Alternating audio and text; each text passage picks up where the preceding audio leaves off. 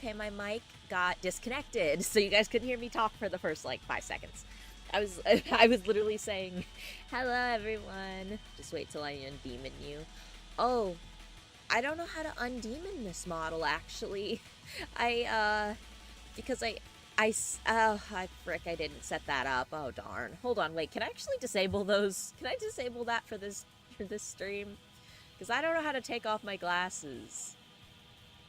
Or undemon myself. Can we undemon you? I think you could actually. You can? Okay. I just have to press a specific button. Hold on, let me see. How do I undemon myself?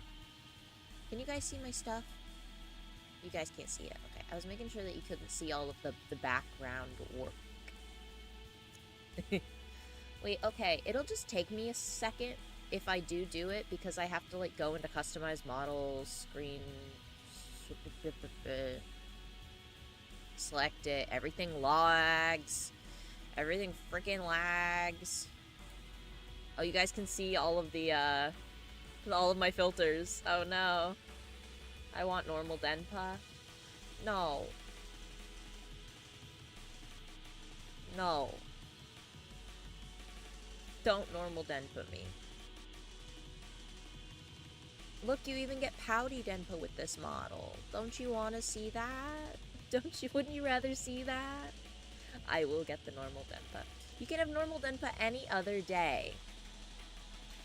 Today, I just wanted to use this cute model to match with my girls, because I'm in an idol group now. What's the horn mesh? 307? I could technically turn it off, but then I'd have to go through the process of changing, like, the model transparency shit. I don't want to do all that. That's too much. What are all the different, hold on. There's so many, like, funky, what's the word? Toggles on this model. Left shift, and what is that? Huh. Anyways, it's fine. Today is a day of not doing weird things. Wait, since when are you in an idol group? I got it. I started... It was recent. It was this week. I got into an idol group this week. They're called Ketagaki. They're really cute. I love my girls in them. It's founded by my friend Yiska. I've known her for a while. Actually, wait, can I show you guys the cute art I have of me in here? I've had it for a long time. Never heard of him. They're brand new. Like, we literally just started it. Like, I'm a founder of the group. That's how new it's, like, started. Where's the picture? I took cute pictures with them. There we go. At least with the model. We all got this model to, like, match, if that makes sense. Yeah.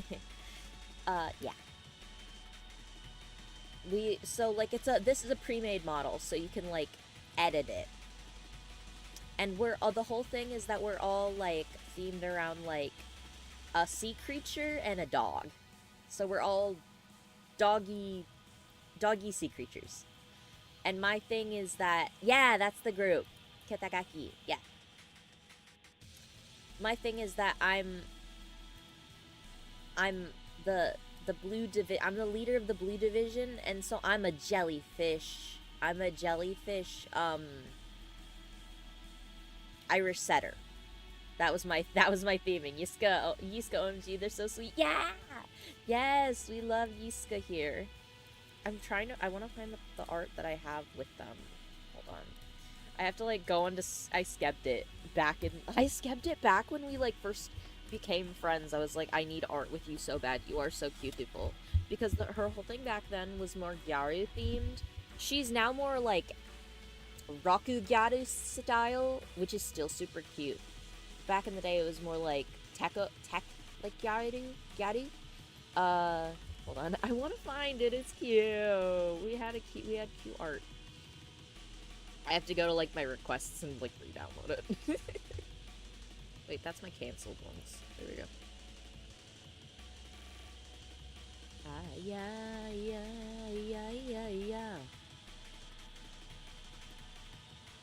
Download. Download. Yes.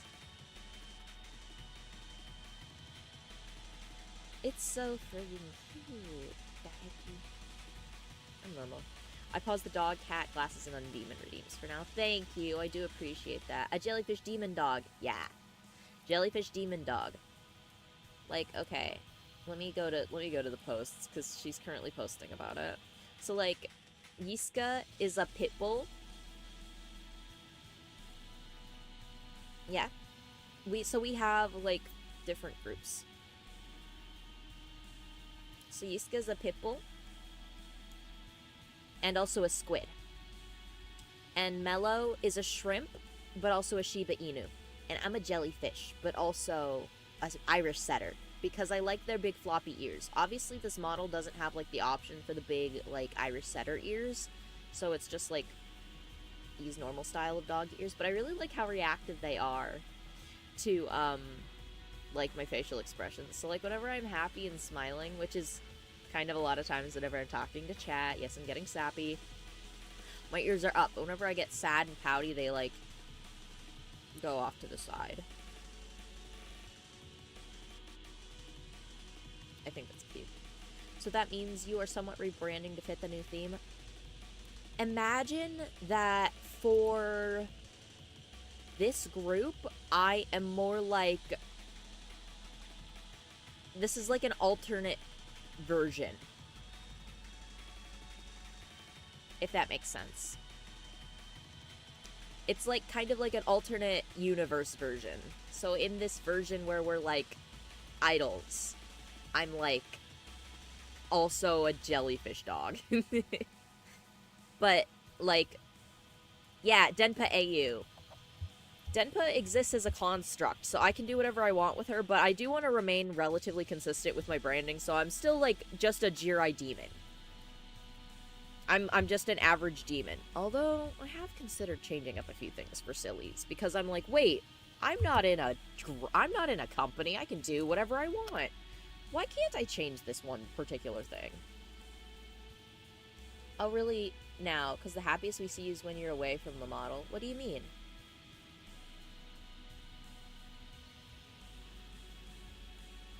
Oh, done my VA work, done my VTubing post, I can now chill and vibe. Hope all is well. Thank you. Takio Amari. Wait, I recognize. Hello. Welcome in. Oh, yeah, it's you. Hi. I was like, wait, you're the person with the cool fit. Cool style. You style it. When you're gone, your model is fully smiling. Oh, like when yeah, okay. Like my, yeah, but, like, even just fully smiling, like, oh, looking away from my camera, or even whenever I'm, like, looking away from my camera, I don't look as happy here, at least. Hold on. It's very, like, basic. But now I'm really smiley. They made it extra smiley on this one. I edited it to be extra smiley. Yippee. Oh, I didn't realize Patter did a water break. Well, while he showed up before I even started stream. Like, or when I started stream, was still, like, in my waiting screen and did a water break and then dipped. That's really funny. Cool fit. I think you've been getting recognized for the model now, so it's made me happy. Heck yeah. I'm glad. I'm glad. You deserve that. Every time I see, like, another streamer or VTuber, I'm like, you! I have to talk about you. Now! I have to talk to you or about you. Just, your fit looks cool. Get recognized.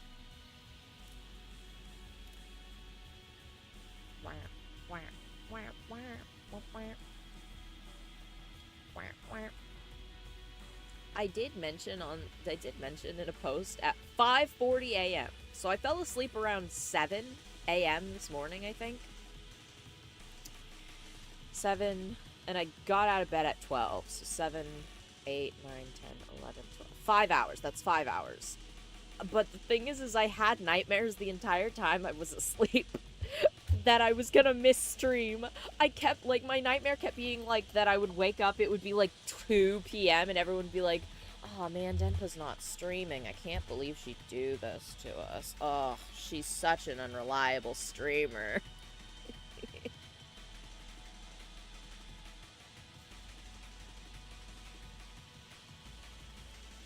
So I barely actually got good sleep.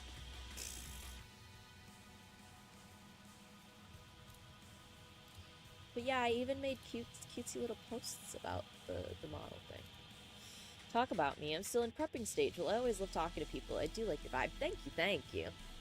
I'm today, so every day this week I'm trying to, or at least trying to do certain things for my audience as thank you, because I'm on a subathon right now, as you can see. Every day this week I'm trying to say thank you by doing a little bit more every single day. As thank you. So today I'm drawing requested emote and a requested asset. So speaking of Go Gaming Screen, I pulled up my tablet already, but I didn't actually put it on my screen because my Windows capture was being weird. But I think I can do it now. Prita. Yes. Not until we unpause the redeem. Exactly. We can't do it until we unpause the redeem. It will literally be tomorrow. Just hold your horses. Hold all of your horses near and dear to your heart every day.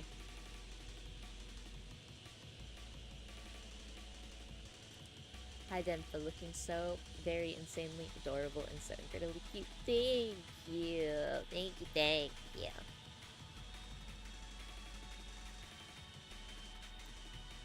I'm having a silly one today, lads. And today I'm doing a doodle. Okay. Well, I'm changing the script. We should thank you as providing a cool atmosphere. Thank you. That's very kind of you.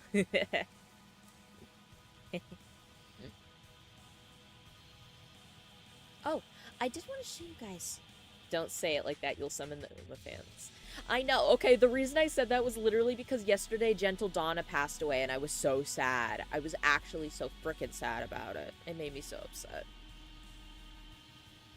Wait, hold on. I'm gonna go back to the just chatting screen real quick because I actually do want to show you guys the full model, like, thing, because I'm happy because it's cute. Okay, hold on. Sorry for jumping back and forth between screens, but I really wanted to show you guys it because I customized it and I think it's cute. And I worked hard to customize it. So, first of all, we're gonna zoom in on the eyes. I worked hard to kind of match the vibes of my current model. And yes, there is like some sparkly eyeshadow and it's so cute. It's cute. It's a little laggy, but I think it's literally because I added so many fucking layers to the eyes. Yeah, it's literally because I just added so many layers. The puppy ears, which I think are quite cute. When I'm really happy, they like go up and my eyes get kind of small, but when I'm sad they go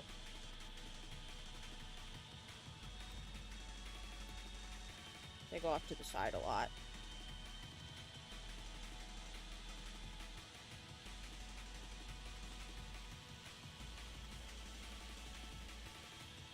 Oh, I can do like the mouth to side thing.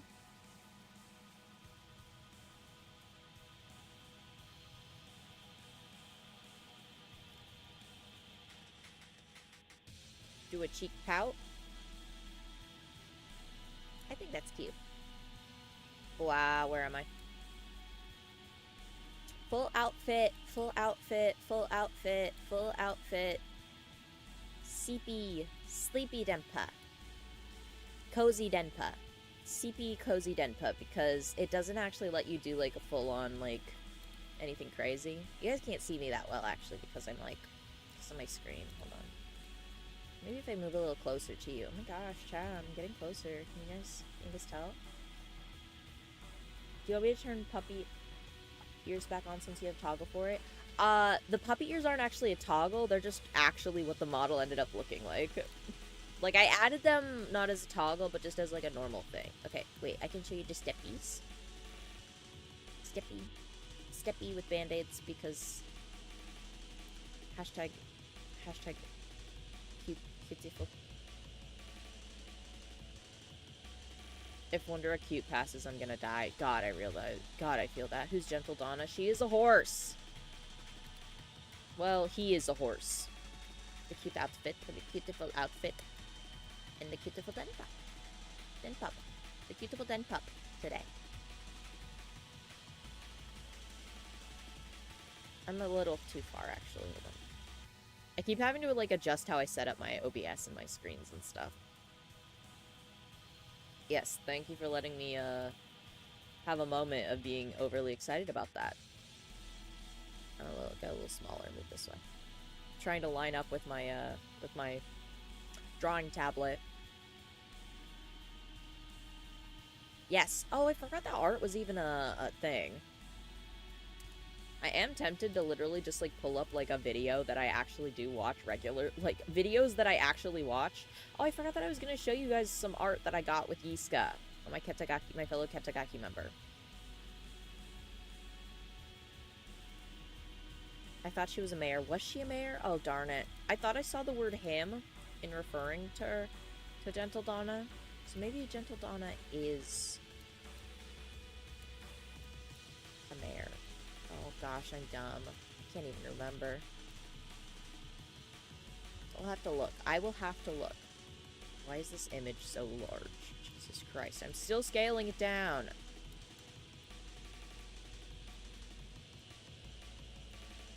10,000 years later. I'm still scaling the image down.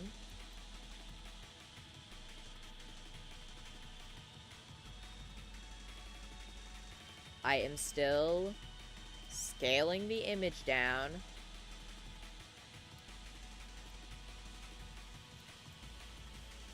What the fuck? Oh my god. I'm not even close yet to finishing scaling this image. Back now. I'm so happy I decided to check if I was following you on Twitter. So good I found you. Yay. Thank you for following me. I do appreciate it. Okay.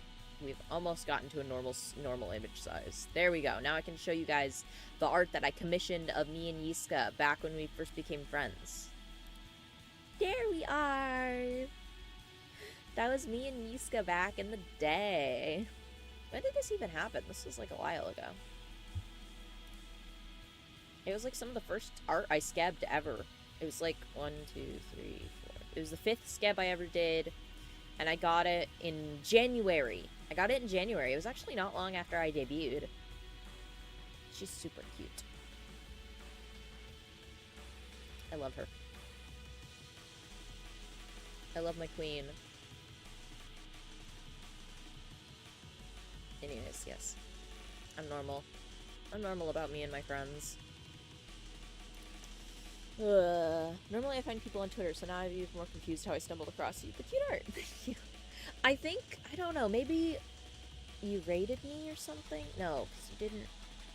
Because you've been following, you know, maybe you just stumbled across me during one of my subathon streams. Like, maybe someone raided into me, and so you just, like, witnessed me, you know?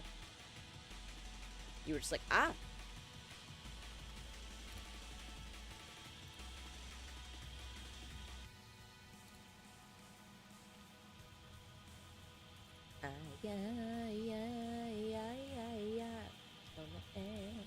I'm normal. I need to stop. I have very little sleep in my system, and a lot of caffeine.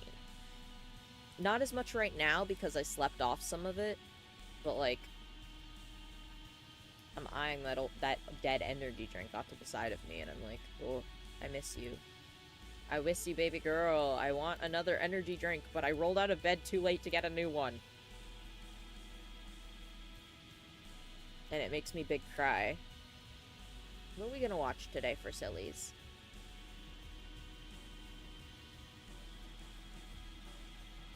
What can I watch that is, okay and normal to watch? Was Dormitivus really that bad? No, we're not gonna watch that. We're not actually gonna watch that.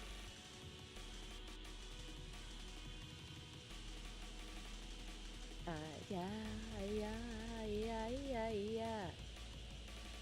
Possibly. I don't know why it slipped my mind. Oh well, same destination, no matter the journey. Exactly. I'm tempted to spin my coffee wheel. Okay. Have they fixed Zookosis when you later? Real talk.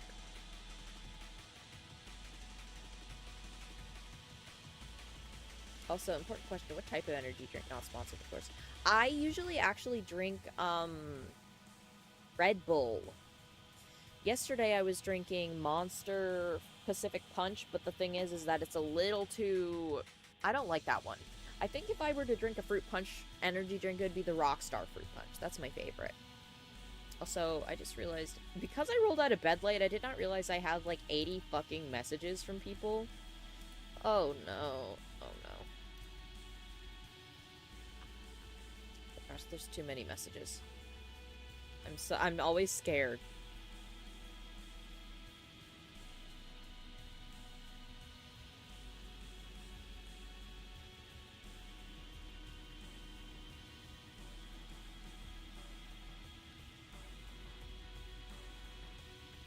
But my agent will allow caffeine as I've gotten a big audition tomorrow. VA staff. Oh, that's really cool.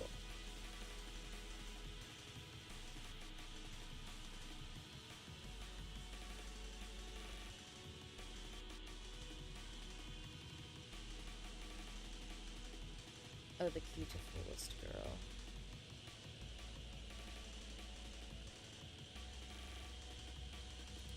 Looking at my friend.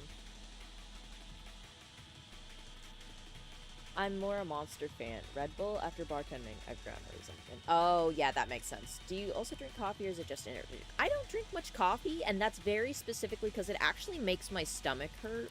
I don't know if it's maybe just because coffee, like, has that quality to it. Like, coffee has, like, a, what's the term? It has, like, a laxative-esque quality.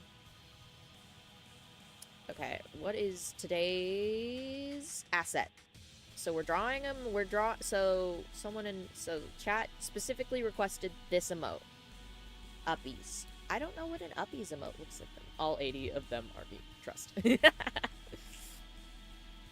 What does an uppies emote look like? I need to look up what an uppies emote looks like. Uppies emote. Let me just...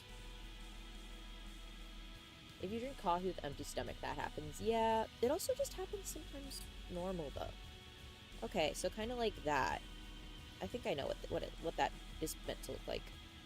They're kind of like, wah. Okay. We're getting somewhere.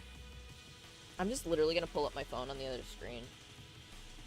For context, today is going to be super chill today, so it might be less of a talking stream and more of a, you guys just are forced to witness me sit here and draw and get mad at my art for like 9,000 times. Chat being brats and telling you to give them attention. Yeah, I have ascertained that. Okay, first of all, we're gonna make the background this like pink color because I hate looking at pure white backgrounds. They hurt my eyes. And then we sketch in hot pink. As I am known to do. Part of me is tempted to figure out how V-Bridger works because, okay, my main model does not have V-Bridger, but this customizable model has V-Bridger. So even though the mouth movement is honestly not really that bad, and the eye movement isn't bad either. First of all, I do need to update the eye thing because it's a little fucky, but it's not bad. But yes, I should put on a playlist or something. I don't want to leave you guys just with plain boring stuff. You know what we're gonna watch? We're gonna watch Minecraft ARGs. We're gonna watch Minecraft ARGs, guys. That's the making Minecraft woke video. I don't want you guys to... No, don't inspect the page. Minecraft ARG. Yes. We're gonna watch the Searching for a World That Doesn't Exist Wi-Fi's video. One that got super popular recently. The At the Crossroads, Don't Turn Left. It's the very popular one that everybody knows for some fucking reason. I don't know why it popped off. I'm happy for Wi-Fi's. I remember when he posted it, and I was like, yeah, I'll watch this, because I like Wi-Fi's. I don't know what's wrong with me. I got really into, like, watching videos like this. Why do I have so many window capture tabs? Maybe I'm going to hell. Yeah, okay. Oh, why is it big? Why are you big? We're gonna do the funny, where I, where's my alt tab? Is it this one? Yes. No. Nope, that's my Windows key. Why did I stutter so bad? Good heavens. Oh, good heavens. That's how I feel all the time.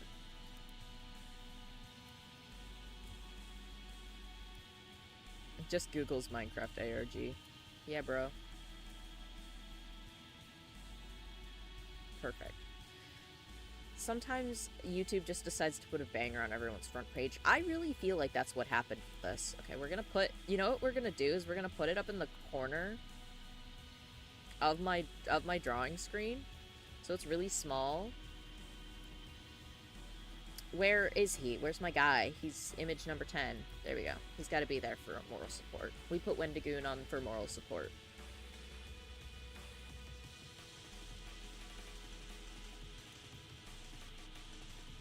Properties. Advanced audio.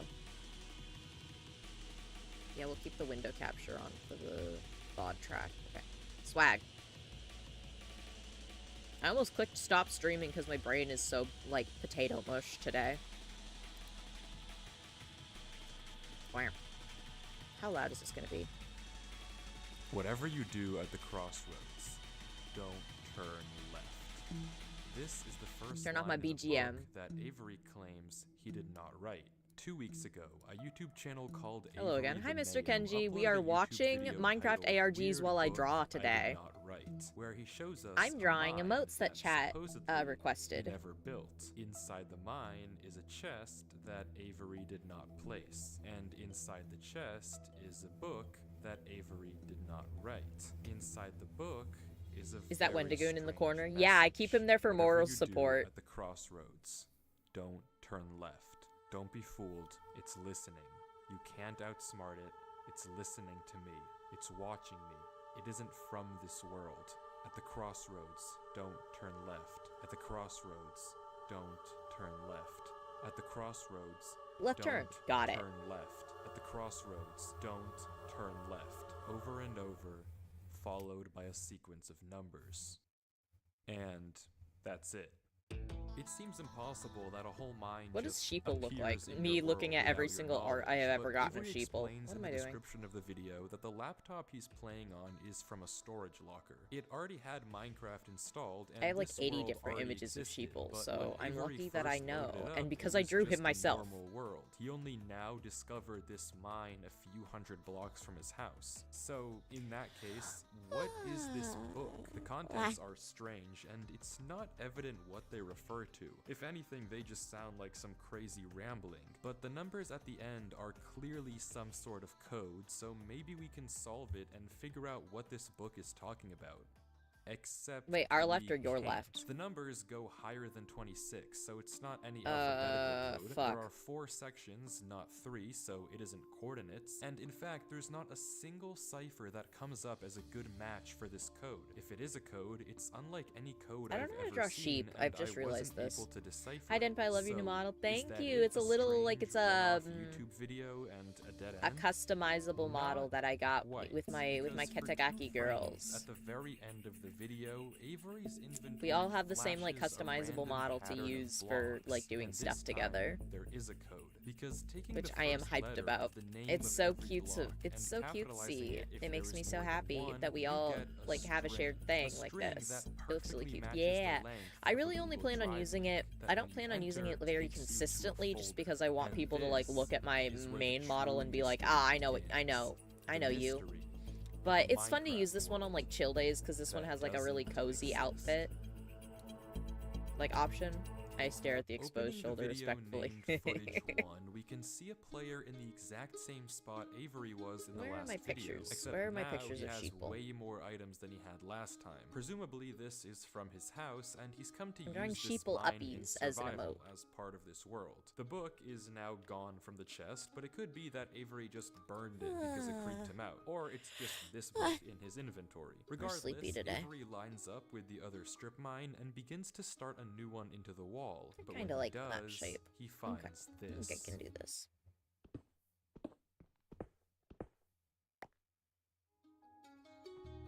Nothing weird, it's just a cave, and Avery walks Just in gotta- to begin exploring Cute yawn. until he stops. Oh my god. And Y'all sees can't be this. calling. Y'all can't be saying I'm doing cute things. I'm so used to getting bullied by people in It's my hard to chat make now out, but that as I'm he like, walks damn, closer, we can people are see what it nice. People is. actually Moss Tuskadoo at and me. grass. Damn. This is immediately Crazy a red behavior. flag, because this kind of terrain does not generate in caves. Avery checks underneath it, but there's nothing else either. And when he runs back to grab his torches, he notices yet another patch of moss in the corner of the cave. Again, not natural, but not leading anywhere either. It's only when he heads back down the cave does he see it. A tree. Avery approaches the clump of greenery, and there it is. A tree That's not unlike good. any other oak tree in the entire game. Whatever this is, it isn't normal. Avery backtracks a bit, and we get a better look at this shrub, for lack of a better word. And after some hesitation I love that and term. circling It around makes me him, so Avery happy. decides to try mining the tree. Just in general. Not just, And like, he does, referring to me. with Just no in general. problem. I think it's a cute It looks just term. like a normal tree, except normal trees don't generate underground. And it's not the only one. As Avery goes deeper and deeper into the cave, he passes larger and larger patches of greenery, coming across more shrubs and even more trees, and even more moss. He pauses to talk at one point, but instead of commenting on the trees, he brings up something else. It's weird, we've only seen stone.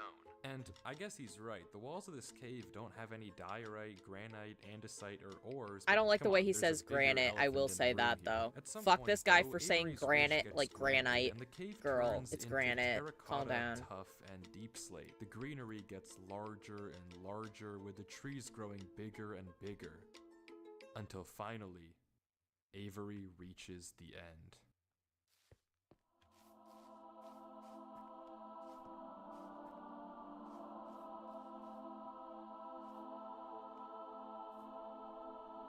Granite. I'm gonna fight you. Avery stops. By the way, Emil, I'm so sorry I didn't respond to you meowing at me earlier. It was because I fell asleep at stupid o'clock this morning. Unnaturally large trees forming a staircase on the back wall. The floor is covered in a massive field of moss, scattered with the strange trees we saw earlier. Avery slowly heads down. That's so out of context. No, but because you messaged me and you were like, meows. And I was like, oh, I need to message you back. And I was like, shit! Explores the chamber, and from closer up, we can see a tunnel right between the massive tree gates. Avery searches around the trees for a few minutes, seemingly mesmerized by the build, and we can see that these gates are made of trees stacked on trees stacked on trees, made of spruce, mud, and oak. But the question here is obvious. What is this place? This kind of terrain what art doesn't program is this? naturally, This so program is who called made it, Krita. and how It's does it a just free appear art program. in Avery's world? Well, if there's any answer to that I question, even don't it's respond to through every. Okay, this it's not a tunnel, message worth because responding to. finally, Oh, Avery okay. I guess I decides to worry. stop I'm like, no, my sightseeing friends and have to heads know down the that I'm tunnel at like the center alive. of the room. Avery walks through the mud brick tunnel, turning to glance behind him every few steps. But of course, nothing is there. The world is set to single player. At least, it seems that way. Until this happens. Something is wrong. It's almost impossible to notice, but at the far edge of the tunnel, the first pair of torches have suddenly been wiped out. Avery stares for a few seconds and continues walking. Bonk. Another pair of torches is gone. Truth. I'm not scared of torches turning off.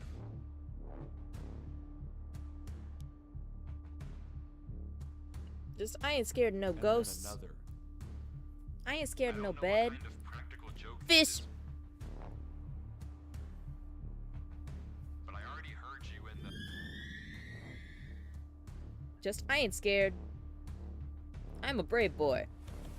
Not brave enough for this type of vibe. Okay. Truth nuke. Moe is everything. I'm not scared of a game. Truth.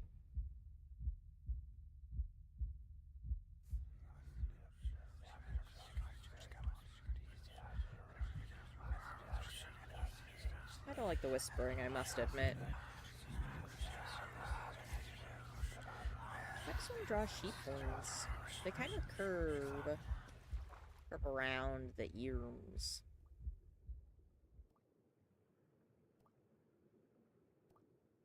honest. I'm a brave boy.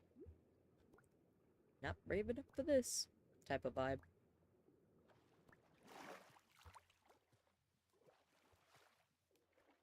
They kind of go like... I don't know why I just jumped down. I wasn't scared. I wasn't fucking But scared. I felt compelled. I've never felt like that in my life. What is going on here? Things just went from strange to incredibly creepy in a matter of seconds. This doesn't just happen on a normal world, but Avery did say he found this world on a computer he got from a storage locker. So maybe I'd just play without headphones or sound, because I'd be annoyed with the whispering. True. Strange adventure. The thing is, I can't tell if the whispering is in the video. It's not. If it's just like a video thing, or if it's like a whole like thing about the what he's experiencing, you know? And opening it, we see this. My exploration into a strange tunnel I found in my Minecraft world. I've been playing this world for a while and just discovered this. This is my documentation of the search. Notably, when I installed Minecraft, this world came pre-created. Always thought that was a little strange, but I'm not really sure. This seems okay enough, but remember what Avery said earlier. He found this computer in a storage locker with Minecraft installed. Not he installed Minecraft and this world was there. Admittedly, it's a pretty small difference, but still, why the conflicting stories? Something you may have also noticed that I can't explain is why Avery's name is now censored. He wasn't censored because in the he's previous not videos, Avery but now anymore. he's both hidden his name and changed his skin, almost like he's hiding from something. But there's still a lot more of this Minecraft footage, and if you wanna ARGs, yeah, figure out brother. what's happening in this world, why it exists, and what it has to do with Avery, we have to keep watching as Avery runs from whatever it is that's hiding in this world. Avery says he has to keep moving, even if he doesn't exactly know why, and the only way to go is down. Avery takes a leap into the giant pool of water before him and swims down into a junction of tunnels. After some hesitation, he burrows himself in the left wall for air before swimming Back down in my day, the left my tunnel. day, I He thought continues to Herobrine was navigate real. through the dark water, Damn. the tunnel getting narrower I remember and back in the day, them narrower, Slenderverse with no end in ones. sight. Holy shit. Now that's a throwback.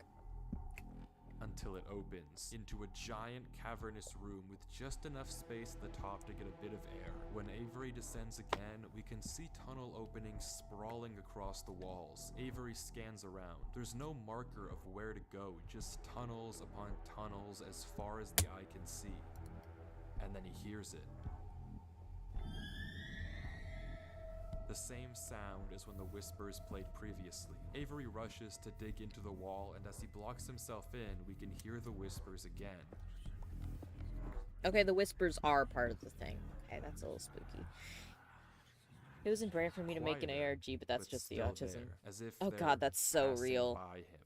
When the coast is clear, Avery digs out. But now what? He has no choice but to gamble on a tunnel and hope it's correct. He scans the walls again. No obvious I sign think of that's which kinda one to cute. pick. So finally, he rolls the dice.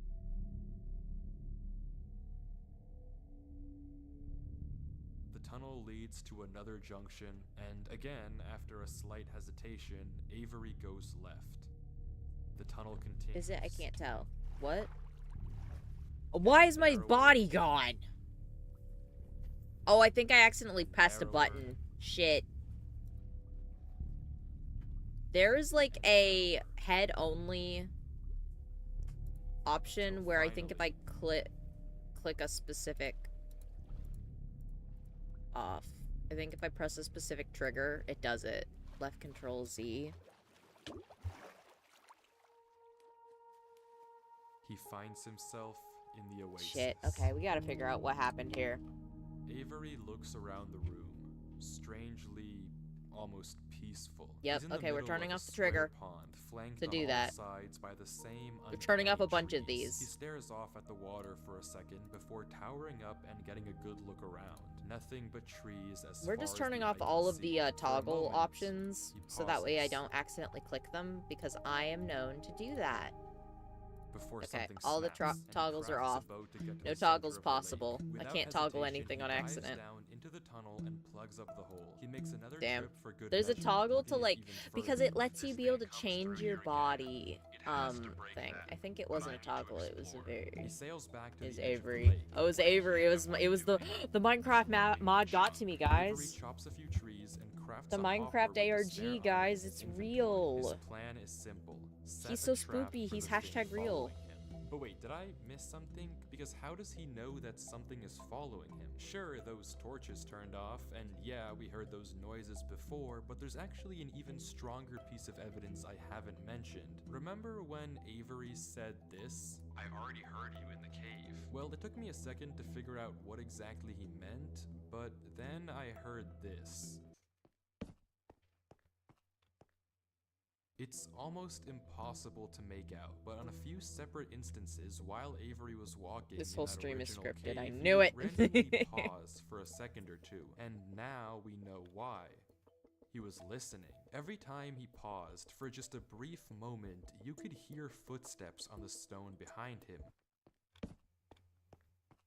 Oh, I hate that. stopping just a fraction of a second too late to be quiet. But okay, if something is somehow really following Avery in a single player world, how can he stop it, or at least get it to reveal itself? Well, that's exactly what he's doing right now. Oh, Like he said, he needs hell time to look no. around and explore Whoa. this world. But while he's gone, anything can just swim through the hole and replace the blocks to make it look like nothing happened. But if Avery turns down his render distance and puts items in this hopper, if he then goes far enough away What is and an unloads uppies? the I keep chunk, being like, the what's an only uppies way emote for look the like? And then I look hopper it up to on be my empty phone he returns when I is literally if could just look it something up on the loaded computer in chunk front of while me. he was gone. And then, whatever was following him would be exposed. The They trap kind of like, it's kind of is like a... set. Now, it's time to explore. Luckily, this is just a sketch. I'll be back. Got a last minute audition. Hell yeah, brother. Get to it. Hop to it, dude. I really like the audio he plays during this part.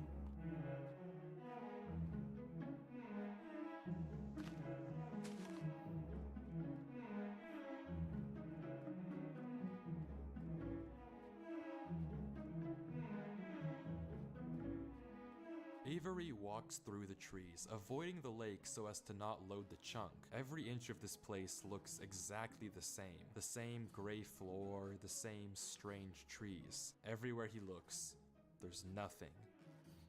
Until, just in the corner of the screen, there's a sign. But it's hard to spot, and Avery doesn't seem to see it, and he keeps walking. Then he pauses. Interesting. That's the third sign we've seen so far. Huh? What? Where? Third sign? I've only seen this one, but it turns out he's right. Going back and re-watching the footage, just barely hidden in the corners Little of the screamy screen sheeple. are two other signs Avery crossed earlier in the recording, though he gave no indication at the time that he noticed them. Avery goes back to all three signs. All of them are blank, so I don't know what to make of it, but Avery seems to be satisfied, and he explains why. These signs all seem to point to one place. Both of these angled ones point in the same direction. And he's right. If you line up a coordinate grid with the location and rotation of the signs, you get this. So he's right, all of them point a certain way, and if I you am trace out their Shipibu, rub my intersection, belly. it gives one specific point. He also pulls off this brilliant move, which you rarely see from these protagonists, by turning the difficulty to peaceful because he ran out of food. Absolutely genius. But with that said, This he king returns gets to it, the dog. lake to check on his contraption. And nothing showed up. Items are still flowing out of the hopper, which would be impossible if anything had loaded the chunk. Avery tells us exactly this. Nothing came through. Not to mention, the blocks are still in the same position Avery placed them to plug the hole. Now that he's shaken off whatever was following him, Avery sails back, presumably to find the intersection points of the signs. But before he does that, he opens up chat and says this. Something is here. Oh? What? How? Why is Avery saying that? Why isn't he sending it in chat? What did he see? I don't know if it can hear me. But I'm not taking any chances. The grass block. When Avery left the chunk, he didn't just set one trap for the entity, he set two. Without mentioning anything to us, he placed a grass block next to a block of dirt. In Minecraft, grass can't spread if the chunk isn't loaded. I remember seeing one of that this block fucking is now Chainsaw Man grass meme where is he if like, something other than Avery where it loaded like this says, chunk. where like it's a guy and he's holding up like a piece of My gut says paper to and it keep says moving. that, and it says that meme where it's like, I placed the grass block and it didn't trigger. That's how I know nothing's happening. And I don't know why, but it made me laugh really hard. Maybe I am scared. Maybe I am a little scared.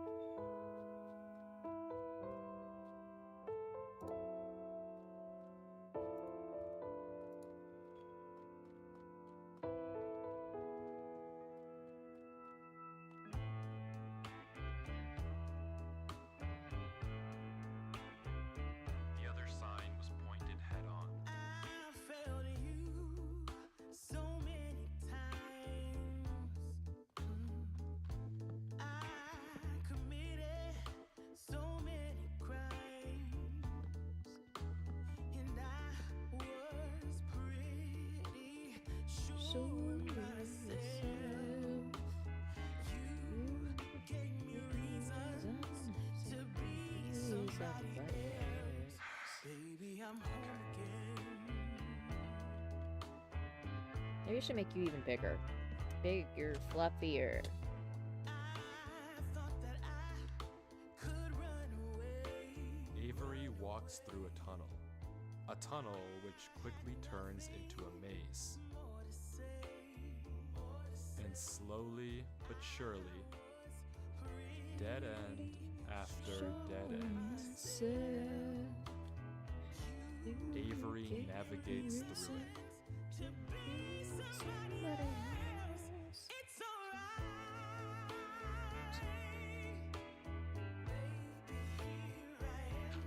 I was lost. I think that's kind of cute. I'm found again. It's alright. Baby, here I am. It's alright.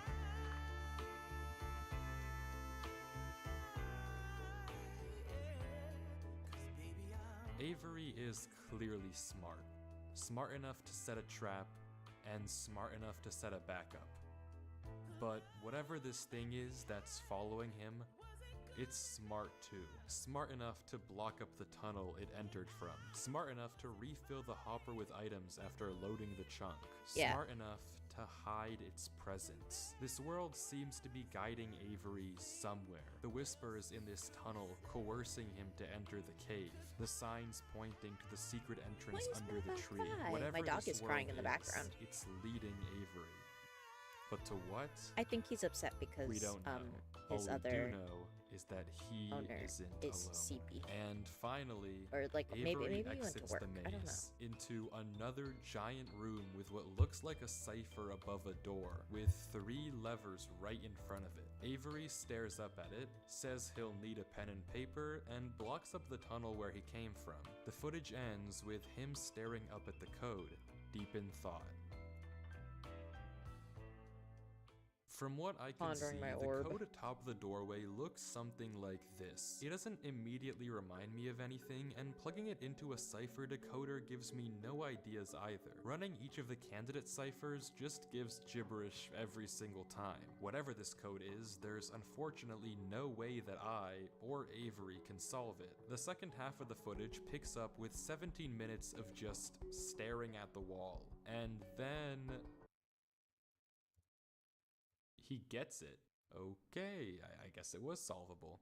Avery says it's a good poem, but doesn't actually reveal what it said, only that it uses cipher stacking, a technique where 2 ciphers are layered one on top of the other to make a code almost undecipherable. How Avery actually solved it with a pen and paper is beyond me, but the puzzle isn't over yet. There's still this gate, which Avery suspects is some sort of combination lock. But instead of a pen and paper, his solution this time is a bit more, how do I put this? Efficient.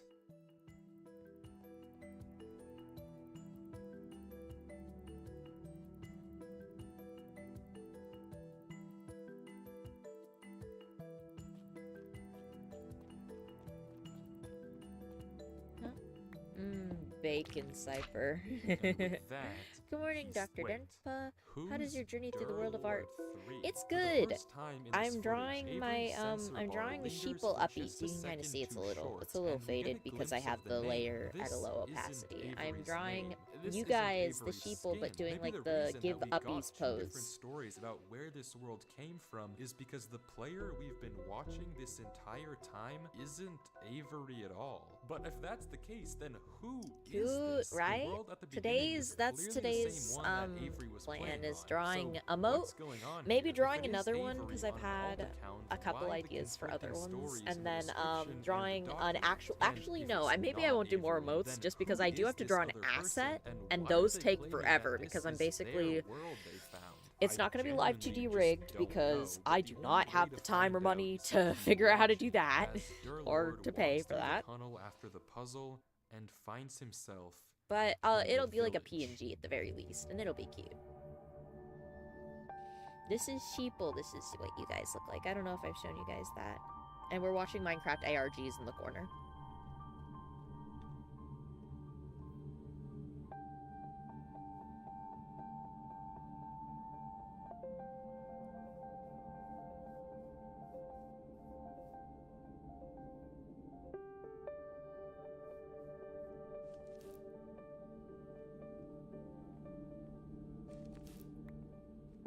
In this economy, who could afford such luxury? That's kind of my thought, is I'm just like, dang. People who work really hard can do it. And I work hard, but I'm not to that level yet. I'm not cool enough yet to be able to just afford to do that. Let's lay down the base color, actually. Color is sheeple. I have an actual ref color sheet, but I have to find it. It's been too long since I got my ref sheet.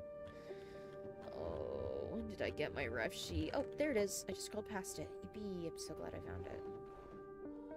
It has my sheeple on it. With my OG sheeple colors. Would you rather cream cheese or cream cheese? 100%. Don't even bring up American cheese. don't even talk about American cheese. It fucking sucks. We are cream cheese pilled in this house. Okay. Sheeple head is like this color.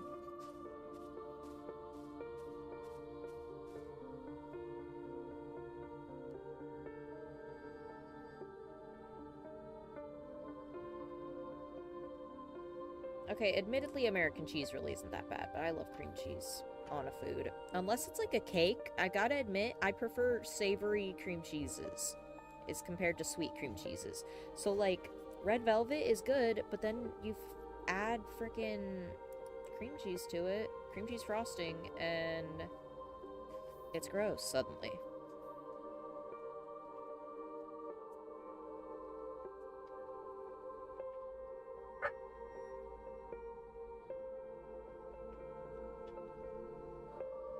Yeah. W Denpa, yeah. Puppy, why are you crying? Oh, Ozzy. Oh, Baba. Oh, come here, sweet baby. Oh my god. Oh my god, you're heavy. You're big and heavy. Jesus Christ. The cheese man will be happy to hear that. Oh, hell yeah. It's empty. Oh, This sweet village is baby. strange. Oh, It's sweet clearly cry abandoned baby, if the cobwebs baby. and literal holes in the roof didn't make that obvious, and all the chests and Big smack. containers have nothing Baba. inside of them. Baba's There's upset also an because my interesting roommate just went to amount work. of yellow in the carpets, beds, and flooring.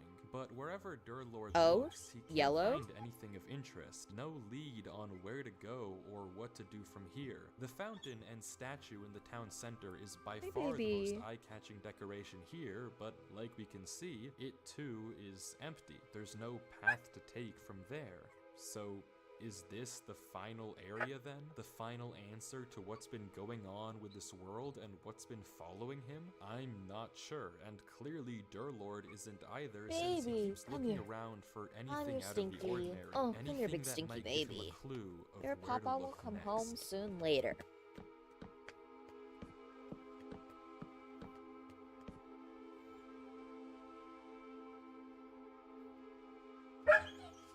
Hush. Calm down. He's just upset because my roommate went to work.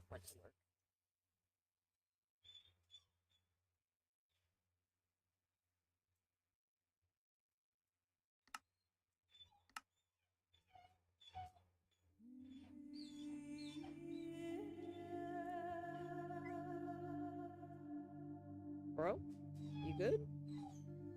Me talking to the Minecraft ARG player. Hey, bro, you good?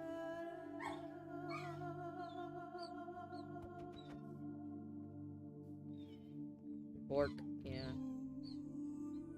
I feel bad because he's not borking even. He's just crying.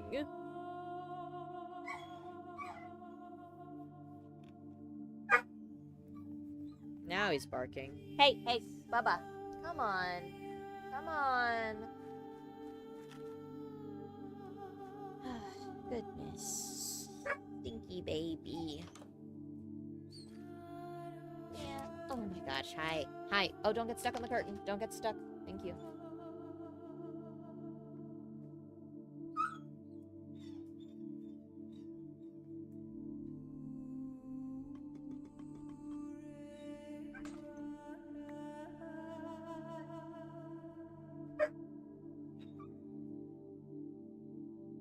Ugh.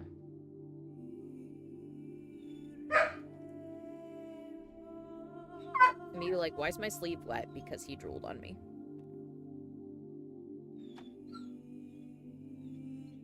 Thank you, Baba. It's like, do I need to do all of these layers for literally just a emote? No, absolutely not. But am I doing it because I think it makes my brain focus on it easier? Yes, indeed. Yes, sirree, Bob.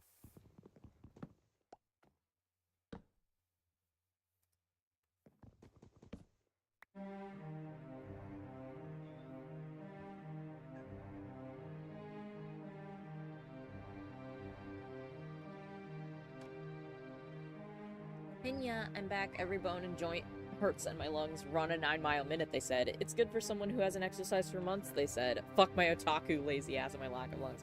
Don't ever try to run that much. Literally, do like a gentle jog if you haven't exercised regularly. Just a gentle jog. That's the most I can advise.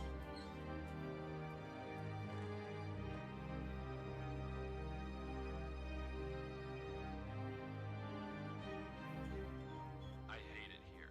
These idiots are insufferable. They think that devotion will save them. Rest assured, it will not. Not that it will do them any good to believe that anyway. The ones who realized it pretend they didn't. But it doesn't help that there are some of them who truly believe they'll be saved. The king is coming, Maya. If anything, I wager that their king is already here. It's watching me write this. I don't particularly care. I just want this to be done with. The sooner I can leave, the better. Huh? He's arrived. I don't know why anyone is surprised to find that out. This is exactly what they were hoping for. I'm going.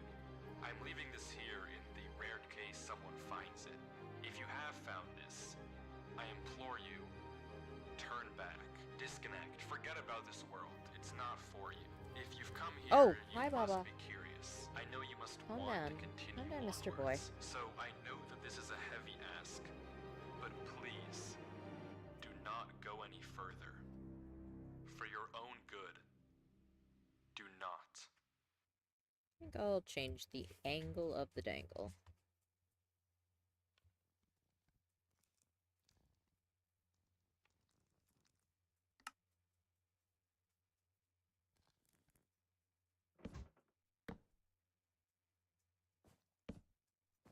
Yeah. I used to run 8 to 9 minute miles last year and I stopped exercising. Stupid, lovable gym rat friends of mine. If they make me bench my weight, then I'll haunt your PC and make sure you get all the good memes.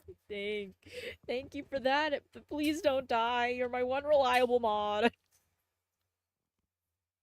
This is a joke. I love all my mods equally.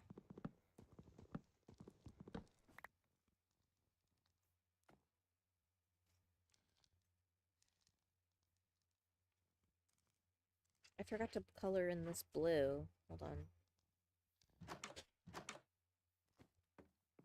Okay.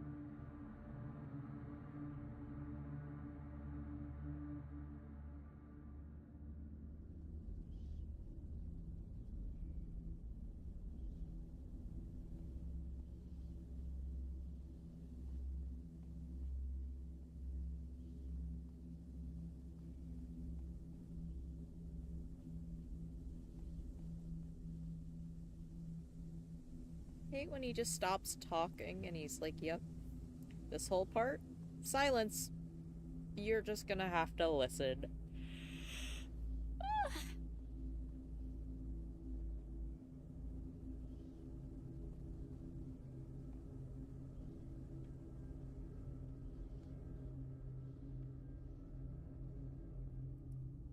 Whoops, wrong layer.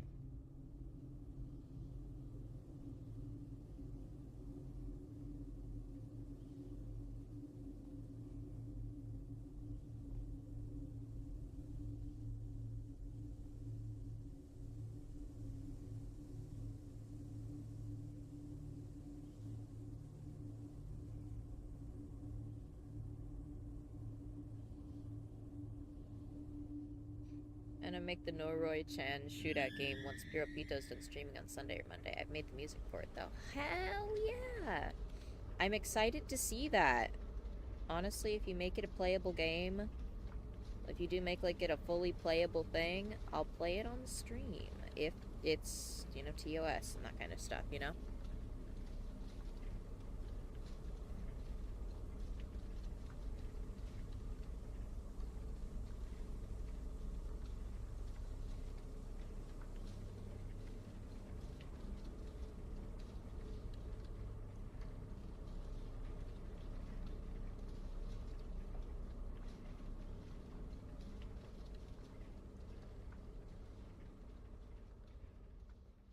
Whoops, wrong one.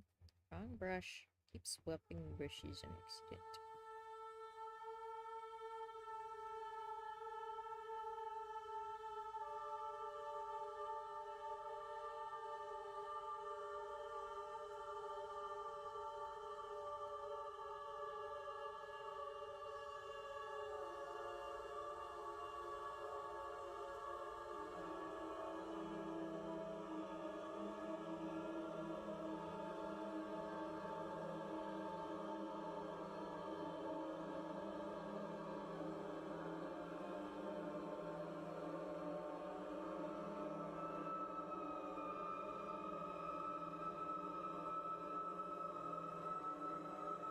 I like how this stream has just turned into, like,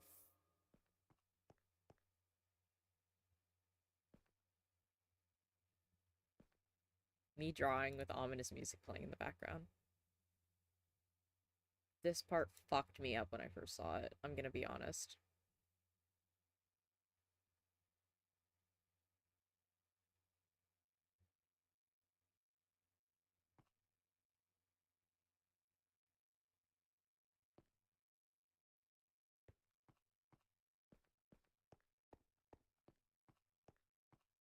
Why is it redacted? So, guys, what's your favorite cognito hazard?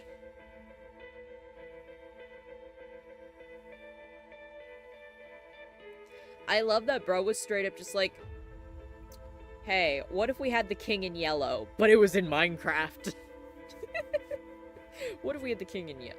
What if we had the king in yellow, but it was in Minecraft? There's no escape.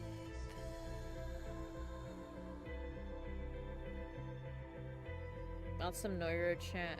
Some Noiro shootout music leaks? Yes! There's no escape. Whatever you do at the crossroads, don't turn left. Don't be fooled. It's listening. You can't outsmart it. It's listening to me.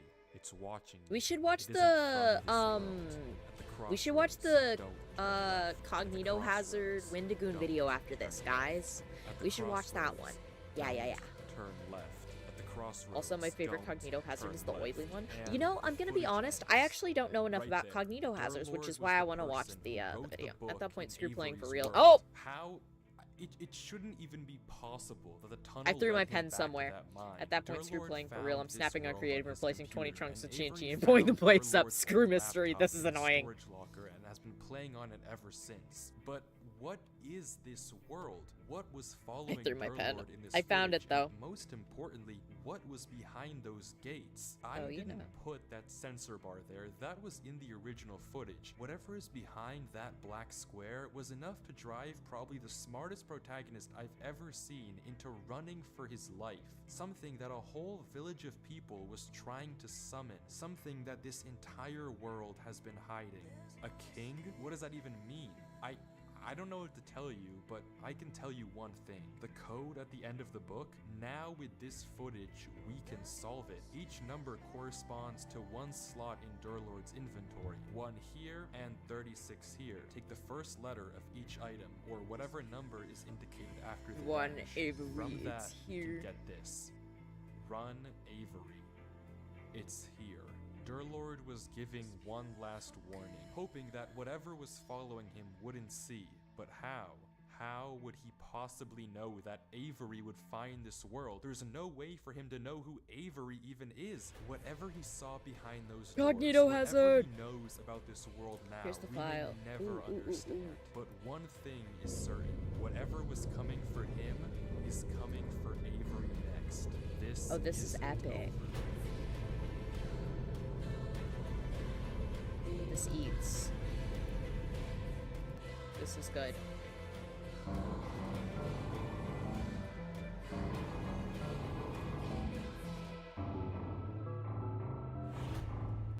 I like this music. I like your music. Oh, it's really good.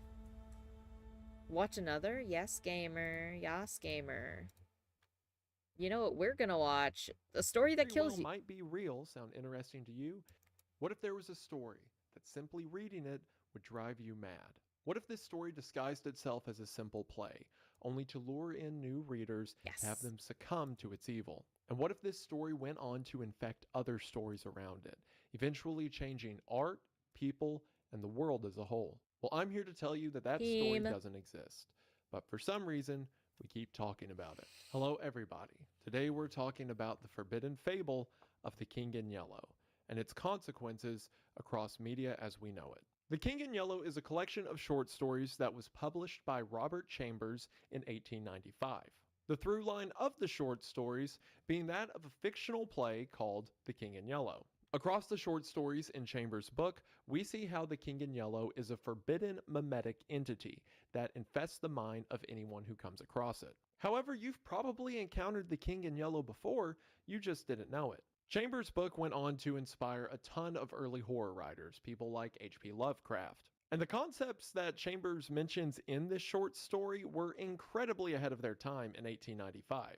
Things like Give the deadly cognito story. I wanna fight the hazards, scary. Or mimetic entities, or info hazards. You should hear So, the of secret course, worm music once you Chambers' find the writing Easter went egg. on Oh, to you can't inspire tease a me with ton like of media secret that worm came after music. it. But it's not only Chambers' book, The King in Yellow, that has outlived the author himself, but it is the King in Yellow within the King in Yellow that has lived on as well. This unspeakable entity has shown up in dozens of stories over the past several years, all of which reference the same forbidden story. I will that say, I Chambers have did all not the way back watched in this Wendigoon 1895. video, so I actually don't know many much different about it. Pieces of art that I guarantee you've come across before reference make the him a same little monster smaller. and story that's never even been told.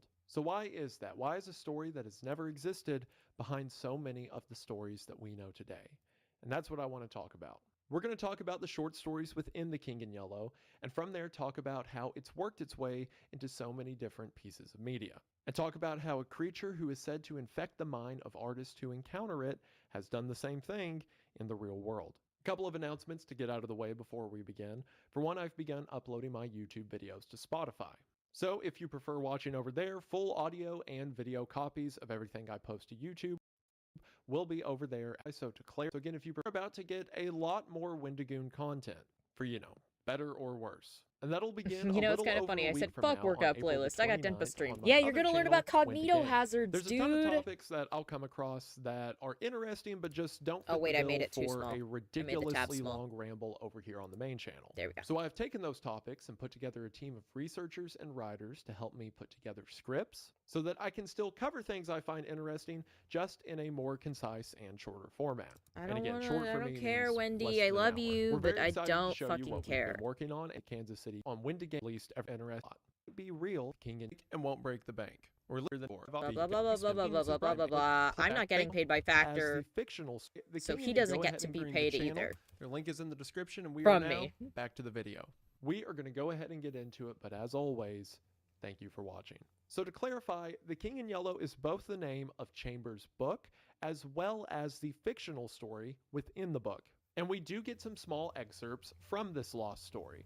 As a matter of fact, The King in Yellow opens with a passage from the fictional King in Yellow, a passage known SCP as Containment Breach gameplay. Casilda's Song. That would be Along really the fun, shore the actually. cloud I waves never thought break. of that. The twin suns sink behind the lake. The shadows lengthen in Carcosa. Strange is the night where black stars rise and strange moons circle through the skies. But stranger still is lost Carcosa, songs that the high age shall sing, where flap the tatters of the king, must die unheard in dim Carcosa. Song of my soul, my voice is dead. Die thou unsung as tears unshed, shall dry and die in lost Carcosa. We will see other excerpts from this fictional story as well, but this is by far the longest. Immediately, this sounds like we're on some kind of alien planet. We have mentions of twin suns and black stars and strange moons. Black Star. And wherever this Carcosa is, it seems to be the home of the king, or at least the tatters of the king. A lot of the language used sounds very apocalyptic. Mentions of my voice being dead, and tears are unshed, and they shall dry and die in lost Carcosa. It seems that whatever Carcosa was, it is something that is now past. Also, we have the title of this poem itself, Casilda's Song. Who was Casilda? Was she a resident of Carcosa, or just someone who's heard about it like us? We'll get more of an idea around Carcosa and the King in Yellow as we dive into some of Chambers' stories. As mentioned in the intro, The King in Yellow is an anthology, with the through line of the stories in the anthology, or at least the first 4, being this fictional play, The King in Yellow. If any of this is confusing, I swear it'll be cleared up with our first short story. So let's go ahead and get into it. Our first story is called The Repairer of Reputations, and it opens with a quote from a French book, the title of which I'll show on screen now. Translated, the quote reads, "Do not mock the fools. Their madness lasts longer than ours. That is the only difference." So a quote saying that the only difference between us and those that we consider insane is that their insanity just sticks around. Something to keep in mind as we read this story. The Repairer of Reputations takes place in 1920s New York. And since Chambers published this book in 1895, he is describing a world a few decades into the future. In setting up this future United States, our protagonist, who we'll meet in a minute, describes the setting. He says that there was a President Winthrop. He says that Cuba, Hawaii, and Samoa were bought by the United States, which is a pretty good guess. And the craziest thing he gets right is when he says on the first page, the war with Germany, incident on that country's seizure of the Samoan Islands, had left no visible scars upon the Republic. So other than the seizure of the Samoan Islands part, he was right that in 1920 we would just be getting out of a war with Germany. And initially, everything seems to be great in this new future.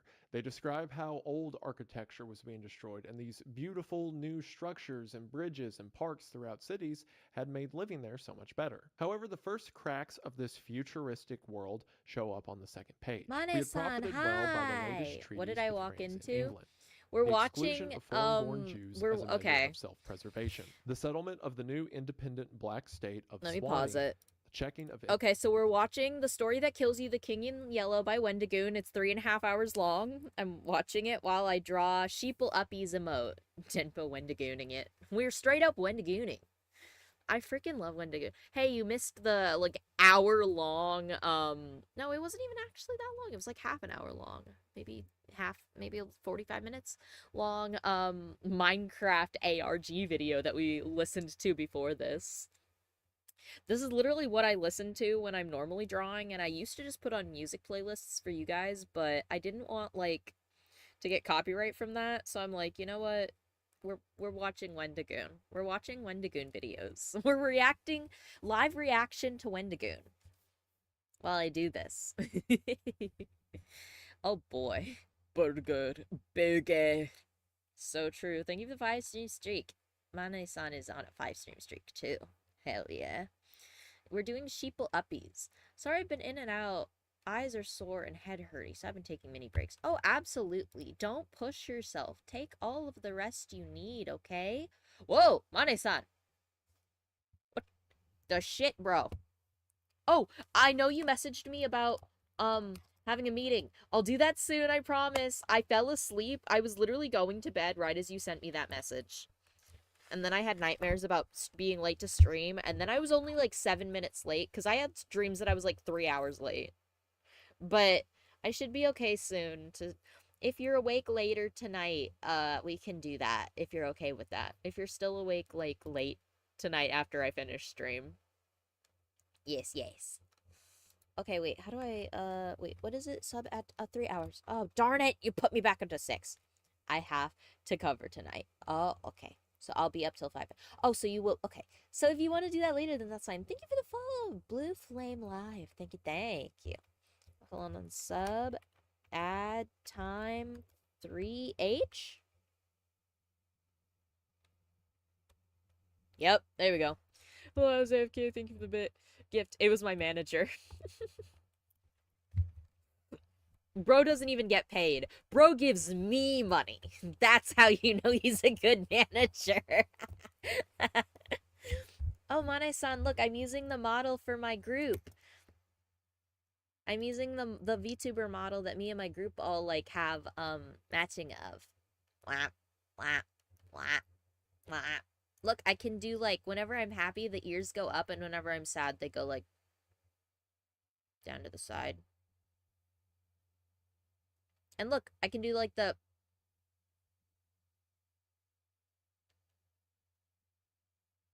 And it, like, tilts my ears. I think it's really cute. Cheek puff. Did me introducing you to Fia just make you a puppy girl? I was already doing puppy girl shenanigans before I met Fia, I will admit. My group is just also puppy girl themed. That's the thing. My group is sea creature puppy girl. Looking cute as hell, friend. Thank you. She just increased the puppy. Yeah, I upped the puppy behaviors because that's what the group decided to do. And then me. Yo. This is true. Denpo was puppy girl coded. Yes, I'm Corpo Clanker. Yes, you're Corpo Clanker. By the way, I should get you in touch with my group. We have a lot of people in them. We have a lot of people in my little group now. Thank you, Manai-san. Yes.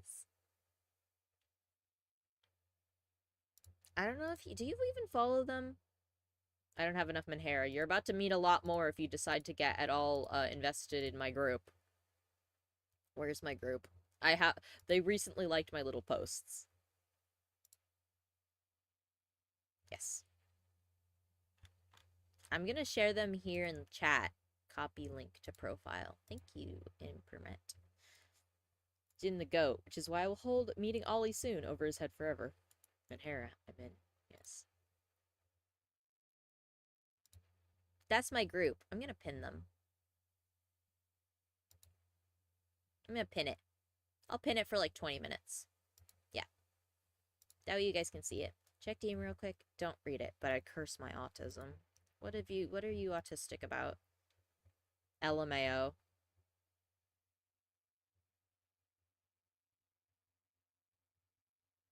Goddamn, bro. Lamau. That's... You did fumble, bro. You fumbled that one, bro. But yes. Back to the cognito hazards. I love learning about cognito hazards. They're so cool. I wish I was a cognito hazard. I want people to look at me and be like, there's something wrong here.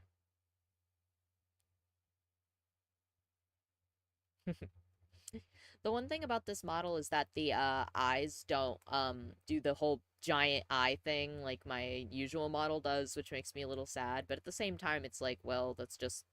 I can't change that because, you know, that's just the tracking. I'm gonna work on shit for you and others right now sitting in my office. Thank ya. I do appreciate that. But yes, I can do meeting today. I promise. I gotta connect you with so many people, Mane-san.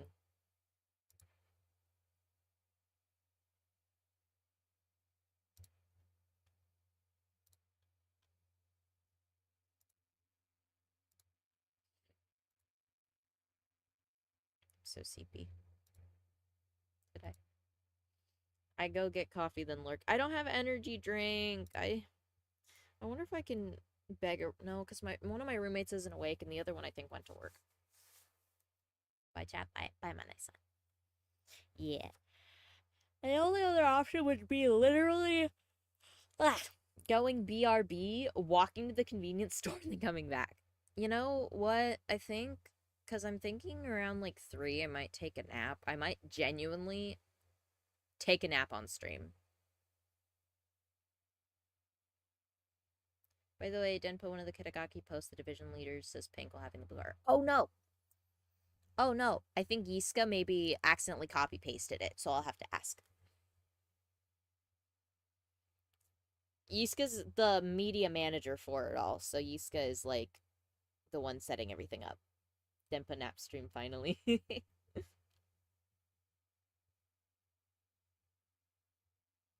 Why not leaving us with a YouTube playlist? Put a BRB screen in the corner. That would be kind of funny. I play old VODs of myself. You guys are forced to watch old VODs of myself. Immigration, the new laws concerning naturalization, I and mean, the I'll gradual probably... centralization of power in the executive all contributed to national probably calm put and like prosperity. When the government solved the Indian problem and squadrons of Indian cavalry scouts in native DMCA-free costume music were playlist substituted for with the a little pitiable like organizations me, tacked on to my the model skeletonized regiments by a sleeping. former Secretary of War, Denpa sleep. the nation drew Noises alongside ASMR relief. When, after the colossal congress of religions, bigotry, and intolerance were laid in their graves, and kindness and charity began to draw warring sects together, many thought the millennium had arrived, at least in the New World, which after all is a world by itself. So while you could just read that as, you know, this book was written in the 1890s, maybe that level of isolation was just Chambers' idea of an idealized world. But I don't think so, for one, because of what else we find out about this world in the next paragraph, but two, because Chambers specifically mentions that this new world is one without bigotry or intolerance, which it seems purposeful to place that sentence my right thing is after that the I'm a sentence moon that said jellyfish everyone Irish wasn't the setter. same ethnicity I'm gonna or pass out shared when the I hear same Denpa ideas sleeping was for kicked out. sure. The I world nearly seems to be predicted. resting on a kind of hypocrisy, one that becomes apparent I on the next page. don't In the city of New make York, too many summer of sleep 1899 was sounds. I don't signalized by think. the dismantling Honestly, I of don't the know. elevated railroads. I've never recorded The summer like of myself 1900 sleeping. I don't know how to will do live the in whole memories thing where you of can New like York check people for many what a sounds you cycle. make when you The sleep. Dodge Like if you statue talk was or removed in that something. year. In the following winter began My friends, that whenever I've agitation gone for to the repeal sleepovers of the with them laws or like prohibiting shared hotel suicide, rooms, they've never which said bore its anything, final fruit and they in the don't month really of say I April, snore. 1920, when the first government lethal chamber was opened on Washington Wouldn't be the first Square. time a streamer So friend all of that mine would mention fall of asleep on this stream. perfect futuristic New That York would be real. City, That's and then the quite mention silly, that the actually. government has installed a lethal chamber. What is a lethal chamber, you may ask? It is exactly what you think it is, a chamber that you walk in and die. It's from here that our protagonist that was begins me, to dog. talk about himself. Our protagonist Walk into a is room, man die. named Hildred Castaigne. And in the first few paragraphs Does that not Hildred elaborate. talks about himself, we get a lot of information not only about him, but about this king in yellow. Facts. I'd Looks walked at a down certain that day pink from demon Dr. puppy. Archer's I love house her. on I know Madison exactly what you're Avenue, talking where I had about. been My as a mere queen. formality. Miss Lily. Ever since that fall from my horse, 4 years before, I had been troubled at times with pains in the back of my head and neck, but now for months they had been absent. And the doctor sent me away that day saying there was nothing more to be cured in me. It was hardly worth his fee to be told that. I knew it myself. Still, I Oh, did she not did that grudge shit him in the DC money. too. Funny, but also What I cute. minded was Aw. the mistake which he made at first.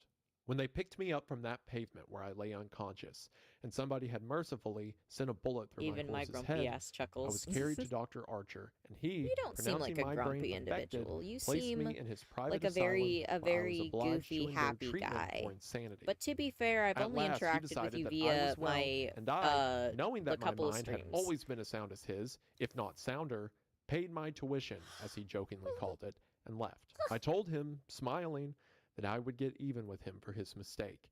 He laughed heartily and asked me to call once in a while.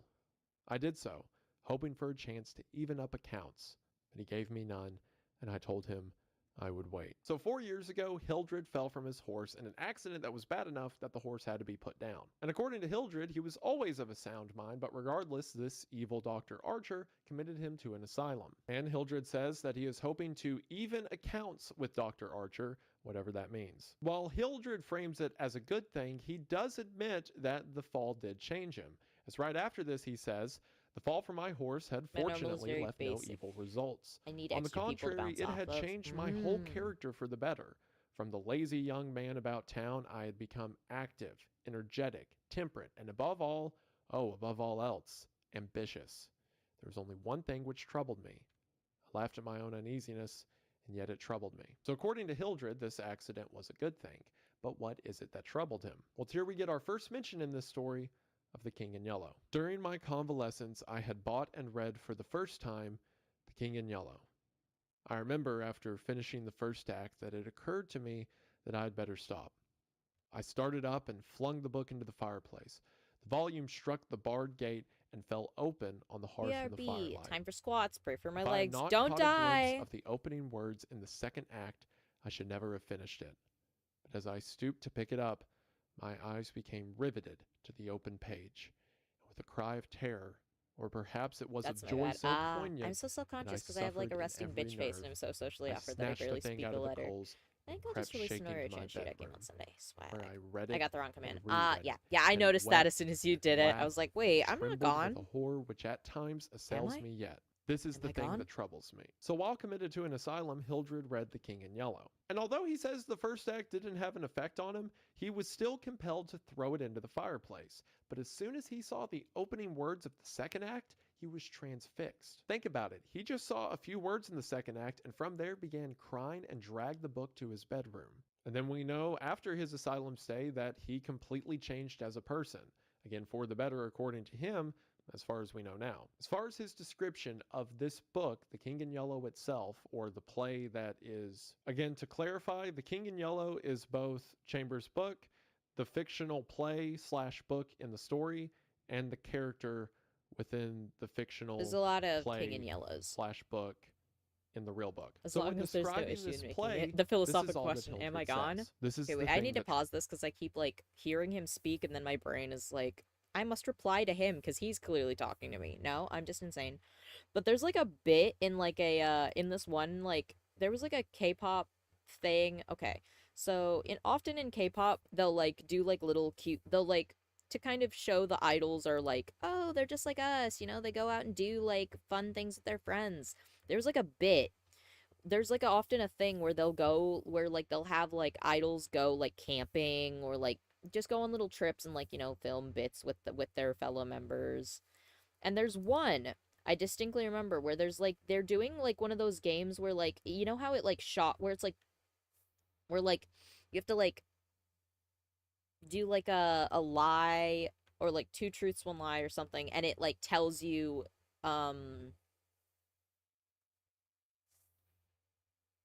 and it'll be like, oh, you lied, and it'll like buzz your hand or something. There's one where he like says his name, where this one idol says his name, and it for some reason goes off, and he's like, who am I? It like goes off telling him that he's lying, and he's like, wait, who am I?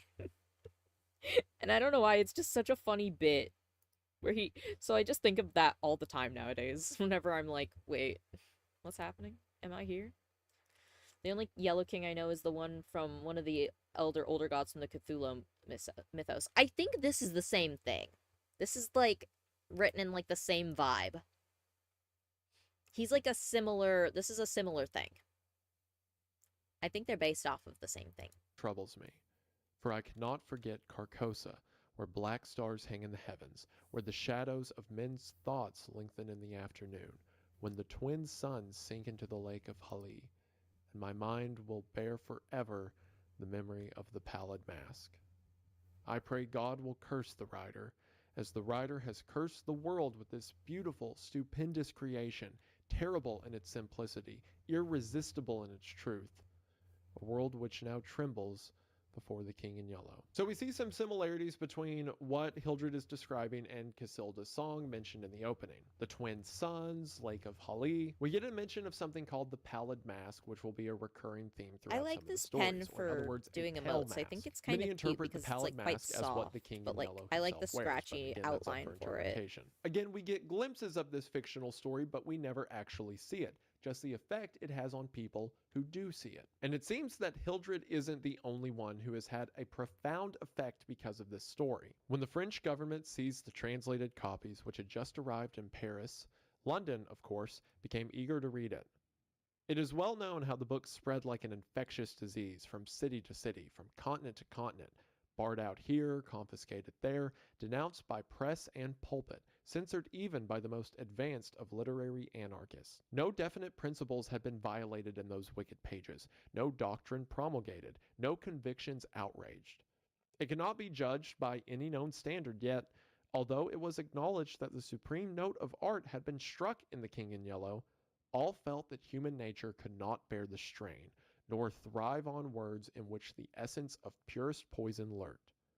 The very banality and innocence of the first act only allowed the blow to fall afterward with more awful effect. So the entire world has developed a stigma around this book. Even though no one can say explicitly what is wrong with it, everything from churches to news sources are saying it shouldn't be touched. There's translations being made in France that are confiscated by the police because the book is banned there. According to Hildred, everyone admits that it is supreme art, but they also all say that no one should touch it. So perhaps the book is just floating around in secretive circles. Perhaps it's coming into people's hands, like Hildred when he just so happened to buy it while he was in an asylum. And while it seems that the book has been widely banned, there are effects in this world that seem to come from the book itself. As mentioned earlier, we have a society that says it's free of bigotry and intolerance after it got rid of everyone they don't want to tolerate. And the most striking insanity is that of the lethal chamber. Hildred says that the lethal chamber was built in Washington Square, and in front of the lethal chamber is a beautiful garden surrounded by restaurants and cafes. He says that the chamber itself has 6 ionic columns and a massive bronze door. He also says a splendid marble group of the Fates stood before the door,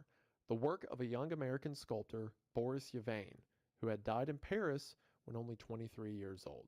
Keep that in mind for a later story. As Hildred is walking through the square, there's an inauguration ceremony for the lethal chamber. At this inauguration are several government officials, including the governor, who is giving a speech as Hildred passes. The governor was finishing his reply to the short speech of the Surgeon General.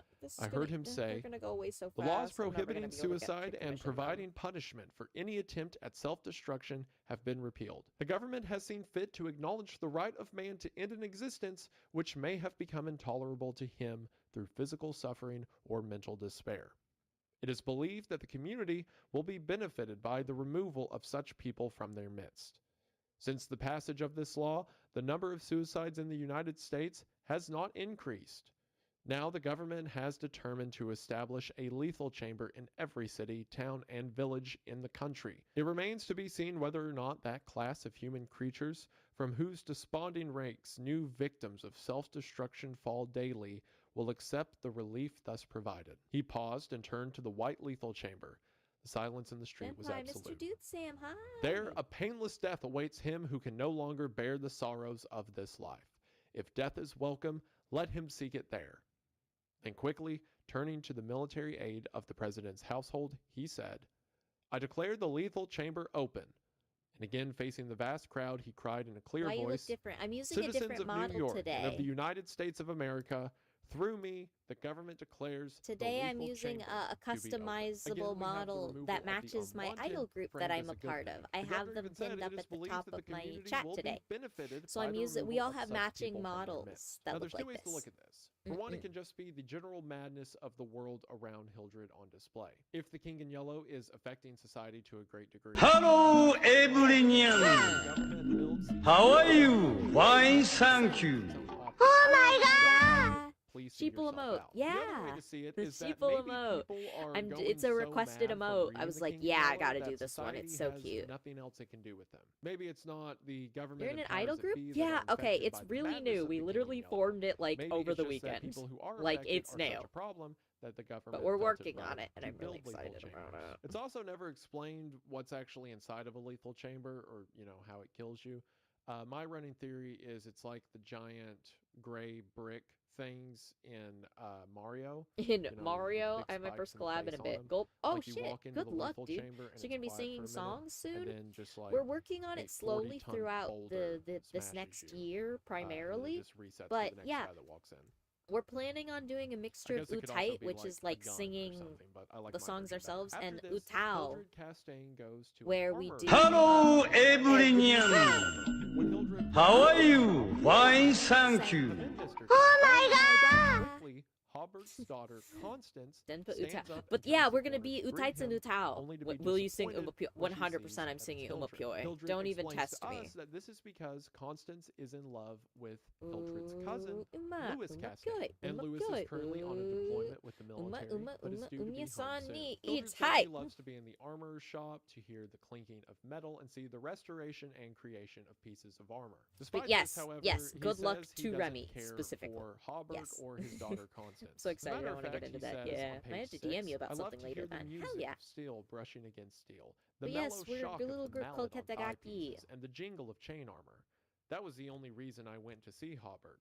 He had never interested me personally. I think nor it's did funny because our Constance, group name is except for the based off fact of her like being in love with Louis. Kisugaki, This did occupy which my is like attention. little shit, Sometimes even kept like me a awake at kind of night. like a I knew sassy in my little heart that all character, would come right, and like and that I should arrange my ketamine. future as I expected to arrange that of my kind doctor, John Archer. What? For some reason, Louis and Constance being in love with each other bothers Hildred a lot, and he says he's going to arrange their future in the same way What he is plans Utao? to arrange the future for Dr. Archer. Hold which on, is let me probably not a good thing. After small pause the talk, video. Hildred Let me pause him talking. Utao, it's kind of like, it's like a free Vocaloid software. It's like a free version of a Vocaloid, like Vocaloid. It's a different program, but different ways to make. Yeah, it's like a free Vocaloid software, basically. Yeah.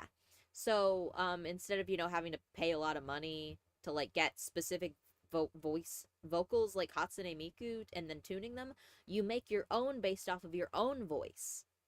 So we're actually working on that soon. We're gonna get our own, like, at least a few of us. Some of us can actually sing. I don't think I have enough confidence in my own singing yet. I do have confidence in my tuning, though. I do actually really enjoy tuning Utao. Eating an ice cream cone. Hell yeah, Ozman 4000. That sounds good. Oh, man, now I want that. Now I want ice cream. Man, you got that in my head now. Cry. Big cry. Big cry dog.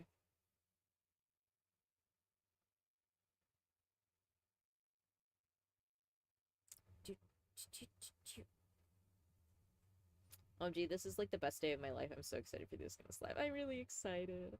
Make Denpa word of the day memes without Tao. That would be so fucking funny.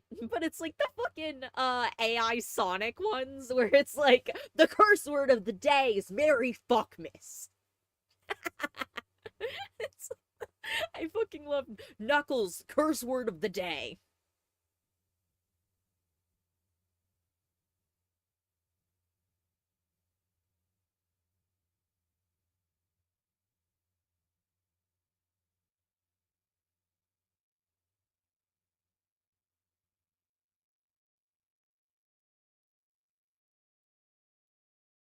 True. And I need the British Miku meme, but Denpa, that's gonna be so fucking funny. Okay, back to King in Yellow while I doodle. Tells us that the real reason he's there is to see the man who lives above the armor shop, a man named Mr. Wild. When Hilbert begins to make his way upstairs, the following conversation takes place. "Are you going upstairs to see the lunatic again?" laughed old Hobart. If Hobart knew how I loathe the word lunatic, he would never use it in my presence. It rouses certain feelings within me which I do not care to explain. However, I answered him quietly. "I think I shall drop in and see Mr. Wild for a moment or two." "Poor fellow," said Constance with a shake of the head. "It must be hard to live alone year after year, poor, crippled, and almost demented." Don't talk about me like that, bro. Just him as poor, often as you crippled, do. almost demented. "I think I'm he right is here, vicious," dog. observed Hawberk, beginning again with his hammer. I listened to the golden tinkle on the greave plates. When he had finished, I replied, "No, he is not vicious, nor is he in the least demented. His mind is a wonder chamber, from which he can extract treasures that you and I would give years of our life to acquire." Hawberk laughed. Oh no. I Oh continued no, no, a no, little no, impatiently. no. "He knows Simple history Sakai as does no not one talk else to could British know it. people. Nothing, however trivial, escapes his search, and his memory is so absolute, so precise in details, that were it known in New York that such a man existed, the people could not honor him enough." "Nonsense," muttered Hawberk, searching on the floor for a fallen rivet. "Is it nonsense?" I asked, managing to suppress what I felt. "Is it nonsense when he says that the tassets and cuissards of the enameled suit of armor commonly known as the Prince's Emblazoned can be found among a mass of rusty theatrical properties, broken stoves, and rag pickers' refuse in a garret in Pell Street?" Hawberk's hammer fell to the ground, but he picked it up and asked, with a great deal of calm, how I knew that the tassets and left cuissard were missing from the Prince's Emblazoned. "I did not know until Mr. Wild mentioned it to me the other day. He said that they were in the garret of 998 Pell Street." "Nonsense," he cried, but I noticed his hand trembling under his leathered apron. "Is this nonsense too?" I asked pleasantly. "Is it nonsense when Mr. Wild continually speaks of you as the Marquise of Avonshire, and of Miss Constance?" I did not finish, for Constance had started to her feet with terror written on every feature. Hawberk looked at me and slowly smoothed his leather apron. "That is impossible," he observed. "Mr. Wild may know a great many things."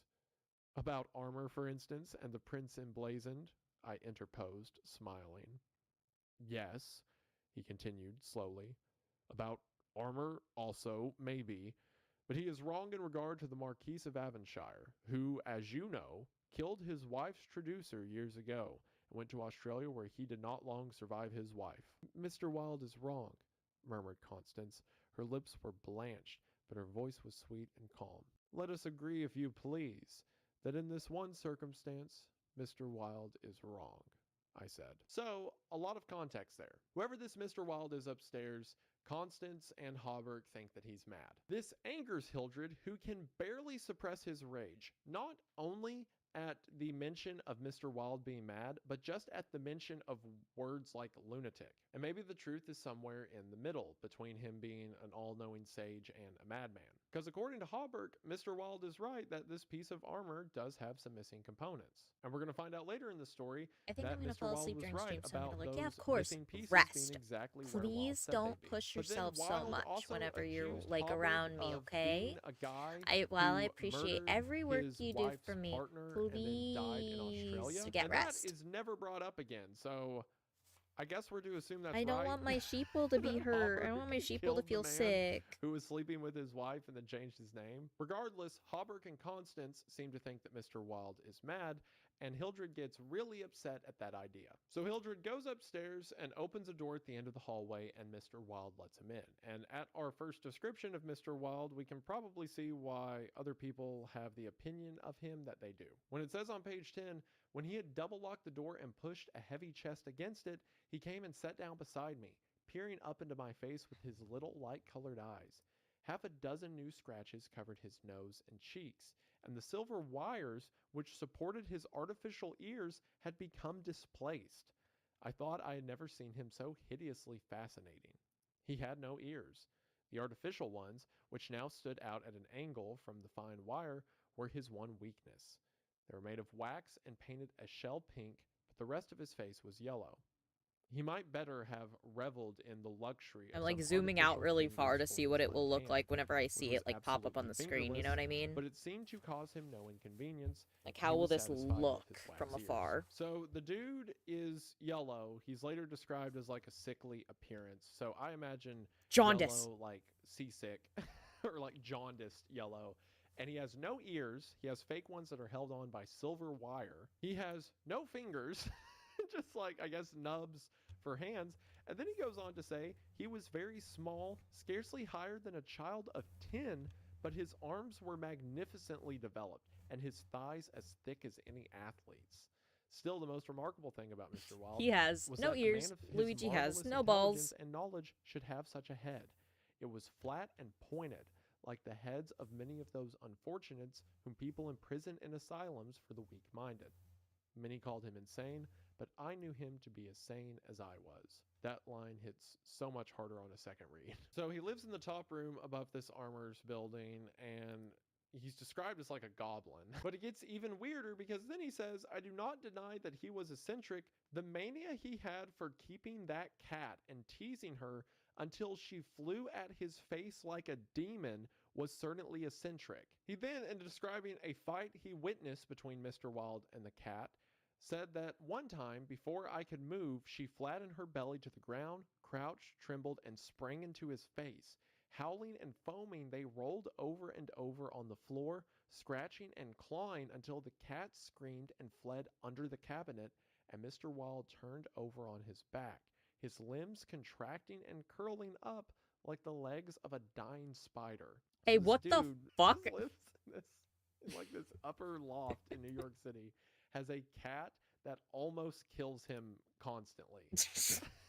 I guess that's why he doesn't have ears or fingers. The cat took him at some point. We then get a description of what Mr. Wilde does and find out that he is the character whom the story is named after, the repairer of reputations. Because apparently, Mr. Wilde has a business repairing the reputations of people who had had their reputation damaged. According to him, people send letters and money to seek out his service. In an example he gives, he says, P. Green Dusenberry, minister of the gospel, Fair Beach, New Jersey. Reputation damaged in the Bowery. To be repaired as soon as possible. Retainer $100.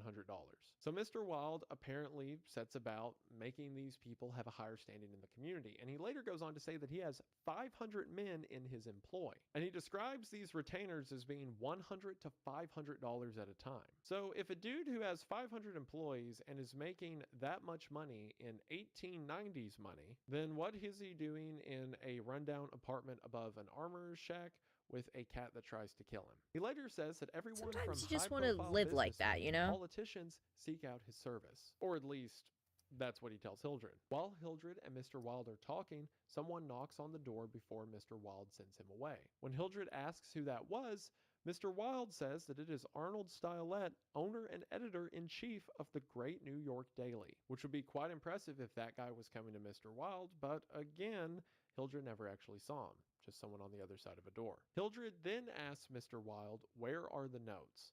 And Mr. Wilde hands him a copy of the Imperial Dynasty of America. From there, Hildred says this, one by one I studied the well-worn pages, worn only by my own handling, and although I knew all by heart from the beginning, when from Carcosa, the Hyades, Hastur, and Aldebaran, to Castaigne, That's pretty Louis de cute, Calvados, on admittedly. December 19th, 1877.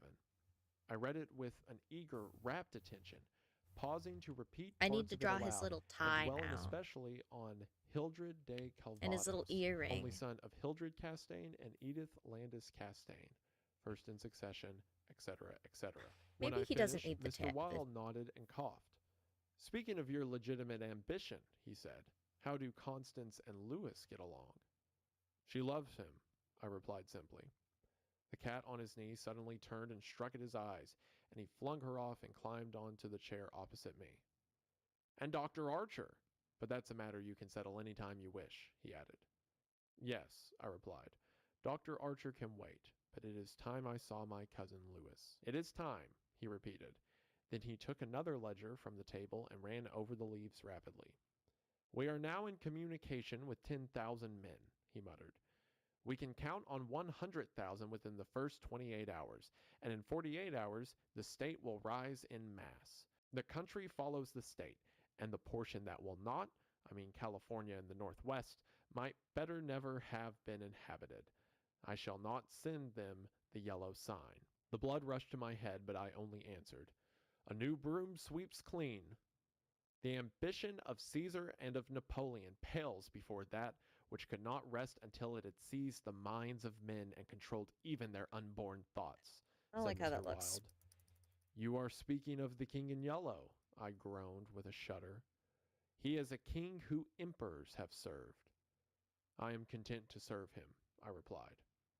Mr. Wilde sat rubbing his ears with his crippled hand. Perhaps Constance does not love him, he suggested.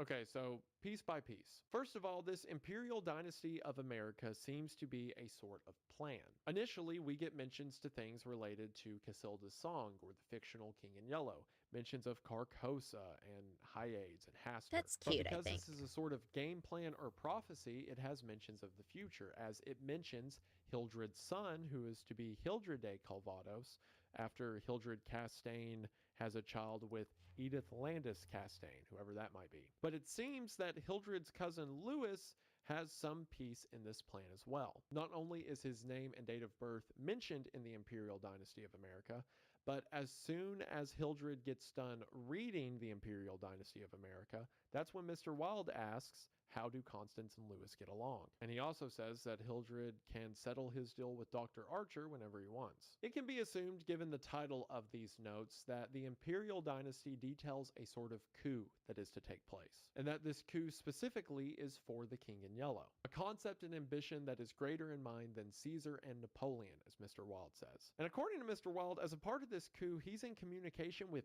10,000 men who are going to start, I guess, grassroots movements in order to help the coup take effect, and that areas that will not go in line with this coup will not be sent the yellow sign. But whatever this plan is, again, Louis and Constance's romance has some effect on it. The two are cut off by the sound of music from a parade on the street below. Hildred looks out the window to see that Louis's regiment has arrived back from their deployment. Mr. Wilde remarks that Hildred needs to talk to Louis, and Hildred leaves to go back to his home. It's after Hildred gets home on page 14 that we get this interesting description. Here I lunched comfortably, read the Herald and the Meteor, and finally went to the steel safe in my bedroom and set the time combination. The 3 3/4 minutes which it is necessary to wait while the time lock is opening are to me golden moments.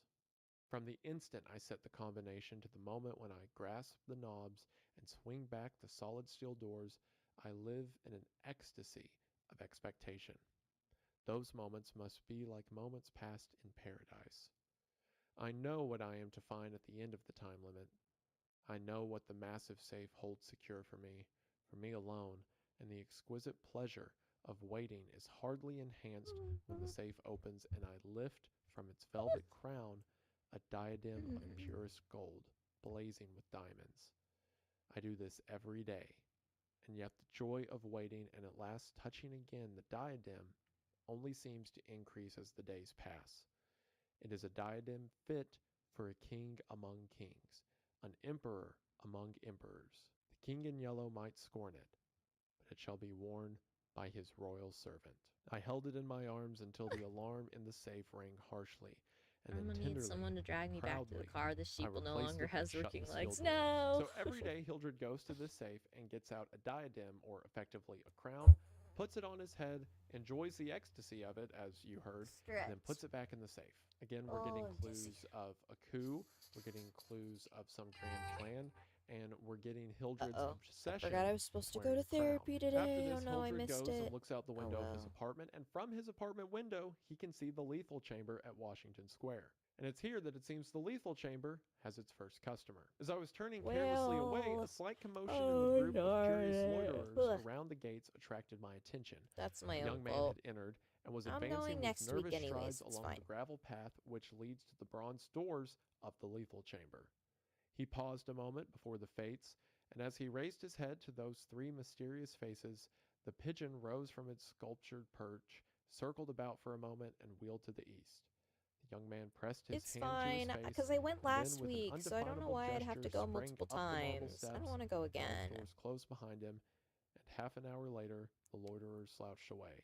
The frightened pigeon returned Ow, to its perch in the arms of fate. So again, we don't know exactly what happens in the lethal chamber, but we know that people go in there to die. I like this little moment right after we see Hildred's madness of putting the crown on his head and feeling the ecstasy of it.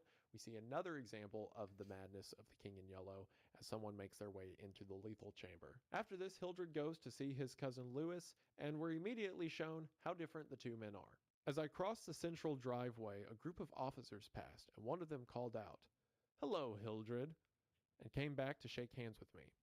It was my cousin Lewis, who stood smiling and tapping his spurred heels with his riding whip. "Just back from Westchester," he said. "Been doing the bucolic, milk and curds, and, you know, dairy maids and sunbonnets who say, 'Aw,' and 'I don't think,' when you tell them they're pretty. I'm nearly dead for a square meal at Delmonico's. What's the news?" "There is none," I replied pleasantly. "I saw your regiment coming in this morning." "Did you? I didn't see you. Where were you?" "In Mr. Wild's window." "Oh, hell," he began impatiently. "That man is stark mad. I don't understand why you—" He saw how annoyed I felt by this outburst and begged my pardon. "Really, old chap," he said, "I don't mean to run down a man you Richard, like, I but don't for the know life of me, I can't see what the deuce you find in common with Mr. Wild. He's color not do I well make bred, the to put it inside of the generously. sheeple mouth? He is hideously deformed. His head is the head of a criminally insane I've drawn it person. before, but You know I can't yourself he's remember if been I in an actually drew the asylum. inside of his mouth or So not. have I interrupted calmly. Lewis looked startled and confused for a moment, There he but is. recovered and slapped me Oh, heartily okay, on the he's shoulder. pink, just like "You his were little completely teeth. cured," he began. But I stopped him again. "I suppose you mean that I was simply acknowledged never to have been insane." "Of course, that's what I meant," he laughed. I disliked his laugh because I knew it was forced, but I nodded gaily and asked him where he was going. So it seems that Huh? Lewis also has problems with Thank Mr. you for Wild, the but 5 he gift likes his subs, cousin John. Hildred Thank and you, doesn't want to thank offend you. him. Oh my Hildred, as you goodness, can you tell, didn't is have to very do offended. that. We That's also get some very kind context of that you. Mr. Oh Wild had also gosh. been in an asylum at some point, and there's a little Honey, bit of hun. uneasiness when Oh. Hildred says that he was found to have never been insane, and Lewis is Thank like, you for "Yeah, adding the that's what I tide. meant," Oh implying that man. maybe Lewis Ugh, is more sorry for the privy sleepies. to We're Hildred's back mental up. condition than We're Hildred back up is. to But again, 88 Lewis doesn't hours. want to offend his God cousin, so dang he it. just goes along with it. I Lewis says that say, he really even though wants I'm to very see happy about Constance, it, so thank him and you. Hildred should go over to Hobbert's shop, and then the four of them can go out for a walk. As When you they can arrive at see, Hobbert's I shop, don't know if Lewis you've been and here the whole Constance time or not, immediately but begin I'm doting over drawing each the other, and sheeple Hildred emote that initially you says that he guys wants to leave wanted. before Dimpa's never deciding that escaping the it's probably subathon. best Clearly if he keeps not. an eye on the two. Again, the two of them have some greater effect on his grand scheme. Again, because this is a slightly futuristic New York, it says that in this timeline, they built these big terraces throughout the city that allow for these beautiful walks at sunset, elevated above There we the go. ground That's kind level of of New cute, York right? City. So as the four of them are walking on this terrace, Lewis is talking about He's his so time in the angry 'cause military he and wants explaining some of uppies. the things in the military. And at some point, Lewis and Constance go off for a walk on their own, leaving Hobberg and Hilbert alone. Hobberg tells Hilbert that he went to the location Mr. Wild said the armor would be at, and sure enough, it was there. At this, Hilbert I just says, keep yawning. "Mr. Wild is a very I intelligent need to man," go all of I these to the observed. tracker. Oh god, "I there's want been to give so him the much credit moved of on. this most There've been so important much discovery," added. continued Hobberg. Luckily, you "And I can intend still it shall be track known it that he is via, I entitled think, to the stream, payment. stream He won't elements thank or you for that," something, I answered but sharply. there's a lot. There's been a "Please lot say added. nothing about it." "Do you know what it is worth?" said Hobberg. "No, $50 perhaps." "It is valued at 500, but the owner of the Prince's I'm Emblazoned back from the will give Auction. How's this going? How's it $2,000 going? to the person It's who completes good. his It's suit. really good. That Is it a reward Chroma also promo? belongs to Mr. Wild. He doesn't want it. Oh no, He it's refuses it," Lollipop. I answered angrily. Cute. "What do you I know thought about the little Mr. Wild? running He emote was doesn't that. need the money. He is rich, or will be richer than any living man except myself. What will we care for money then? What will we Keep yawning, care, I'm so he and I, sleepy. when what?" demanded Hobberg, astonished. "You will see," I replied, on my guard again. He looked at me narrowly, much as Dr. Archer used to, and I knew he thought I was mentally unsound. Perhaps it was fortunate for him that he did not use the word lunatic just then. "No," I replied to his unspoken thought. "I am not mentally weak. My I am mind drawing is as my healthy silly as emote. Mr. Wild's." I do not care to explain just yet what I have on hand, but it is an investment which will pay more than mere gold, silver, and precious stones.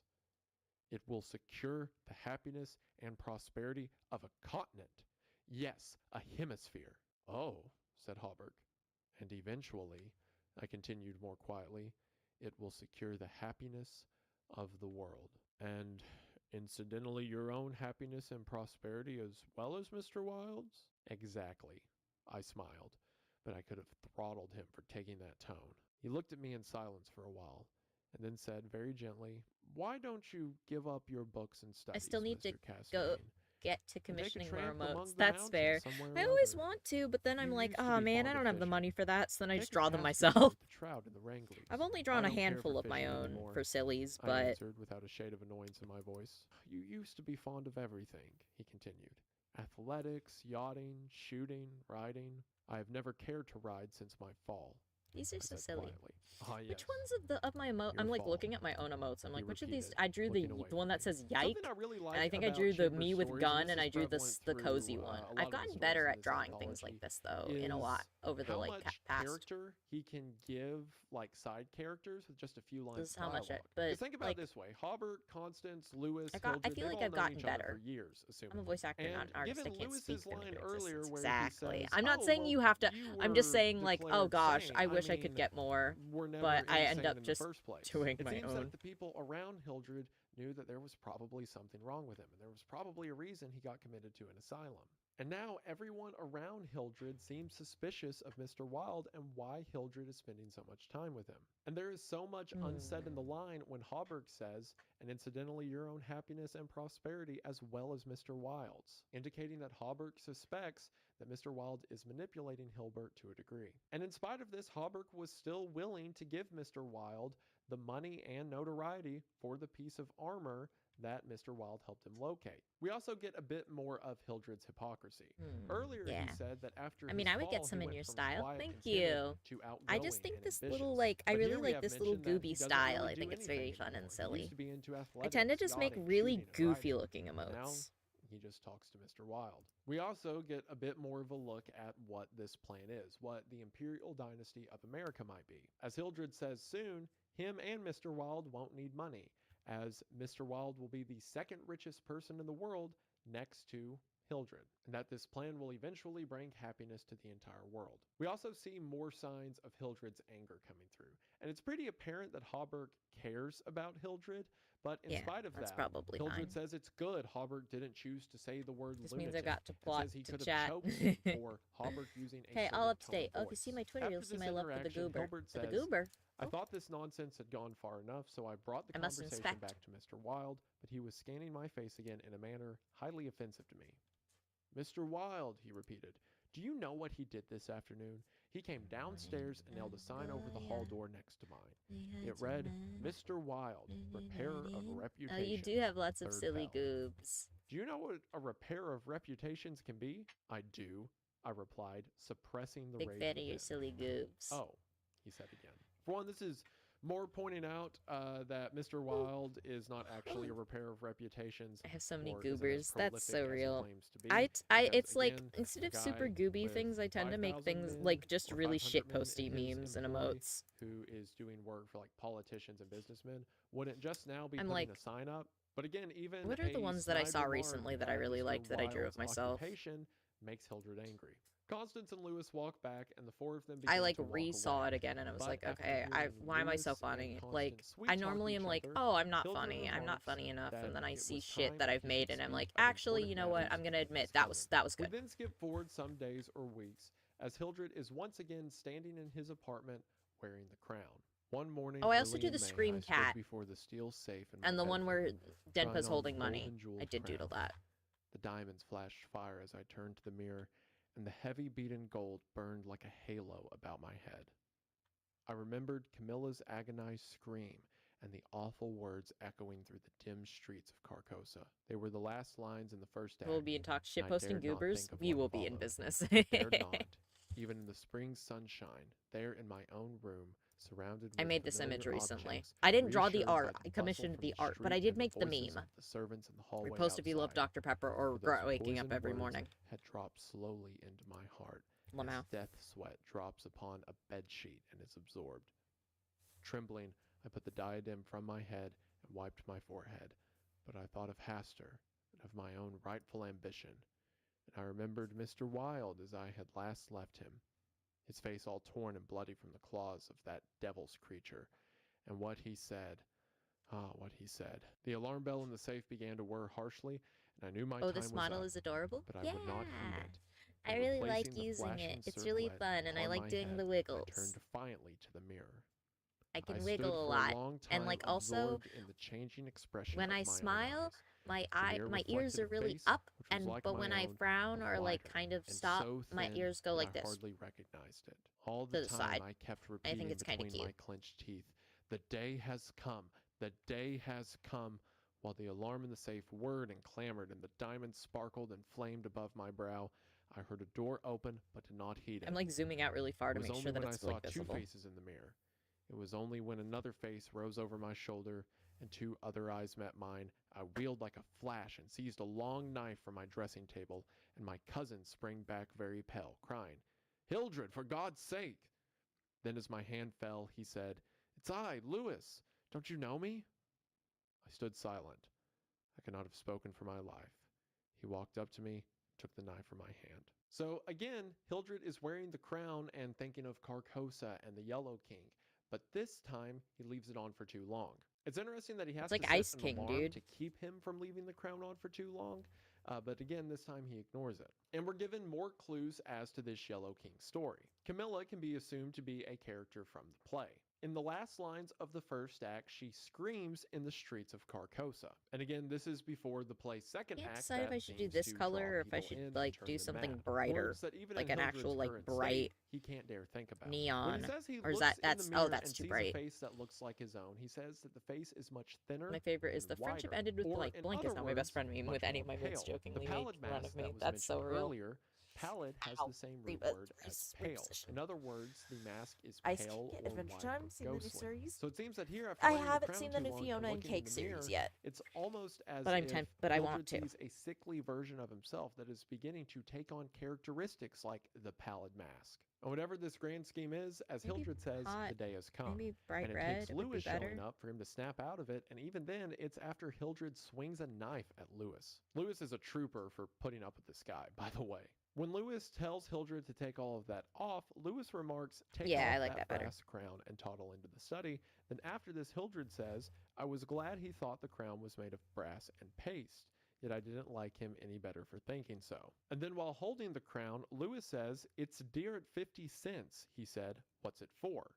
And then Hildred says, "I did not answer, but took the circlet from his hands and placing it in the safe, shut the massive steel door." So Lewis has twice referred to the crown as brass and worth 50 cents. Lewis could be wrong, or what I think is more likely is Here we it's go. actually a worthless crown, but in Hildred's mind, it's a golden that. crown full of diamonds. I Thought it you makes meant sense something that even that's newer. in his Yeah, head, for a second I was because like, how what? would this guy afford like The a and then I was like, super oh, expensive probably the crown Fiona and Cake otherwise? one. I mean, maybe if Mr. Huntress Wilde Wizard is was that right childhood about being a animated repair of crush. Oh, reputations, but damn. again, I'm pretty sure he's lying. Lewis also points out something I really interesting in liked Hildred's house when he says, "See Marceline. here, old I was a fellow," he sucker for began. the cute emo "I've got girl. something to suggest to you. It's 4 years now that you've shut yourself up here like an owl, never going anywhere, never taking any healthy exercise, never doing a damn thing but poring over those books up there on the mantelpiece." He glanced along the row of shelves. "Napoleon, Should I Napoleon, make the line Napoleon," he art read. thicker? Oh, "For thank you for heaven's the water sake, have you breaking nothing the but Napoleons there? I wish they were bound in gold," I said. It seems that Hildred Stretch is your teeth. wanting to Sorry. adopt this I'm really- mindset of a ruler, a rule that I'm slow he today, thinks huh? he is entitled to. And he's done nothing for the past few years except meet with Mr. Wilde and read books about how to do that. Wah But what's more wah. interesting I is got what that and Hildred it looks says right perfect. after. Yeah, But I'm just wait, like, yes, because I there keep is zooming another. out because I want to make sure that King it in looks Yellow. good whenever you actually I see looked it. him steadily in the eye. So I'm like, okay, maybe the line "Have art you can be never a read little it?" I thicker, asked. maybe a little darker. No, thank God. I don't want to be driven crazy." I saw he regretted his speech as soon as he had uttered it. "There is only one word which I loathe more than I do lunatic, and that word is crazy. felt. but I controlled myself and asked him why he thought the King in Yellow dangerous. Oh, I don't Yuri know, emo girl he mentioned. said hastily. Yes, the Yuri. I only remember the excitement it created and the denunciations from pulpit and press.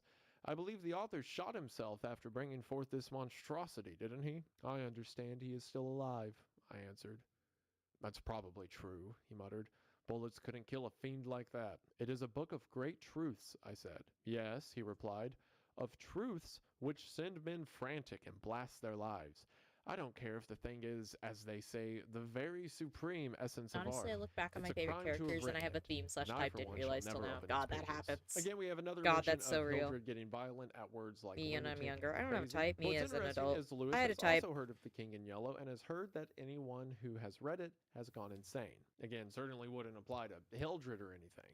We never get more details about that whole mention of the author shooting himself but potentially being alive. But I think it more so goes to show no one knows where the book came from, and there's all these urban legends around who the author even is. Another detail here, and I might be reading too far into this, but Lewis says the exact same phrases that Hildred did when he introduced the King in Yellow in the first place. Specifically, when Lewis says the denunciations from pulpit and press, and when he says it contains the very supreme essence of art. Those are both direct quotes that Hildred had earlier in the story, which might be Hildred not really having a grasp of Young me. what I the don't know what my outside type is. world Old has been me. doing in the past Turns out several my type years. is yes. So So earlier, real. while attempting to sound stoic and like a point of information for the reader, he was just quoting what Lewis said. His grasp on always the world liked the isn't as goth concrete as he girls. may want others to see.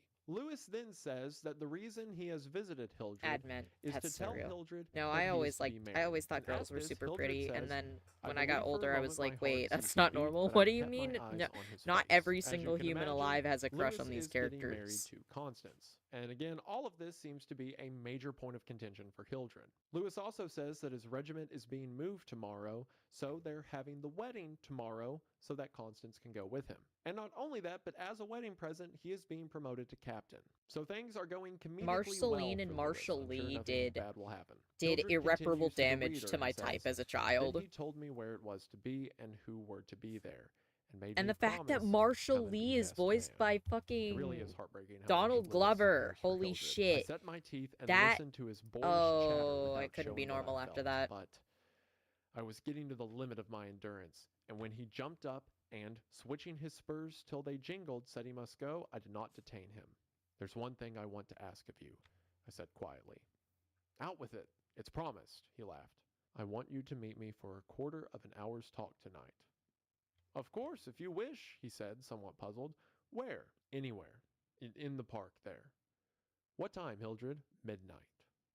"What in the name of—" he began, but checked himself and Enigma laughed type. assented. I watched him go Bats, down the eyelashes. stairs and hurry away, the saber Hey. banging at every stride.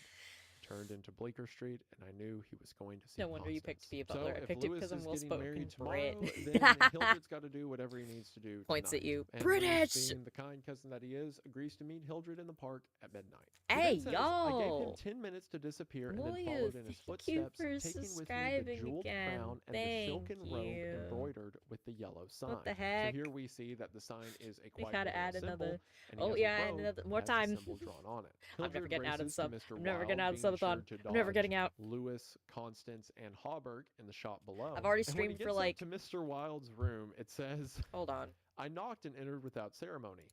Mr. Wilde. Time o'clock. What time is it? Like, as in, how much time? Okay, wait. We're on day 24. I stream for almost 10 hours every single day of that subathon. That is. Let's say I haven't streamed like at least 4 of those days. So 20 days times 10. Isn't that 200 hours? Have I already streamed 200 hours of this fucking subathon and there's still 88 fucking hours left?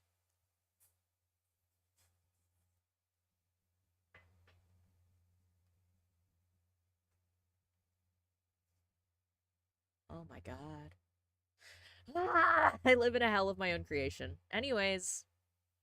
Back to the king in yellow. Wild While lay I draw groaning and on try the not to think floor, about it. His face covered with blood, his clothes torn to shreds. Drops of blood were scattered about over the carpet, which had also been ripped and frayed in the evidently recent struggle.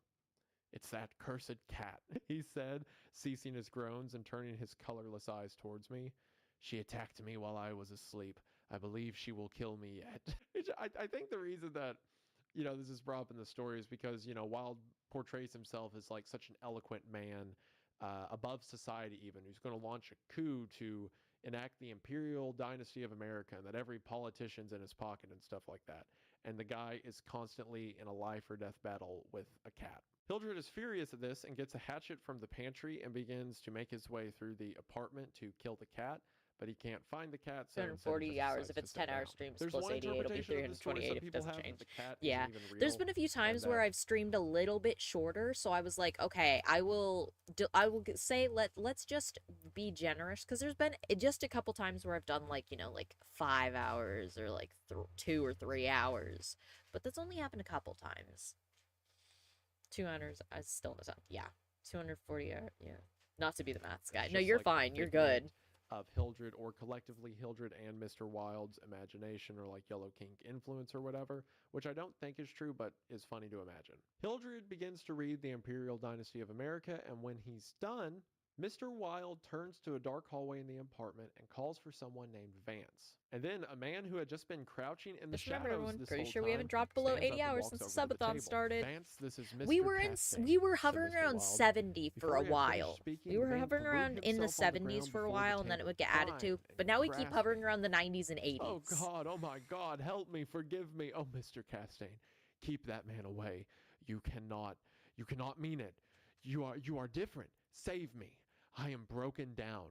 I was in a madhouse, and now, when all was coming right, when I had forgotten the king in yellow, but I shall go mad again. I shall go mad." His voice died into a choking rattle, for Mr. Wilde had leapt Welcome on back him, to the and his 90s, right hand baby. encircled Soon. the man's throat. When Vance Soon. fell in a heap on the floor, Mr. Wilde clambered nimbly into his chair again, and rubbing his mangled ears with the stump of his hand, turned to me and asked me for the ledger. I reached it down from the shelf, and he opened it. After a moment's searching among the beautifully written pages, he coughed complacently and pointed to the name Vance. "Vance," he read aloud. "Osgood Oswald Vance." At the sound of his Trying to name, like the thicken man up on the the floor liner raised because I his think head it would look and turned better. a convulsed face to Mr. Wilde. His eyes were injected with blood, his lips tumefied. "Called April 28th, continued Mr. Wilde. Occupation, cashier in the Seaforth National Bank. Has served a term of forgery at Sing Sing, from whence he was transferred to the asylum for the criminal insane. Pardoned by the governor of New York and discharged from the asylum January 19th, 1918. Reputation damaged at Sheepshed Bay. Rumors that he lives beyond his income. Reputation to be repaired at once. Retainer, $1,500. Note, has embezzled sums amounting to $30,000 since March 20th, 1919. Just looks back, Excellent matched up. family, and secured About present 175 position to through uncle's 180. influence. Okay, so Father, we haven't president gotten of quite to Seaforth Bank. 200. I looked at the man on the floor. "Get up, Vance," Mr. Wilde said in a gentle voice. Vance rose as if hypnotized. "He will do as we suggest now," observed Mr. Wilde, and opening the manuscript, he read the entire history of the Imperial Dynasty of America. Then, in a kind and soothing murmur, he ran over the important I points keep with zooming Vance, out really who stood far like just one to see stunned. like will His it eyes look were good so as an blank and emote if you vacant that I can't like imagined he see had it, become half-witted, and remarked it to Mr. Wilde, who replied that it was of no consequence anyway. Very patiently, we pointed out to Vance what his share in the affair would be, and he seemed to understand after a while. Mr. Wilde explained the manuscript, using several volumes on heraldry to substantiate the result of his researches.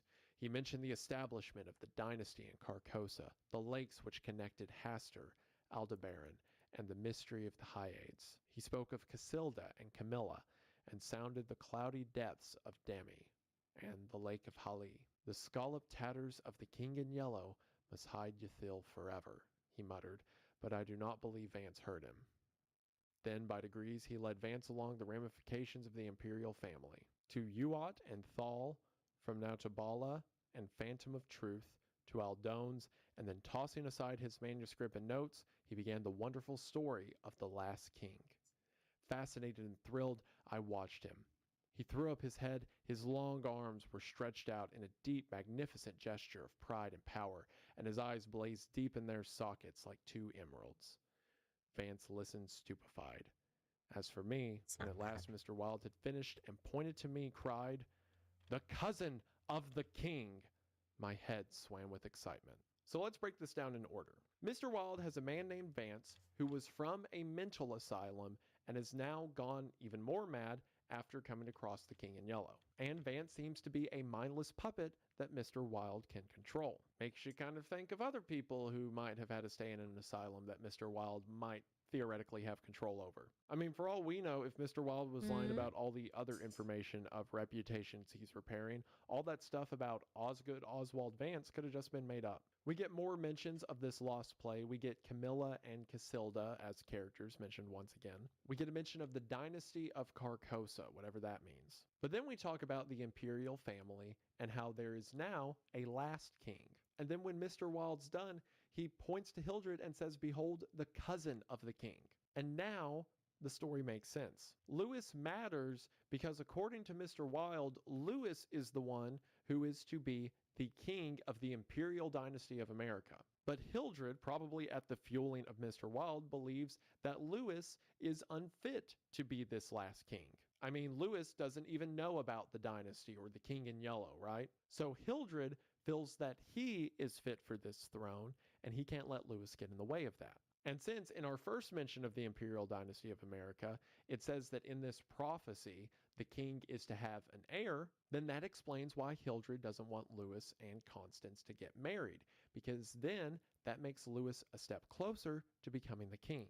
Also, it doesn't seem that Hildred thinks he'll become the King in Yellow, because earlier he says this king is fit to serve the King in Yellow. So it seems that they view the King in Yellow as a god or being to be worshipped, and this last king is just the agent of the King in Yellow on Earth, who is supposed to lead an empire in the name of the King in Yellow. Hildred clarifies this point about Lewis when he says, "Controlling myself with a superhuman effort, I explained to Vance why I alone was worthy of the crown and why my cousin must be exiled or die.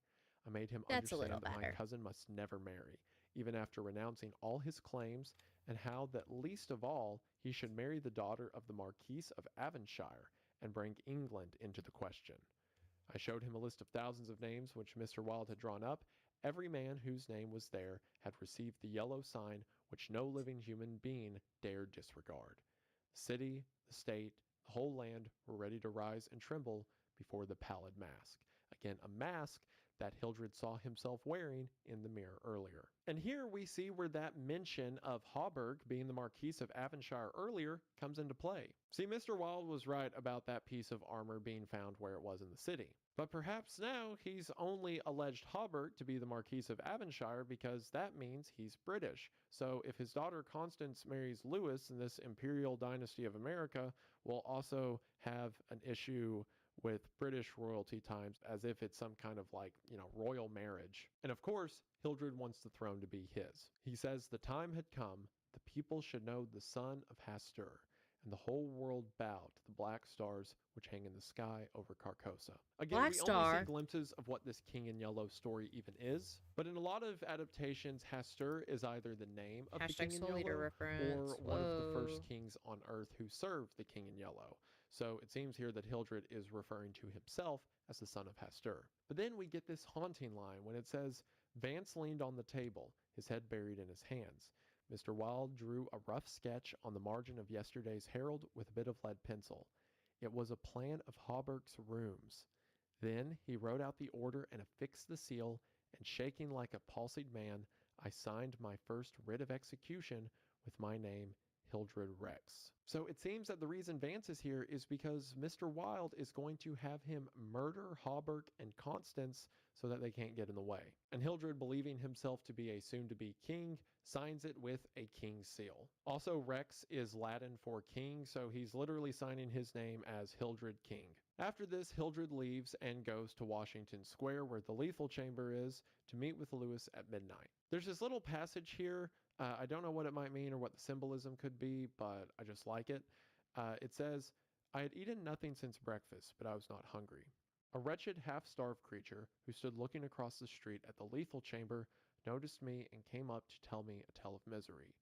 I gave him money, I don't know why, and he went away without thanking me. Maybe it's a bit of like Hildred's humanity poking through in the midst of this. Maybe it's because he thinks he's soon to be king, but just that little interaction, it adds spice to the story. I like Oh, it. I'm slow. Following This is the this, king in yellow. it says an Bearing hour later, Hoster another is what outcast clicked approached and whined his in story. for me. I had Yes, a blank yes. bit of It's paper in my probably the same pocket thing. on It's a which was very traced famous the yellow story. sign, and I handed it to him. He looked at it stupidly for a moment, and then with an uncertain glance at me, folded it with what seemed to me exaggerated care, placed it in his bosom. Again, it seems that those who have gone mad know what the yellow sign is. Perhaps the reason the lethal chamber's here in the first place, or there's so many deranged people in the city, is because this book exists. While describing the beauty of the street at night, Hilbert compares it a lot to Hawberk's shop and the beauty he would see in the armor Hawberk would create. Again, perhaps it's a little bit of Hilbert's Yeah, I think it looks a little poking better out. with He this may like not outright thicker say it, but when his outline mind thinks of nice because it things, makes it a little it more like thinks of easy moments from Hawberk's shop. see. Eventually, at midnight, Lewis meets Hilbert. The two of them go to sit at a bench, and Hilbert says that Lewis is looking at him suspiciously. Hilbert remarking, he looked at me curiously, with the same searching glance which I hate and fear so in doctors. Again, another bit of animosity that Hilbert has to those who think him mad. Lewis then begins to speak. "Well, old chap," he inquired, "what can I do for you?" I drew from my pocket the manuscript and notes of the Imperial Dynasty of America, and looking him in the eye, said, "I will tell you. On your word as a soldier, promise me to read this manuscript from beginning to end without asking me a question. Promise me to read these notes in the same way, and promise me to listen to what I have to tell later." "I promise, if you wish it," he said pleasantly. "Give me the paper, Hildred." He began to read, raising his eyebrows with a puzzled, whimsical air, which made me tremble with suppressed anger. As he advanced, his eyebrows contracted, and his lips seemed to form the word rubbish. Then he looked slightly bored, but apparently for my sake read, with an attempt at interest, which presently ceased to be an effort. He started when, in the closely written pages, he came to his own name, and when he came to mine, he lowered the paper and As looked of right sharply now, at me you for a have moment. streamed 180 Kept his hours, word, 38 minutes, resumed and his 19 reading, seconds. and I let Damn. the half-formed question die on his lips. God damn. unanswered. When he came to the end and read the signature of Mr. Wilde, he folded the Strange. paper carefully and returned it to me. I handed him the notes, and he settled back, pushing his fatigue cap up to his forehead with a boyish gesture which I remembered so well in school. I watched his face as he read, and when he finished, I took the notes with the manuscript and placed them in my pocket. Then I unfolded a scroll marked with the yellow sign. He saw the sign, but he did not seem to recognize it, and I called his attention to it somewhat sharply. Before we get into the rest of this interaction, again, there's a couple things that I find interesting. For one, it's so funny to have all of this hype built up around the Imperial Dynasty of America and how Hildred describes when he reads it, he's like shaking and on the verge of tears. And then Lewis gets it and he's like, "This is lame." Because again, Lewis hasn't been exposed to And the that all King in started with Yellow only 6 or hours. Mr. Wilde's teachings. Yeah, So to him, literally it's just 15 a fantasy times. about 50 world times the domination that initial doesn't start. make any That's sense. true. But there's also that quick mention from Hildred when he talks about the way Lewis pushes his cap up and says that he remembers it so well from school. Again, little pieces of Hildred poking out that make you sympathize with him as a mentally ill man who's been taken advantage of by either the King in Yellow, Mr. Wilde, or both. I mean, Lewis just read a manuscript that says he is supposed to be the king of the Royal Dynasty of America, so he's probably a little caught off guard. After Hildred shows him the yellow sign, the two continue. "Well," he said, "I see it. What is it?" "It is the yellow sign," I said angrily. "Oh, that's it, is it?" said Lewis in that flattering voice which Dr. Archer used to employ So with loud. me and would probably have employed Oh, again it's the air had I not conditioner. I was like, settled there's a loud despair sound for him. behind me. It's So just earlier my when air Lewis was reading the conditioner. manuscript, it says that he looks at Hildred sharply. And now when he's starting to talk, he's talking very flatteringly and very softly, and it seems that Lewis realizes Hildred is not okay. Probably thinking to himself that Hildred needs a lot of help and right now might be dangerous. So keeping in mind that Lewis is now very aware of Hildred's state of mind and probably scared of him, the two continue. I kept my rage down and answered as steadily as possible. "Listen, This is You have flat, and I engaged your like the word. concept of flat I'm 30 listening, times. old Right, chap, right, right. he Sorry. replied Even soothingly. I didn't read, even I my began brain to didn't read speak that very right. I calmly. was like, oh, Dr. yeah, that's Archer, correct. having by some means become possessed of the secret of the imperial succession, attempted to deprive me of my right, alleging that because of a fall from my Sorry horse for the 4 yawning. years ago, Also I had means you have become mentally add a deficient. total of 260 He hours presumed come to and go place from the me under timer, restraint filling in the his time still on own the clock. house Oh, in hopes God. of either driving me insane or poisoning me. I have not forgotten it. Good I God. visited him last night, and the interview was final. So it seems that Hildred did settle accounts with Dr. Archer as he murdered him yesterday. Lewis turned quite pale, but did not move. I Jesus resumed Christ. triumphantly. Yeah. There are yet 3 people to be interviewed in the interest of Mr. Wilde and myself. They are my cousin, Lewis, Mr. Hawberk, and his daughter, Constance. Lewis sprang to his feet, and I arose also, and flung the paper marked with the yellow sign to the ground. Oh, I don't need that to tell you what I have to say, I cried with a laugh of triumph. You must renounce the crown to me. Do you hear? To me. Lewis looked at me with a startled air, but recovering himself said kindly, Of course, I renounce what is it I must renounce? The crown, I said angrily. Of course, he answered. I renounce it. Come, old chap, I'll walk back to your rooms with you. Don't try any of your doctor's tricks on me, I cried, trembling with fury. Don't act as if you think I'm insane. What nonsense, he replied. Come, it's getting late, Hildred. No, I shouted. You must listen. You You cannot syndrome. marry. I forbid Hold it. on, Do I you gotta hear? pause. I forbid it. I've You been shall- playing a Wendigoon video in stream this whole time. Oh my gosh, thank you so much for the raid. Whoa, what are you guys up to? Hi raiders. My name is Denpa Sekai. I'm a Jirai demon Hikikomori. Right now I have dog ears on because I am using a pre-made model to match with my idol group, like my group mates. But yes, what were you guys up to? Today I'm drawing an emote of Sheeple, which is my the mascot screaming for uppies.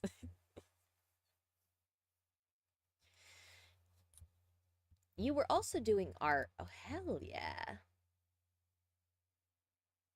That's so epical. The cutest internet angel ever is here. This is so cool and epic.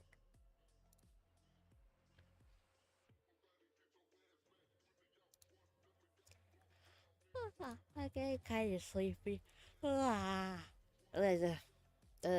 keep yawning today. I got like maybe not quite 5 hours of sleep, but it is what it is. And we've been watching a Wendigoon video of the King in Yellow for a while. Sleep on stream time. I gotta maybe a few more minutes. I want to finish this. I want to finish up the emote, and then it can happen. I can't tell if I should. Okay, guys, tell me. Okay, wait. Why did I put them on different layers? Hold on. Layer. Merge. There we go. Okay. Tell me what you think. I am considering changing the color to like a darker color, like a darker blue, maybe. Like that? No, like maybe like even a dark gray. Whoa! Forgot to press the button.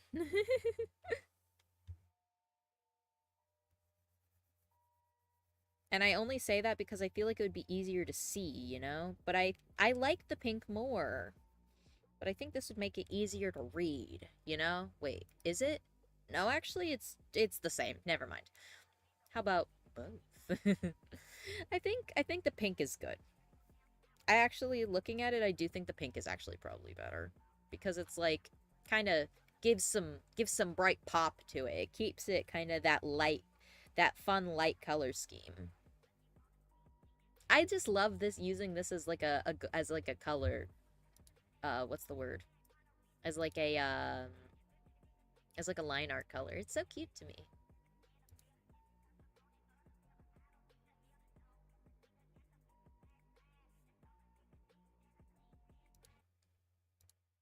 straight bopping it. And by it, I mean my noggin.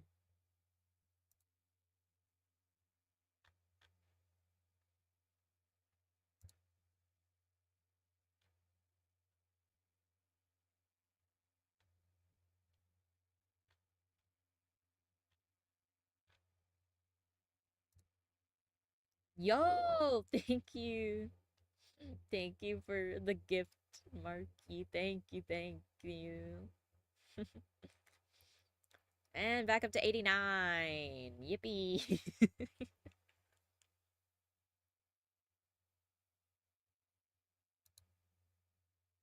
I'm so glad that you guys like the cutesy little sub badges. I'm genuinely tempted to get new sub badges because I genuinely didn't expect to get any subs until like 1 year in, so I was like, "Oh yeah, I'm not gonna reach affiliate. No one's gonna subscribe to me for like a long time." And now it's been a while. So now it's actually probably about the time that I commission more because people are going to start coming up on a whole 1 year of having sub badges. And it's like, I gotta get more. There's one artist I really like that does sub badges, and they're the same artist that did these ones that I'll probably commission again. Because she's super cute. Gal, I'll actually send you the link to her because they were like $5. That's insane to me. They were like $5 a piece. So that's why I managed to get so many. I was like, damn. Let me look her up. I commissioned her literally just through DMs on Discord, but then I found out that she actually has like an actual like account. Like an actual VGen. Where is she? She liked one of my posts earlier and I was like, "Oh my god, queen." Where is she? Where is Queen?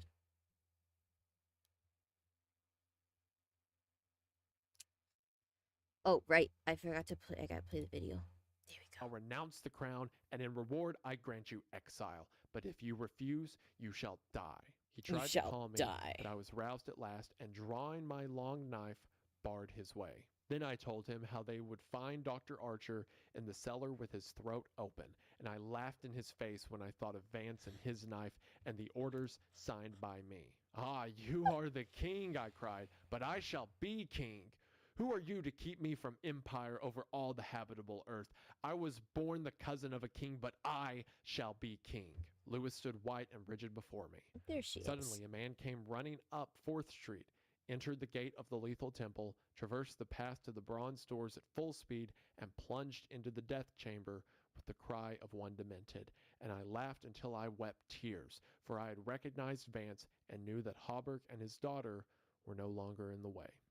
Lewis is trying to agree to whatever Hildred has to say, and Hildred calls it out as the same way doctors used to speak to him.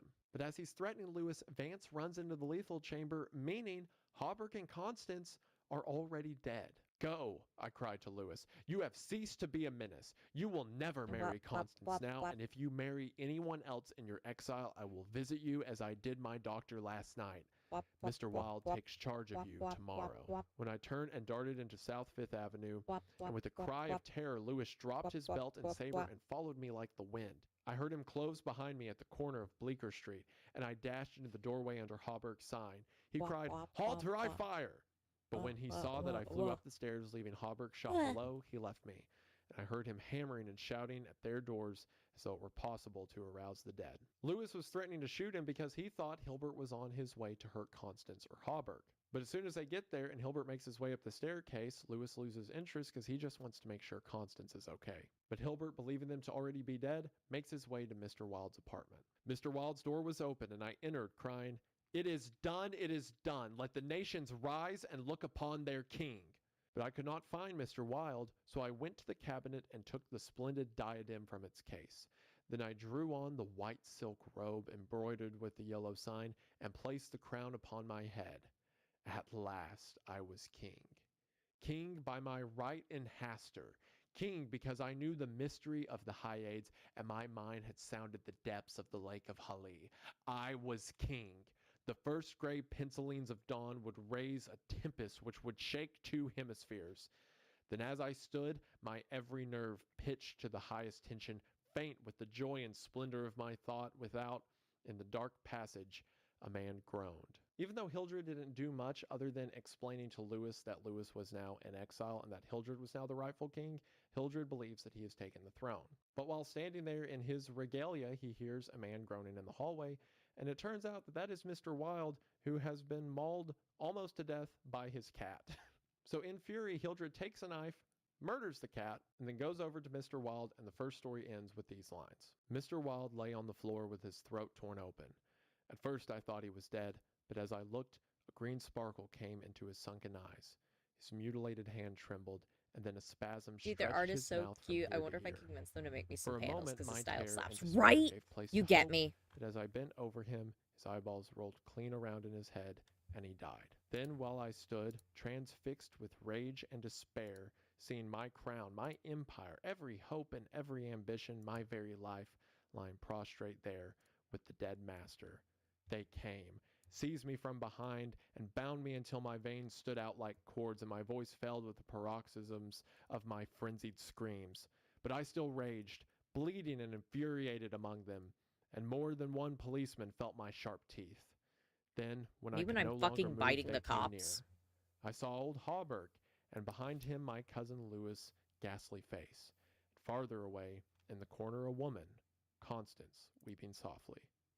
"Ha! I see it now!" I shrieked. "You have seized the throne and the empire. Woe, woe to you who are crowned with the crown Whoa. of the King in Yellow." And finally, an editor's note that reads, "Mr. Castaigne died yesterday in the asylum for the criminally insane."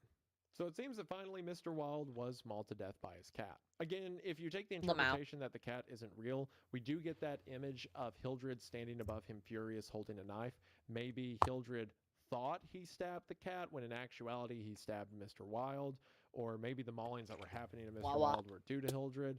However you want to interpret that.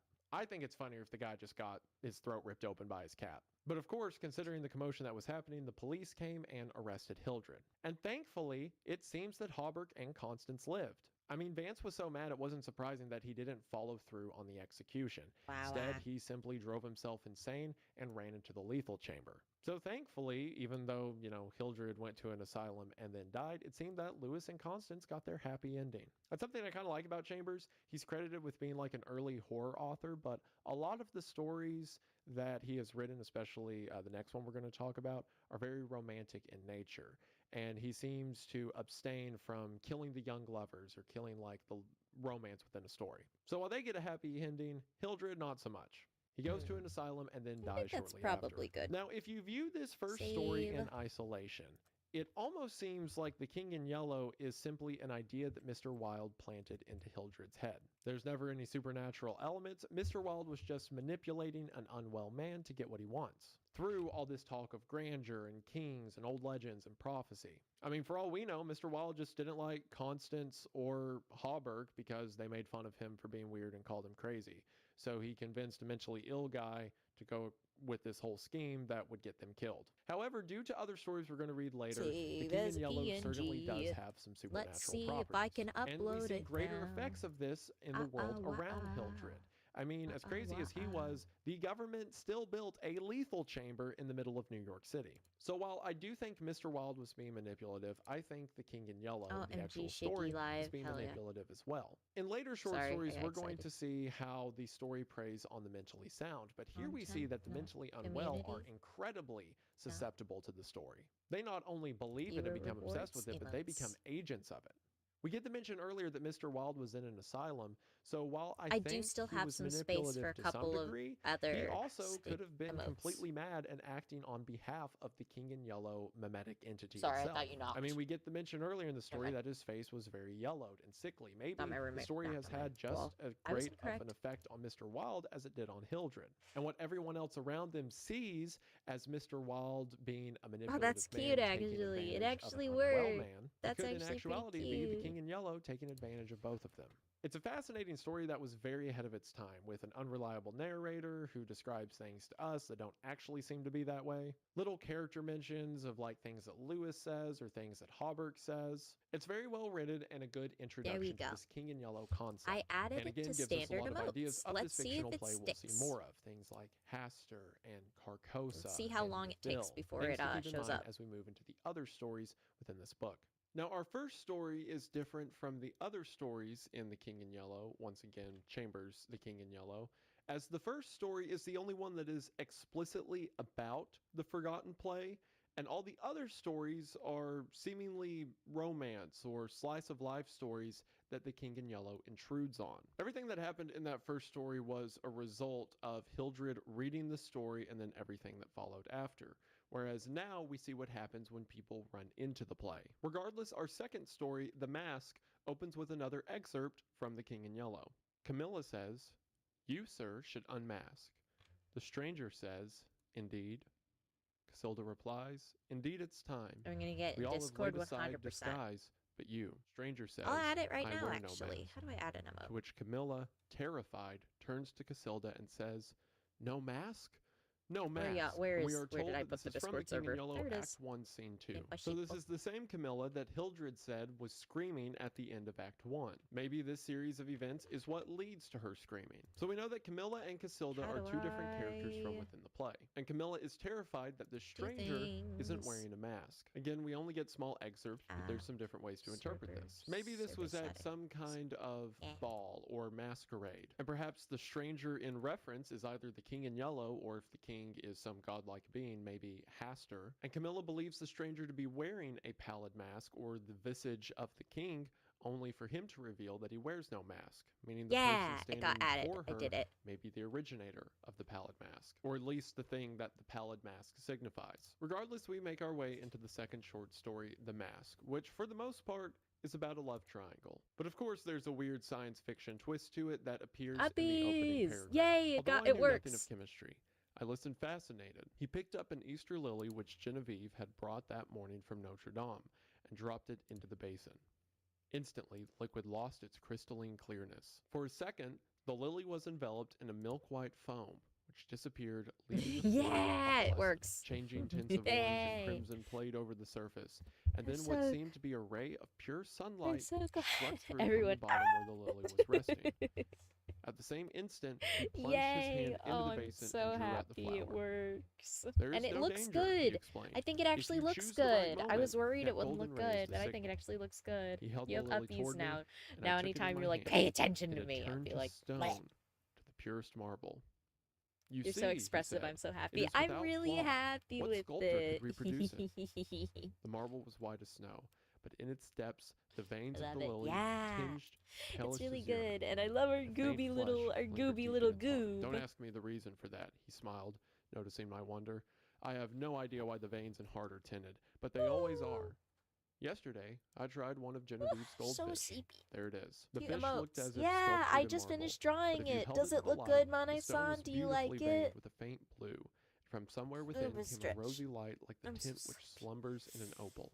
Yes, I looked yes, into the basin. yippee! Once more, it seemed filled with That was the clear as crystal. redeem for So a this one. I sculptor, might whose draw name we'll more later just for learn is fun. Boris, is speaking to our protagonist, who we'll later know as Alec. And Boris Wah, is wah, showing wah, wah. Alec this new Goober sheep would serum be like, he has created. "Mother, I It crave appears as attention." crystal clear water, but if any living Mother! thing is dropped into it, it immediately Hi, Senro. turns to marble. with Mane-san, light blue Senro, become striations where the friends. veins used to be, and a small glow at its center.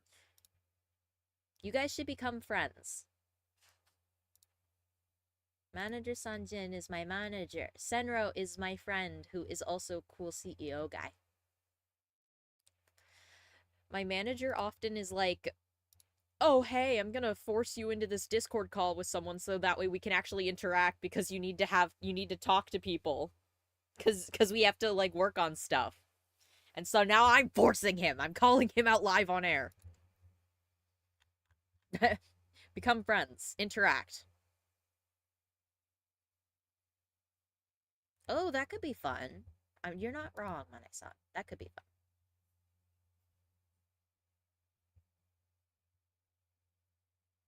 Mm-mm. Yeah.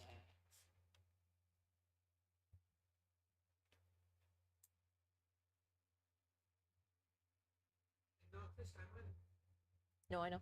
Hold on.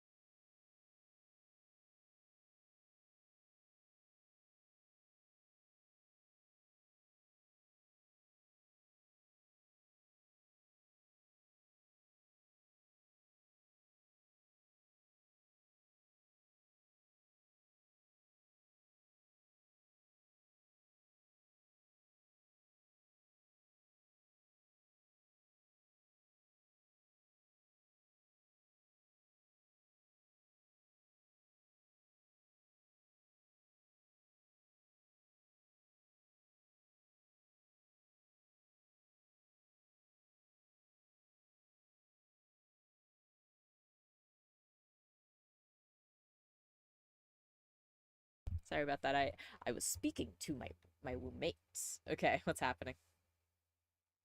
What did I miss? Oh yes. I mean, I won't read the fumble truth.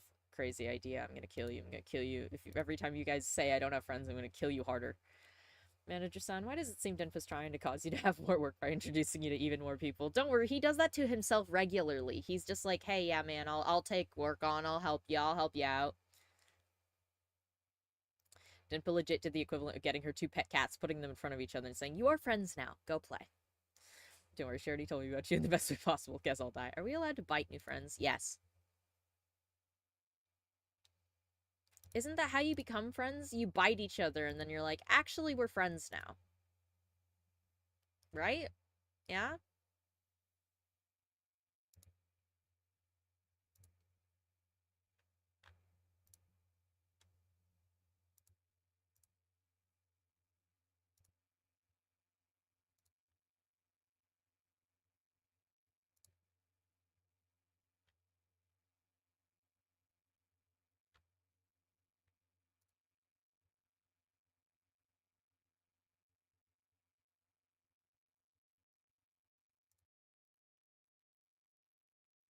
I do this and work a 60+ hour job.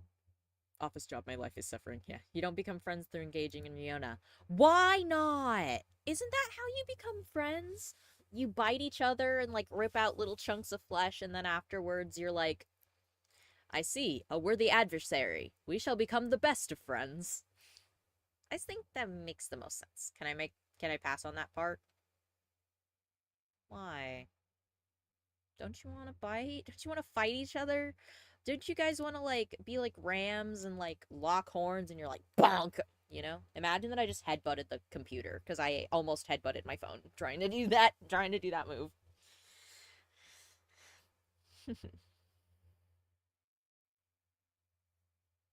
Wah, wah, wah.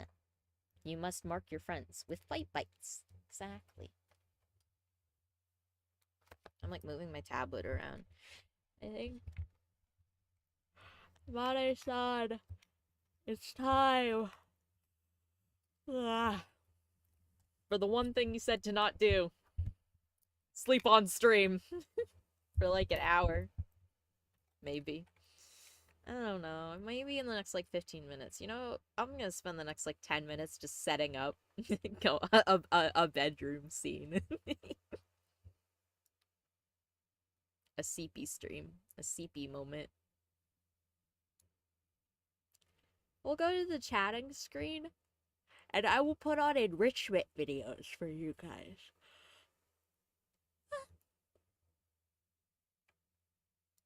Yeah, we'll be on this screen. Is there a bed? I feel like there's a bed on...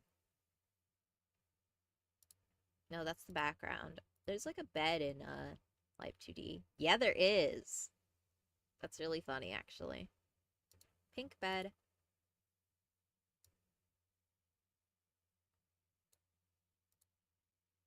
Yeah, that's really funny. Oh. I sleep on it. There we go.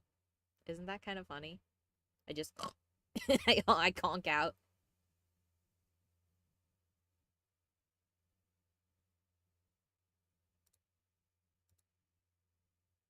Sorry, Denpa, no biting. I only see you as a friend.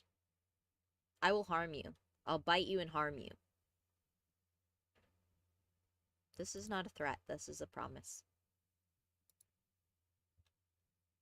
Thank you, Live2D, for having... Oh, the star blanket's really cute. Tuck the Denpa in.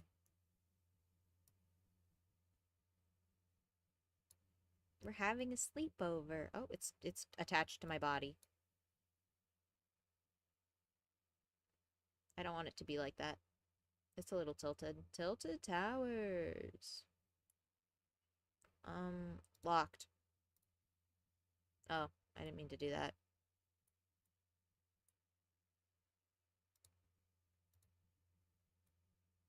No, I keep clicking on that.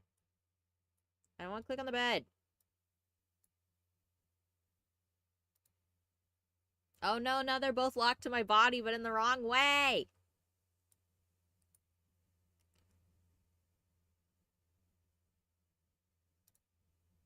I don't want it to be locked. I don't want it to be pinned. Well, if I'm not moving, does it even matter?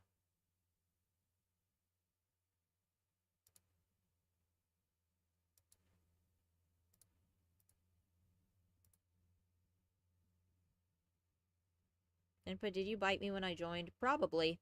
Now I'm going to kill you. This is real. I remember head bumping you for sure.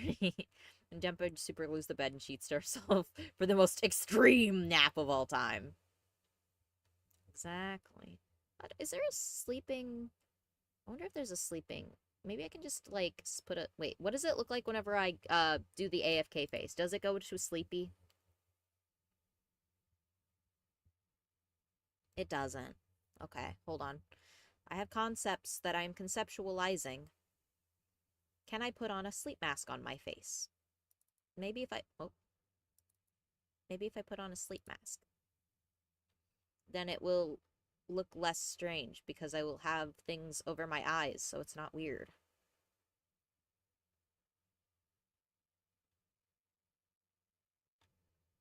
Oh, this is really funny, actually. Hold on.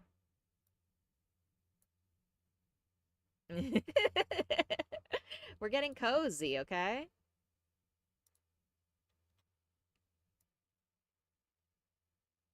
I'm literally just putting on like 10,000 different fucking like filter things at this point just for sillies.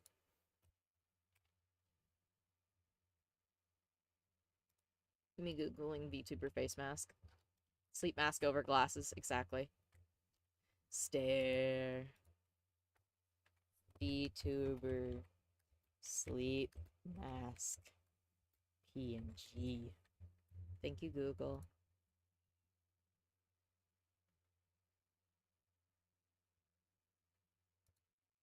Bunny sleep mask free VTuber asset. Yes, take me to that, Google.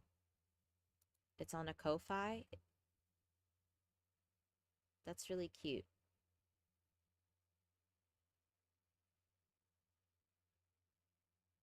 Yeah, I give them $1. I will give them $1 for it. Get now. Okay, it's charging £1 because I'm stupid and I don't know how to convert. I have to do my email. Okay.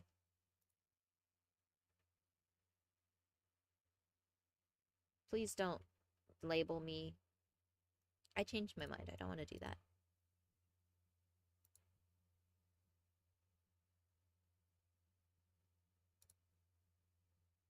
Gets the shittiest sleep mask PNG known to humanly possible.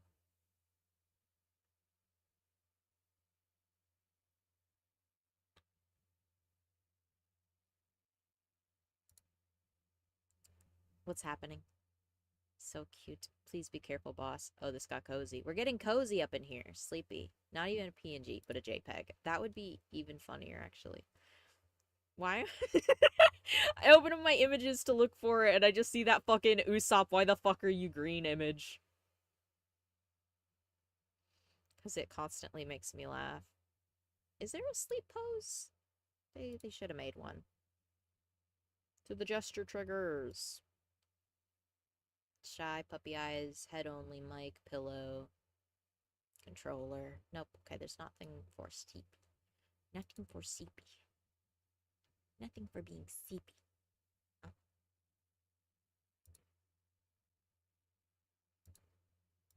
I need something for being sleepy. This is the most awake I'm gonna be. Get a box and cut out your own sleep mask. Truth. Yeah, new emote. I just drew it for today. We're doing a sleepy stream because I'm a loser and I'm really tired today.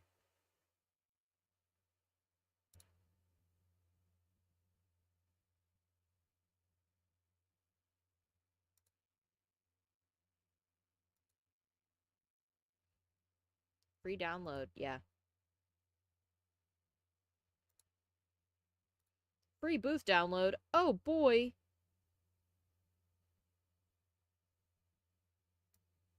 Please download faster.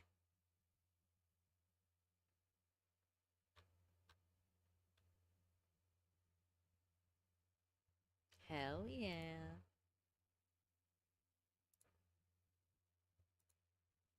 Extract. Extract the file. By the way, I went through and I deleted a game the other day, so now there's actually a lot of space on my frickin' account.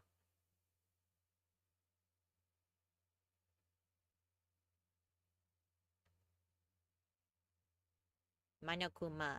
There's a Monokuma one. That's kind of cute. See the Monokuma. Big Monokuma.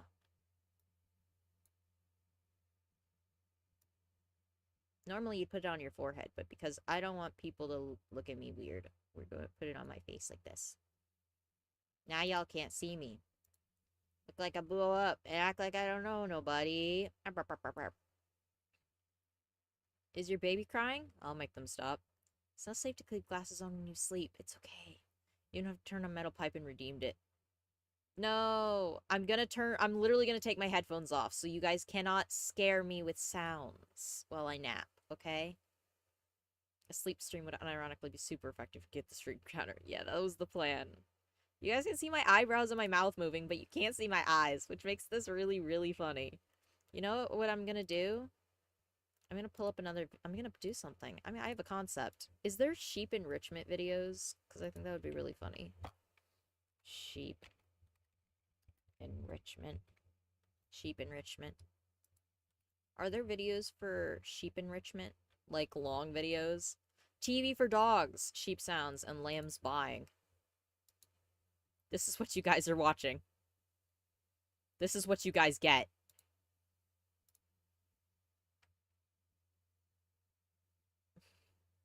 Monokuma, Danganronpa. Yeah.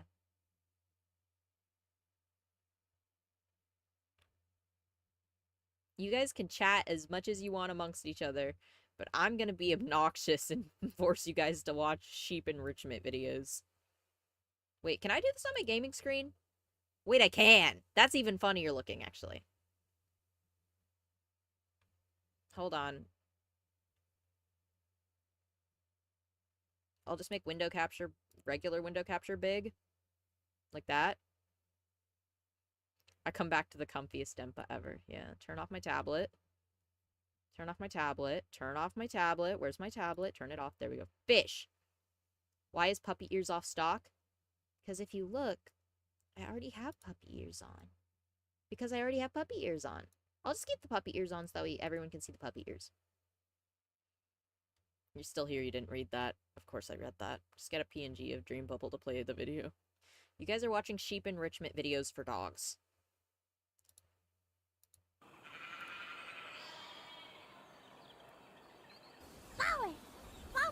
Bow. Bow, bow. Bow. Bow, bow, bow, bow, bow, bow, bow, bow, bow.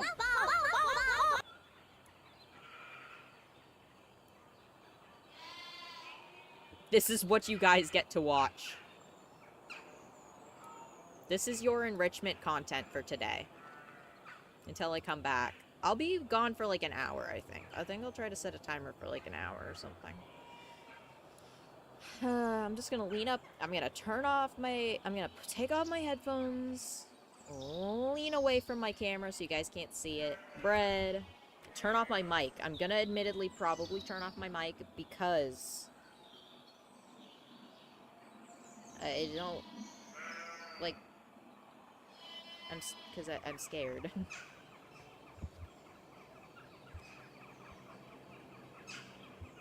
Okay.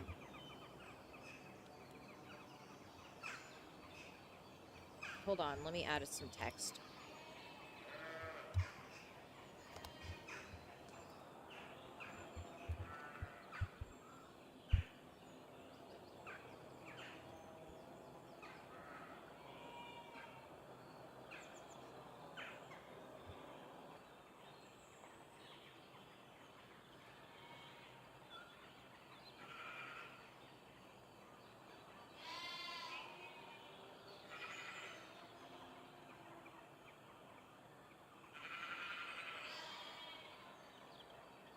Good night.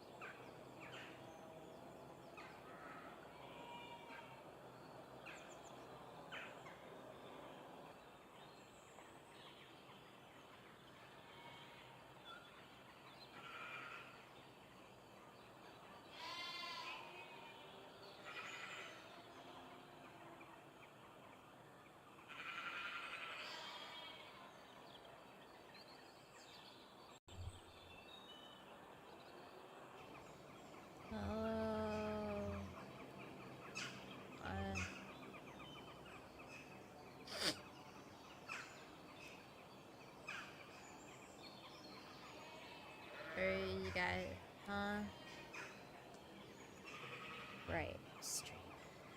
Hey, John. I woke up. Oh, God.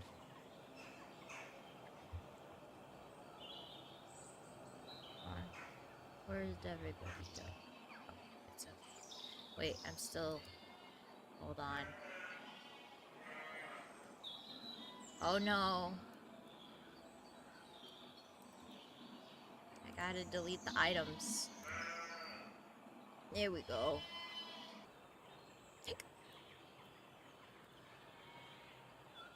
I'm alive. Hello. I'm not sleeping.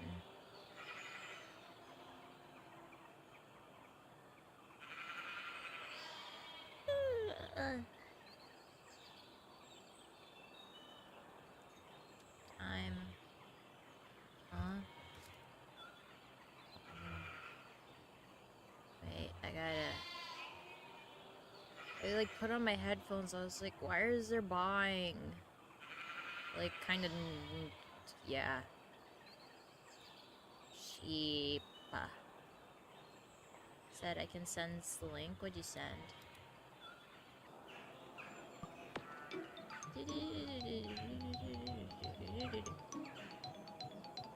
Oh my fucking god, what is this? What is that? What are you...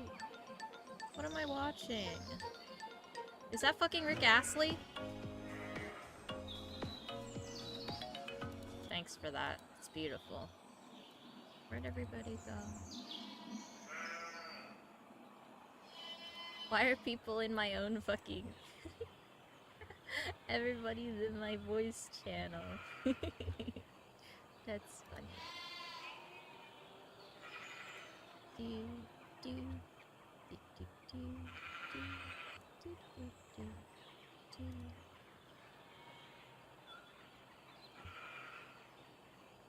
Fish!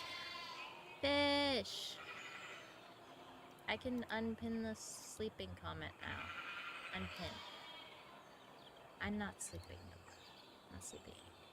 Join us. Join you in the fucking Discord. We just chilling, chatting, and trying, doing work together. Ah. You guys are doing parallel play. My kids are doing parallel play. This is so wholesome. Hold on. Window. No, I don't. Window. Rise and shine. I'm awake. It happened. I turned off the dog watching TV. There we go.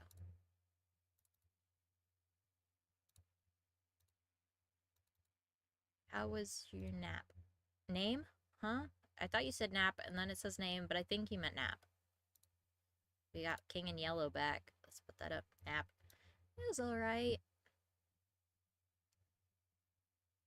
I think one of my roommates went to, like, left. Like, they went to visit family because I woke up and was, like, peeked out, and I was like, they're not there. The dog isn't there, and neither is the dog's stuff. So I think they went to visit family. And now, oh, it makes me sleepy. It's like funny. It's like I get sleep, but then it's not enough. It's like the rest is good, but then it's like still sleepy. How's everyone doing? Sorry for being gone for so long. How long was I even gone? An hour? Like an hour. Oh god. I'm so sorry.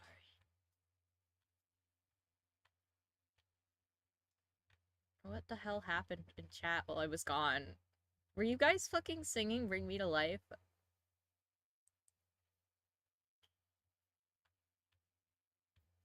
What happened here? There's so much happening. When did this message get sent? A while ago.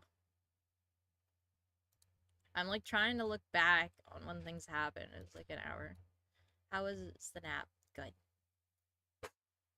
Good. About an hour and a half. I slept that long? Shit. Well, damn.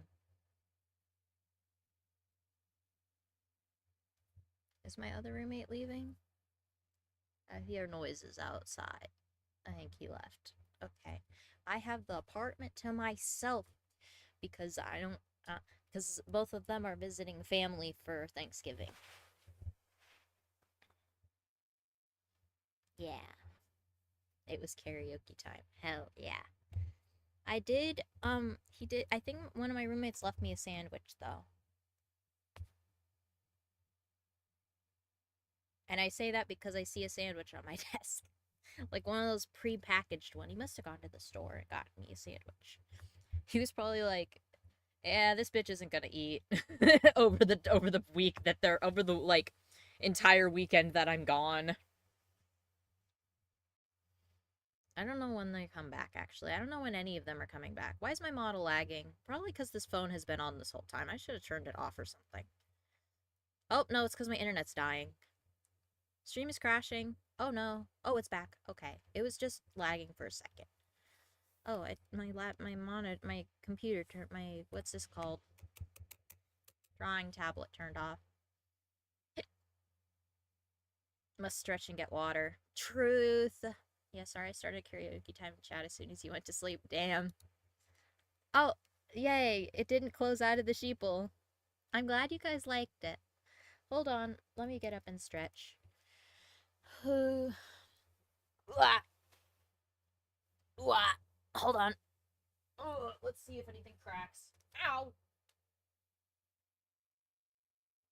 I dropped my phone on my foot. Ow, ow, ow. Oh, things are in pain. Oh, also, I was checking my DMs. I think my roommate also left me an energy drink because he stole one from the fridge yesterday. And he was like, "I will get you a new one." And so now I have a fresh one, and I'm gonna go grab it. Yippee!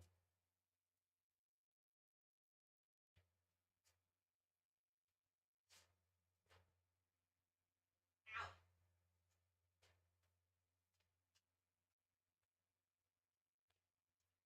I got it. There's a new energy drink. We are so winning. We're so winning, guys. Energy drink. And a sandwich. Guys, I'm eating good. Medicine! I can take my medicine. I don't remember the last time I took this stuff. I'm supposed to take it regularly. I'm supposed to take it every day, but I forgot. So I'll take it right now. I keep forgetting. I may be stupid. I may be stupid. End of sentence. Blah. Mebibin, Mebibin, Mebicin. Oh, fresh water bottle. Ow. Denpa, I am getting two of your viewers to play League. No! No League!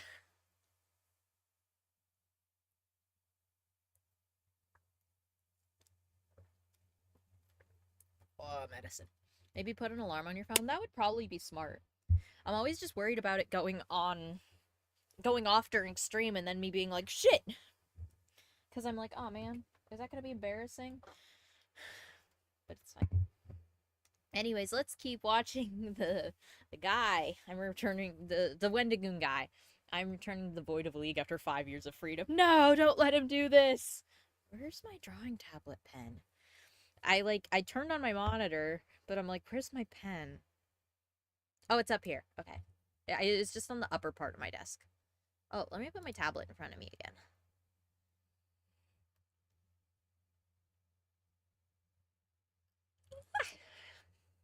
Here we go. Did I get any notificaciones? I got an @ in general. POV when you were actually trying to bully Denpa.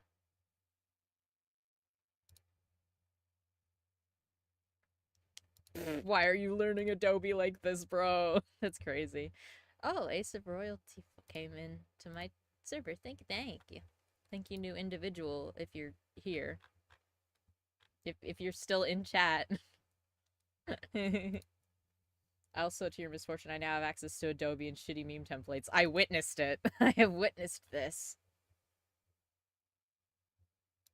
Also, a friend who makes porn is teaching me Blender. That's crazy. That is a crazy sentence. What the frick?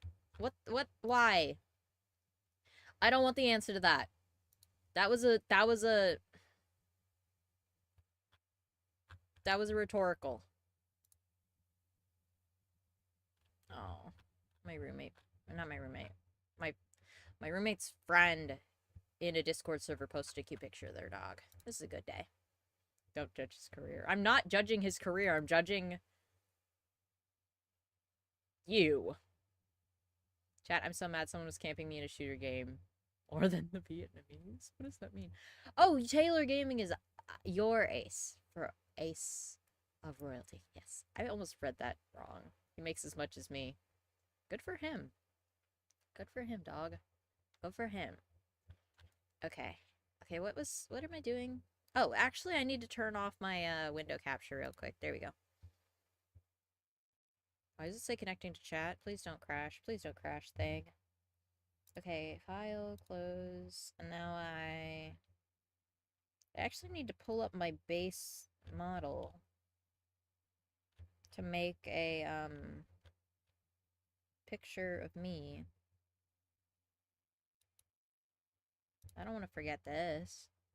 This?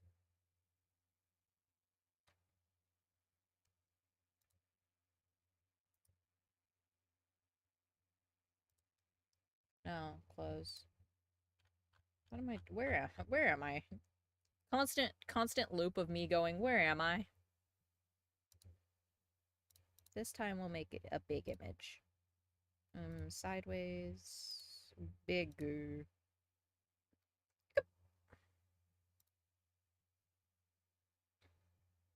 I literally said to make it sideways, bro. Image. Rotate, rotate, rotate.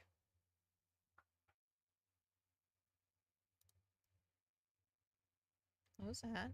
There was a noise. That scared the shit out of me for a second. Okay, layer. Import. Import. As paint layer. Searching up me. Turn off my all caps. That's an S. D. Denpa. Denoa. Denpa. Denip. Denpa. Enter. Google. Hello, folder. Hello, folder. Folder! Bruh. He does Overwatch stuff. Oh. You know that? Yeah, that sounds about right. It's not looking up the folder I'm looking for.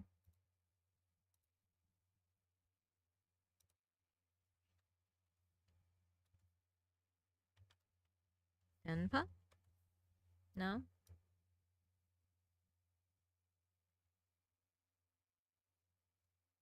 Damn it. It's not letting me Google it. Wait, I can turn on the window capture now. Are we still on art? Or are we on just chatting? Art. Art. Art. Art. Art. Done. Now we're on the art one. I'm trying to find my... I need to find my PNG to slap it in here. Downloads. D E N P from a long time ago. Yeah. Insert.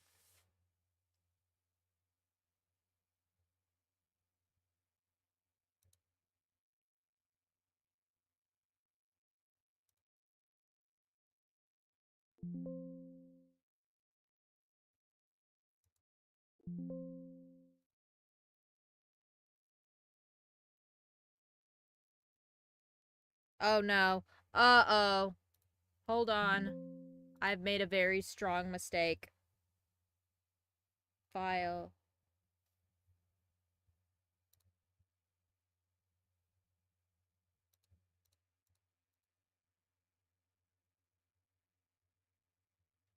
Ali Leroy, thank you so much for the follow.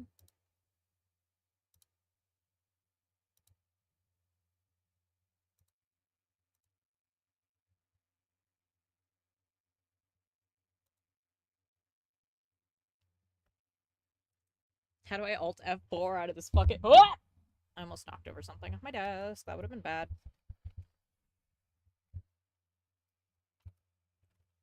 Me Alt F4ing out of Krita.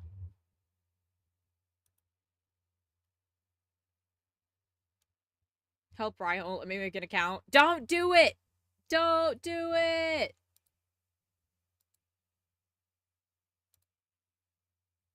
Don't make a Riot account. Don't do it. Thank you for the hearts. Very cute. You are so cute. You are so cutiful. Your PFP is so cutiful. I'm actually struggling right now to save my computer.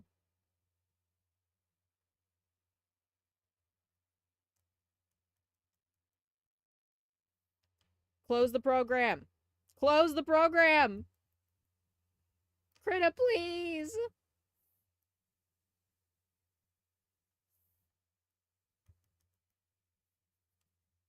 Please, Krita.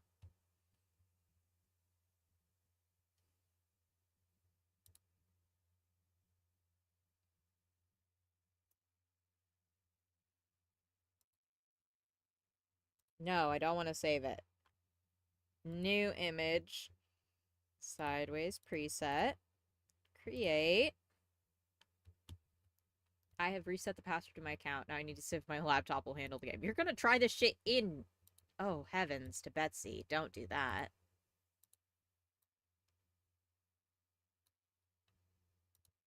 Just one layer, please, game. Just one layer, please, computer. Just one layer, please, computer. No. I guess add paint layer. Image. Can I add an image layer? Import. Oh, there we go. Import layer. That may be stupid. Don't even talk to me. When was this in here? This was a while ago, dog. Oh, man. It's back when I did my own art for my model. That was forever ago. Oh, there I am. Perfect. We did it. It just took my computer crashing 10 times. I'll cancel our meeting then. No! Don't cancel the meeting! No! No, please. Please don't cancel the meeting. We'll still have the meeting.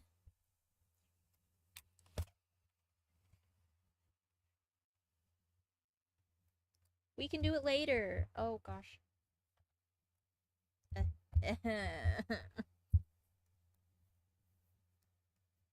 We can have a meeting still, I promise.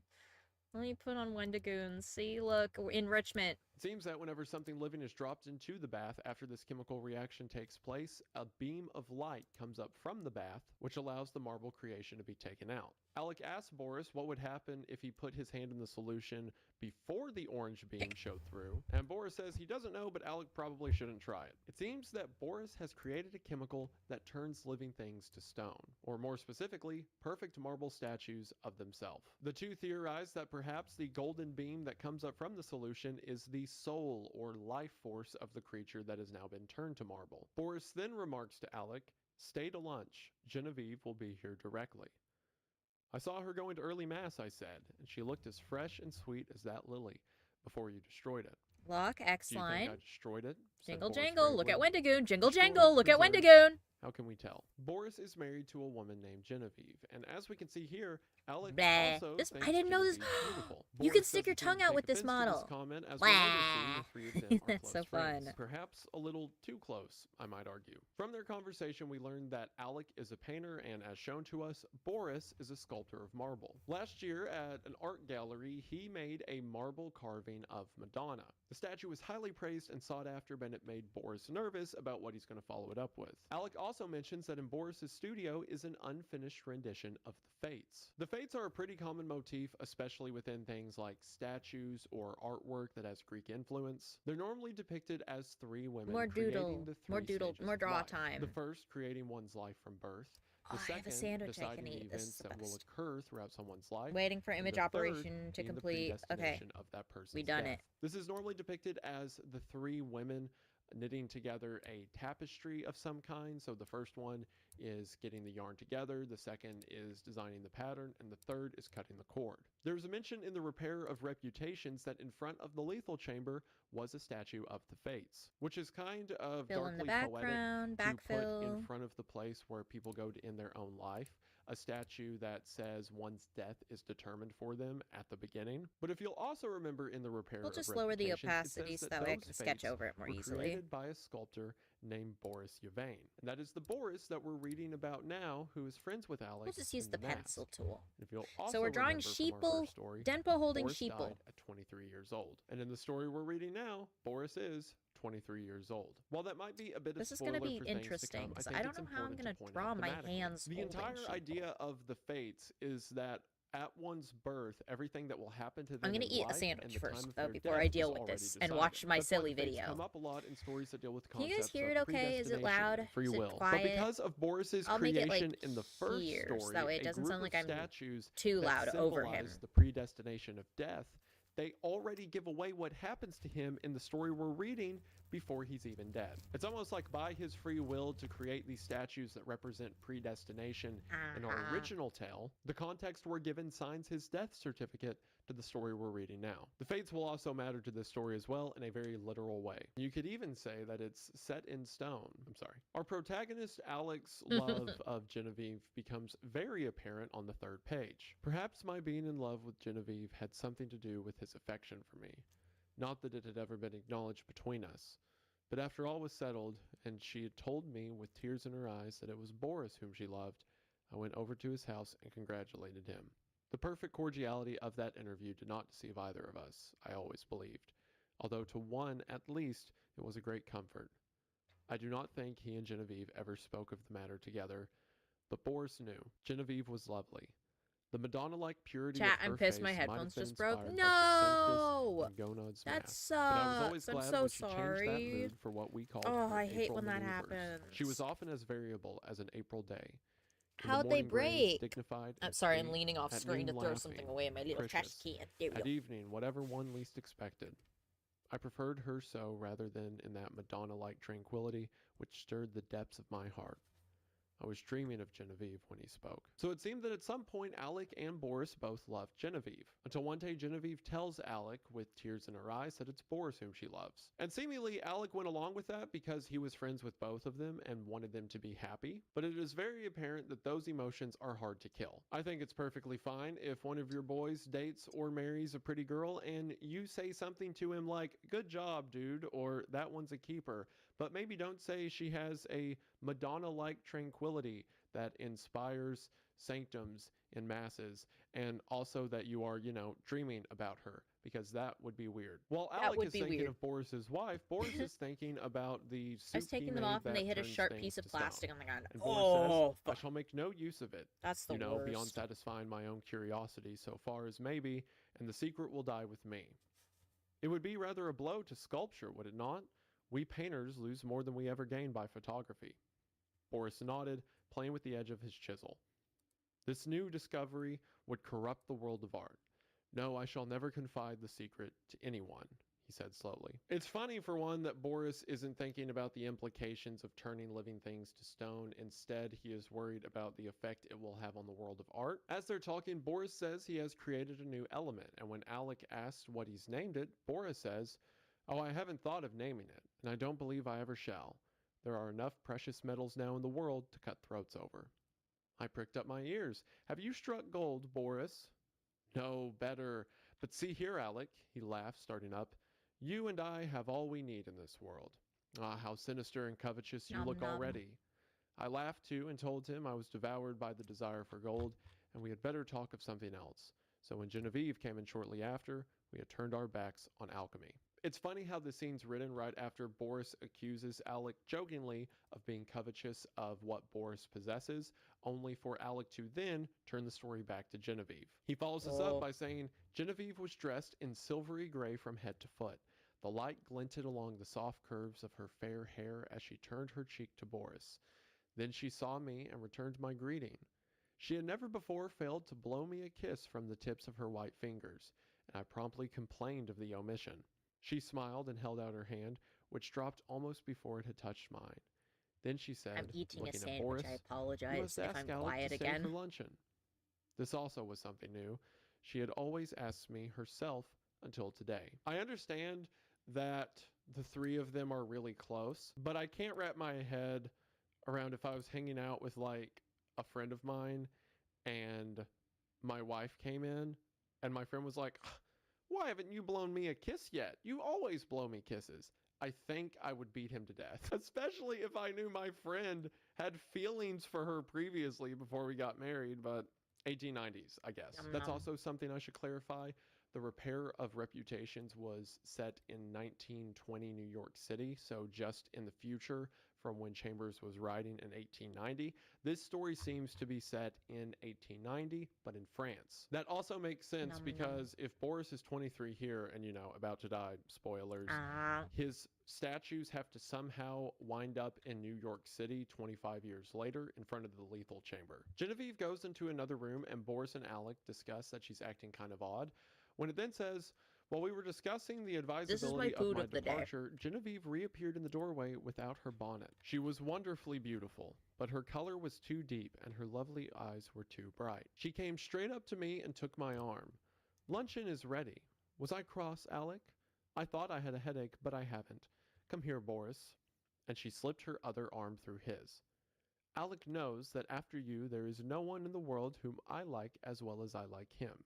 So if he sometimes feels snubbed, it won't hurt him." And then at the end it says, "Arm in arm we raced into the dining room, scandalizing the servants. After all, we were not so much to blame. Genevieve was 18, Boris was 23, and I not quite 21." Okay, so going back to the example from earlier, if my friend did the whole "where's my hug" thing to my wife about not blowing him a kiss, and then my wife came out of the room and put her arm through his arm, and then told me that there's no one in the world other than me that she cares for as much as my friend, I think I would kill both of them. Again, it's very cutesy and all, but Boris is I think I ignoring would a kill lot both of of warning them. signs, things that he will pay for in a moment. And we also see a mention of these April maneuvers that Alec was talking about earlier, when Genevieve will go from one high to a low Ugh. to another emotion, back and forth. She I goes from chugged a kind of beverage. ignoring Alec to saying that Alec is her second favorite Not an person in energy the drink. world. I do But again, have the an three of energy them drink. are effectively kids, and it seems that Okay. even though there is some unrequited love,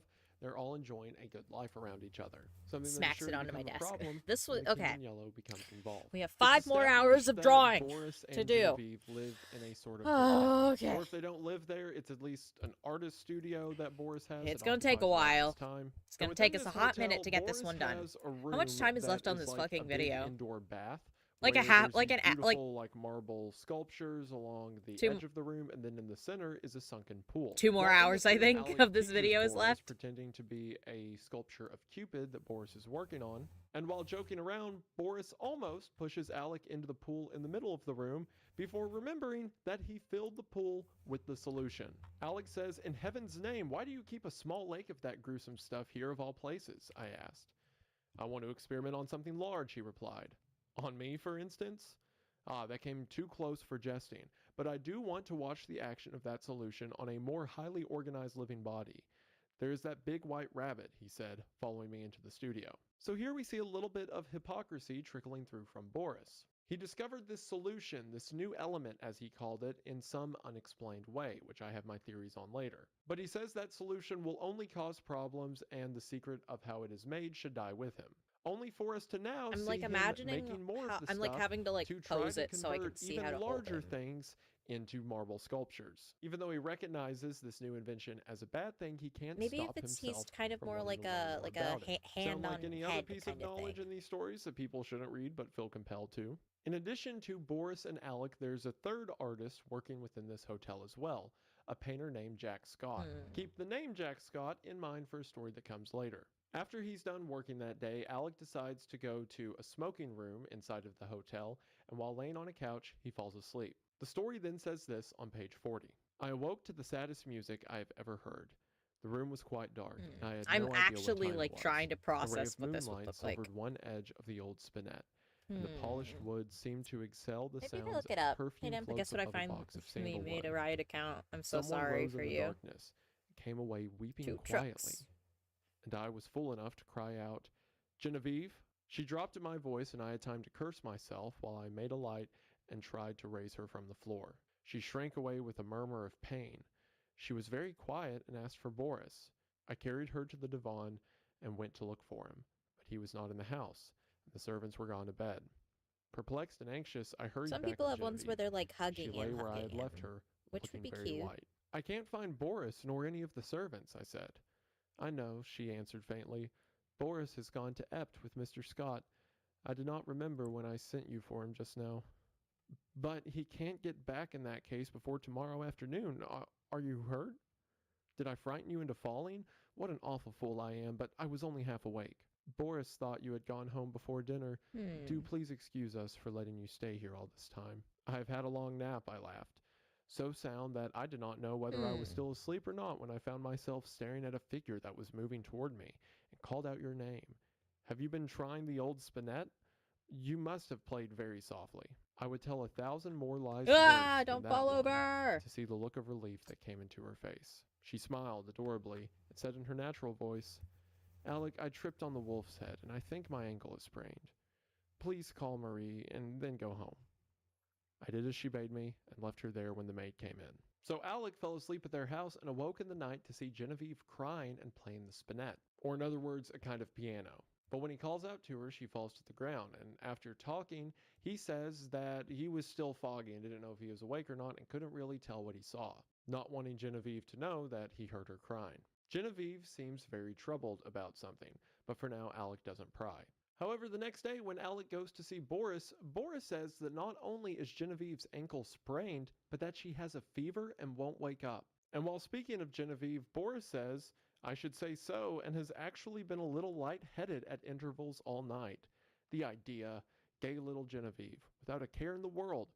And she keeps saying her heart's broken and she wants to die." Now, as mentioned earlier, Genevieve seems to have these strong mood swings. But having a fever like this and saying she wants to die from heartbreak is odd even for her. Boris seems furious by this. His wife is sick and he can't do anything for her. Also, I keep using the word wife because we know that Genevieve and Boris are committed to each other. It's not explicitly said that they're married, but they're at least living together or close enough. Boris is pacing around very upset and decides to do something. Suddenly, he started for the next room. "Come and see my rose-colored bath full of death," he cried. "Is it death?" I asked, to humor his mood. "You are not prepared to call it life, I suppose," he answered. As he spoke, he plucked a solitary goldfish squirming and twisting out of its globe.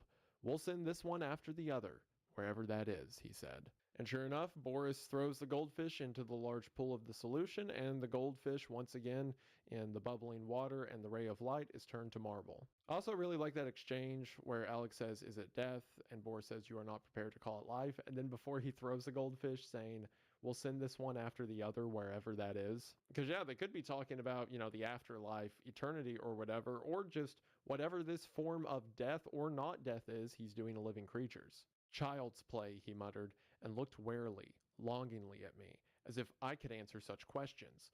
But Jack Scott came in and entered into the game, That's as he called it, with our probably door. fine. Nothing would do but to try the experiment on the I'm white trying to rabbit remember that where it my had. arms are, because I it's was like... willing that Boris should find distraction from his care, Yeah, that's right. but I hated to see the life go out of a warm, living creature, and I declined to be present. Alec isn't going to stop him from doing this, but he doesn't want to see the rabbit turned into a statue. So Alec decides to distract his time. And how does he do that? Picking up a book at random, I sat down in the studio to read. Alas, I found The King in Yellow. And there we go. The story now tying into ours. After a few moments, which seemed ages, I was putting it away with a nervous shudder when Boris and Jack came in bringing their marble rabbit. At the same time, the bell rang above, and a cry came from the sick room. Boris was gone like a flash, and the next moment he called, "Jack, run for the doctor. Bring him back with you. Alec, come here." So we don't know yet what effect the King in Yellow had on Alec, but we already have signs of how it's affected Boris and Genevieve. Again, the book was in the studio How at goes their the art? house, It goes so it's likely okay. one or both of them read it. Ugh, I it's think itchy. Boris read it for sure, I mean, he's come up with a I'm solution that trying to turns draw living me things holding to a stone. sheeple. And he says the process to make it was incredibly easy, Problem. but It he doesn't involves know me how having to scientists match haven't my done it yet. own In our first models, story, we saw how the King in Yellow art affects style, those whose minds and are long gone. But to artists, to those of a sound draw mind, it arms seems and like it just hands gives that look ideas not or bad. influences. It didn't turn Boris to madness, but it did give him the idea to make this solution that turns things to marble that he has become obsessed with.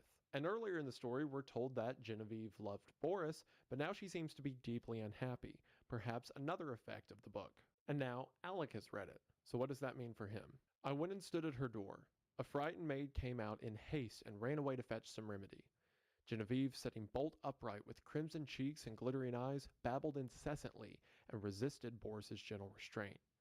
He called me to help.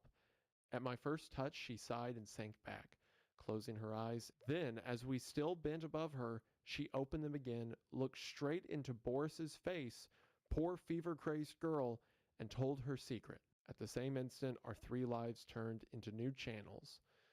The bond that held us so long together snapped forever, and a new bond was forged in its place. For she had spoken my name, and as the fever tortured her, her heart poured out its load of hidden sorrow. Amazed and dumb, I bowed my head, while my face burned like a live coal, and the blood surged in my ears, stupefying me with its clamor. Incapable of movement, incapable of speech, I listened to her feverish words in an agony of shame and sorrow. I could not silence her. I could not look at Boris. Then I felt an arm upon my shoulder, and Boris turned a bloodless face to mine. It's not your fault, Alec.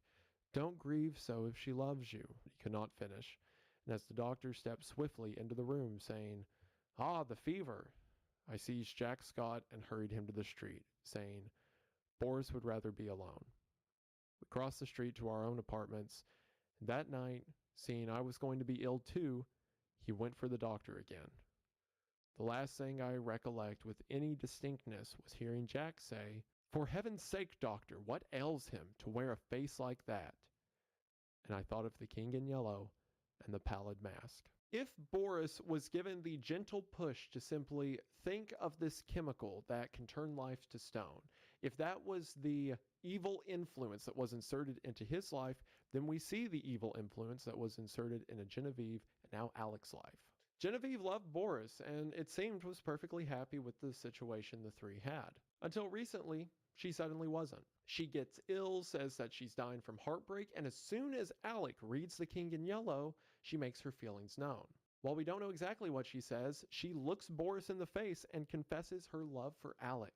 And now Alec, under the King in Yellow's influence, sees that his best friend's wife is in love with him. And as we know, he's always had feelings for her. And once again, we get a mention from Jack Scott that Alec has adopted a pale face. A pallid face, much like the pallid mask. And it's not the strain of the story that has caused him to become sick, it is what Genevieve told him. What is making him sick is the thing that the King in Yellow inserted into his life. The knowledge that his friend's wife truly loves him. And we see that now all of those emotions that Alec had previously pushed away and didn't feel right to bring up are all coming to the surface. I was very ill. For the strain of 2 years which I had endured since the fatal May morning when Genevieve murmured, "I love you, but I think I love Boris best," told on me at last. I had never imagined that it could become more than I could endure. Outwardly tranquil, I had deceived myself. Although the inward battle raged night after night, and I, lying alone in my room, cursed myself for rebellious thoughts unloyal to Boris and unworthy of Genevieve, the morning always brought relief. And I returned to Genevieve and to my dear Boris with a heart washed clean by the tempest of the night. Never in word or deed or thought while with them had I betrayed my sorrow even to myself. The mask of self-deception was no longer a mask for me. It was a part of me. Night lifted it, laying bare the stifled truth below. But there was no one to see except myself. And when the day broke, the mask fell back again of its own accord. These thoughts passed through my troubled mind as I lay sick. But they were hopelessly entangled with visions of white creatures, heavy as stone, crawling about in Boris's basin, of the wolf's head on the rug, foaming and snapping at Genevieve, who lay smiling beside it. I thought, too, of the King in Yellow.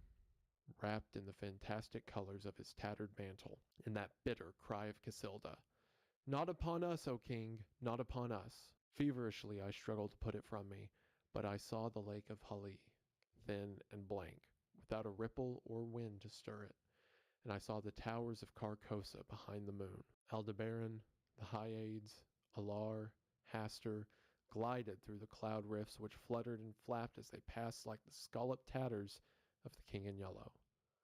Among all these, one sane thought persisted.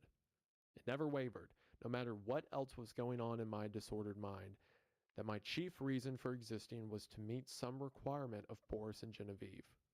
What this obligation was, its nature, was never clear. Sometimes it seemed to be protection, sometimes support through a great crisis.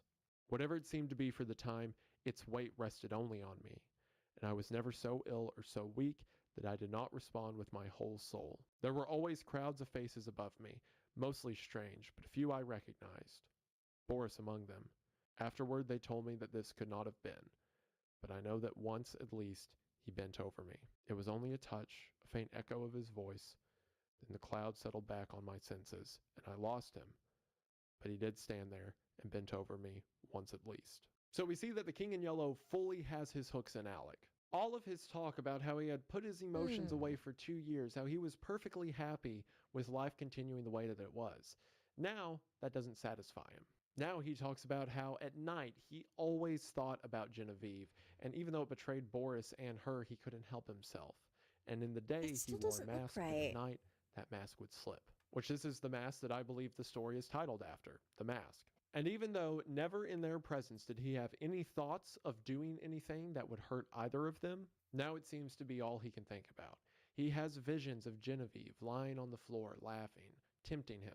And at the same time that his mind is building up the image of Genevieve as wonderful, it's building up Boris as a monster that has creatures made of stone crawling from his pool. But of course, he has images of the story itself.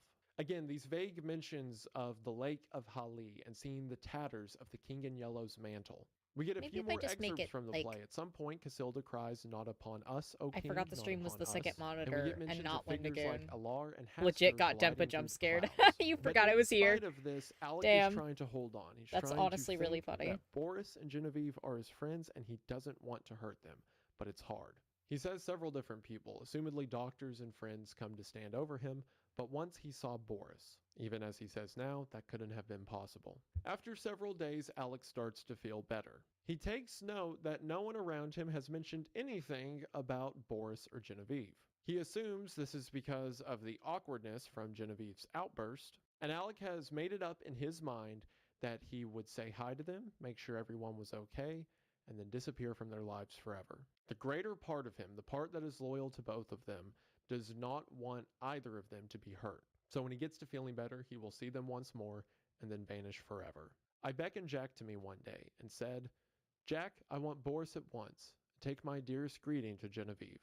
When at last he made me understand that they were both dead. I fell into a wild rage that tore all my little convalescent strength to atoms. I raved and cursed myself into a relapse, from which I crawled forth some weeks afterward, a boy of 21 who believed that his youth was gone forever. I seemed to be past the capability of further suffering, and one day when Jack handed me a letter and the keys to Boris's house, I took them without a tremor and asked him to tell me all.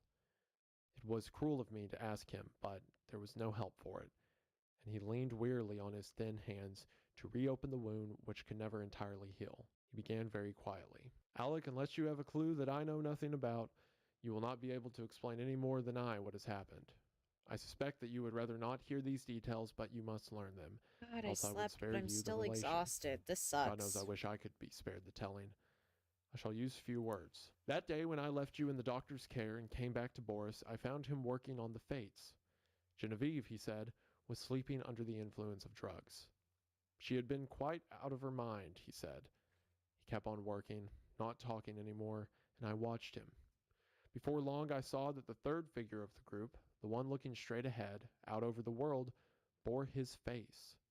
Not as you ever saw it, but as it looked then and to the end. This And is one reject thing for withdrawals. which Maybe I I should like should to open find up an the explanation, can, but I'm but I also never shall. like, This is such an interesting detail to throw in the story. See, the third fate is often I the go one that bed. I represents just the want to end of straight up life. just sleep for Depending on the 10,000 depiction hours. of the fates, sometimes the second one is the one New that's looking energy out, drink. as that's the one that's dedicated to the events that happen in your life, you know, between birth and death. But since he says third Rockstar one, I fruit assume punch. he's At talking least it about the one tastes better relating to than death. And the in these other, final the hours, Pacific Punch after Monster. Genevieve has confessed her love to Alec, Jack Scott sees the image of what Boris looked like in those final hours carved into the stone. And it's almost like the influence of the King in Yellow had done its job. It had successfully put a wedge between the three of them, and now, at the end of his days, it is compelling Boris to put his own face on the representation of death. When I said earlier that the first story of this anthology, that the statue of the Fates gives away what happens to Boris in this story, that couldn't be represented more clearly than Boris putting his own face on the visage of death. Well, he worked and I watched him in silence, and we went on that way until nearly midnight. Then we heard the door open and shut sharply, and a swift rush in the next room. Boris sprang through the doorway and I followed, but we were too late. She lay at the bottom of the pool, her hands across her breast. Then Boris shot himself through the heart. Jack stopped speaking. Drops of sweat stood under his eyes, and his thin cheeks twitched. I carried Boris to his room. Then I went back and let that hellish fluid out of the pool, and turning on all the water, washed the marble clean of every drop. When at length I dared descend the steps, I found her lying there as white as snow. At last, when I had decided what best to do, I went into the laboratory and first emptied the solution in the basin into the waste pipe. Then I poured the contents of every jar and bottle after it. There was wood in the fireplace, so I built a fire.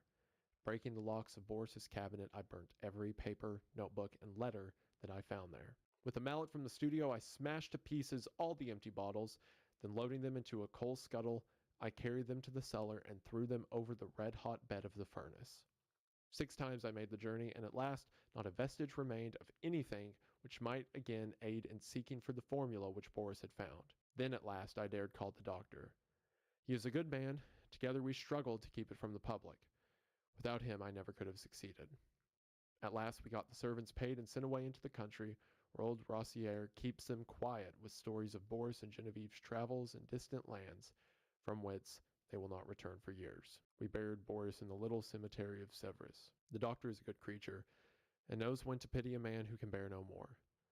He gave his certificate of heart disease, and asked no questions of me. Then, lifting his head from his hands, he said, "Open the letter, Alec. It's for both of us." I tore it open. It was Boris's will dated a year before. He left everything to Genevieve, and in case of her dying childless, I was to take control of the house in the Rue Saint-Cécile, and Jack Scott, the management of the Ept. On our deaths, the property reverted to his mother's family in Russia, with the exception of the sculptured marbles executed by himself. These he left to me. The page blurred under our eyes, and Jack got up and walked to the window. Presently he returned and sat down again. I dreaded to hear what he was going to say, but he spoke with the same simplicity and gentleness. Genevieve lies before the Madonna in the marble room. The Madonna bends tenderly above her, and Genevieve smiles back into that calm face that never would have been, except for her. His voice broke, but he grasped my hand, saying, "Courage, Alec." Next morning, he left for Epp to fulfill his trust. It seems that if the King in Yellow compelled Boris to carve his face into the stone of the Fates, then it seems it also compelled Genevieve to turn her face to stone as well. Tragically, Boris left everything to Alec. And it is so haunting that Jack mentions Genevieve is now the statue in front of the Madonna within Boris's house that Alec now owns. It's mentioned earlier in the story that Genevieve set for the sculpture of the Madonna. So it is a statue that was made in the image of Genevieve, looking at the literal statue of Genevieve. And the way to make this chemical solution was destroyed by Jack, meaning that as Boris wished in the beginning, the secrets of how to make it died with him. Perhaps this is the reason that Alec came out of his haze. It's like the King in Yellow had the three of them under a cloud, and when its will was completed with Boris and Genevieve, and the two are now dead, Alec has no one else to fawn after, so it lets him go. Or perhaps Alec managed to drive through it because of his humanity, because of his friendship. Because he maintained that thought that he doesn't want to hurt either of them, he was able to break the curse that the King in Yellow had laid upon him. but it seems that Boris and Genevieve were unable to do so. So Alec goes to the house that is now his and comes to the locked doors of the studio where Genevieve's statue now stands. And he can't bring himself to open the doors, so he locks the house up and decides to travel for a couple years. During this time, he stays in contact with Jack Scott. And in one of Jack's letters, Jack says, "What you tell me of seeing Boris bending over you while you lay ill and feeling his touch on your face and hearing his voice, of course, troubles me. This that you describe must have happened a fortnight after he died. I Fortnite. say to myself I'm that so you sorry. were dreaming, that it was part of your delirium, but the explanation does not satisfy me, nor would it you. Perhaps the ghost of Boris, perhaps the Yellow King within the form of Boris, perhaps after the Yellow King has its hooks in people, it takes their soul somewhere else. It has possession of them like the devil to which they Fortnite. signed a contract. Perhaps in some way the ghost of Boris did visit Alec as he lay sick in his room." In another letter that Jack writes to Alec, he says, "I have not a care of my own, but I am more restless than if I had. I am unable to shake off a strange anxiety about you. It is not apprehension, it is rather a breathless expectancy of what God knows. I can only say it's wearing me out. Nights I Oh, dream the always heck? of you and Boris. I can never recall anything afterward, but I wake in the morning with my heart beating, and all day the excitement increases until I fall asleep at night to recall the same experience. I'm quite exhausted by it, and have determined to break up this morbid condition. I must see you." For some reason, Jack has this anxiety that the story between Boris, Alec, and Genevieve isn't done. After the two meet, they discuss some things. They go to Boris's grave, and Alec remarks that they should put the statue of Madonna to watch over him. After a couple years had passed and seen Jack, Alec is ready to go back to Boris's home, which is now his, and he begins to live in and enjoy the area and ventures to all the rooms of the house, except of course the studio that holds Genevieve's statue. Until one day, he can't take it anymore. After living in the house for some time, he becomes desperate to see Genevieve's face again, even if it's just the stone face of what was. The heavy doors swung inward under my trembling hands. Sunlight poured through the window, tipping with gold the wings of Cupid, and lingered like a nimbus over the brows of the Madonna. Her tender face bent in compassion over a marble form so exquisitely pure that I knelt and signed myself. Genevieve lay in the shadow under the Madonna, and yet through her white arms I saw the pale azure vein, and beneath her softly clasped hands the folds of her dress were tinged with rose, as if from some faint warm light within her breast. Bending with a breaking heart, I touched the marble drapery with my lips, and crept back into the silent house. Shortly after this, a maid comes and brings Alec a letter. The letter is from Jack Scott, and Jack is freaking out, saying that he is praying for Alec, and he had a dream, and he's having visions, and whatever Alec does, he must not leave the house, and Jack is coming there at once. While Alec is reading this, the maid is standing there holding a fishbowl with 2 goldfish. The maid says that she expects someone in the house is playing a trick on her, as where the 2 marble goldfish were earlier, there were now these 2 live goldfish flopping about. And where the marble rabbit was earlier, someone had replaced it with a live white rabbit. Alec, unsure what's going on, makes his way to the marble lily that the story began with to see that it is reverted into a lily as fresh as the one that was placed into the solution all those years ago. And then the story ends with these lines. Then suddenly I comprehended and sprang through the hallway to the marble room. The doors flew open, the sunlight streamed into my face, and through it, in a heavenly glory, the Madonna smiled, as Genevieve lifted her flushed face from her marble couch and opened her sleepy eyes. So Genevieve lived, and presumably gets to live the rest of her life with Alec. This is what I mean about, despite the horrors that Chamber exposes us to, there's a deep romanticism involved. In the first story, That's as really mad and sweet, dangerous actually, as of Hildred a was, tale. Lewis and Constance still got to be together. They got their happy ending. And in this story, quite literally, Water break true is love's smart. kiss breaks the spell. He goes to the marble statue of Genevieve that's been in there for years, and when he kisses her dress, everything that was marble begins to revert to its true form.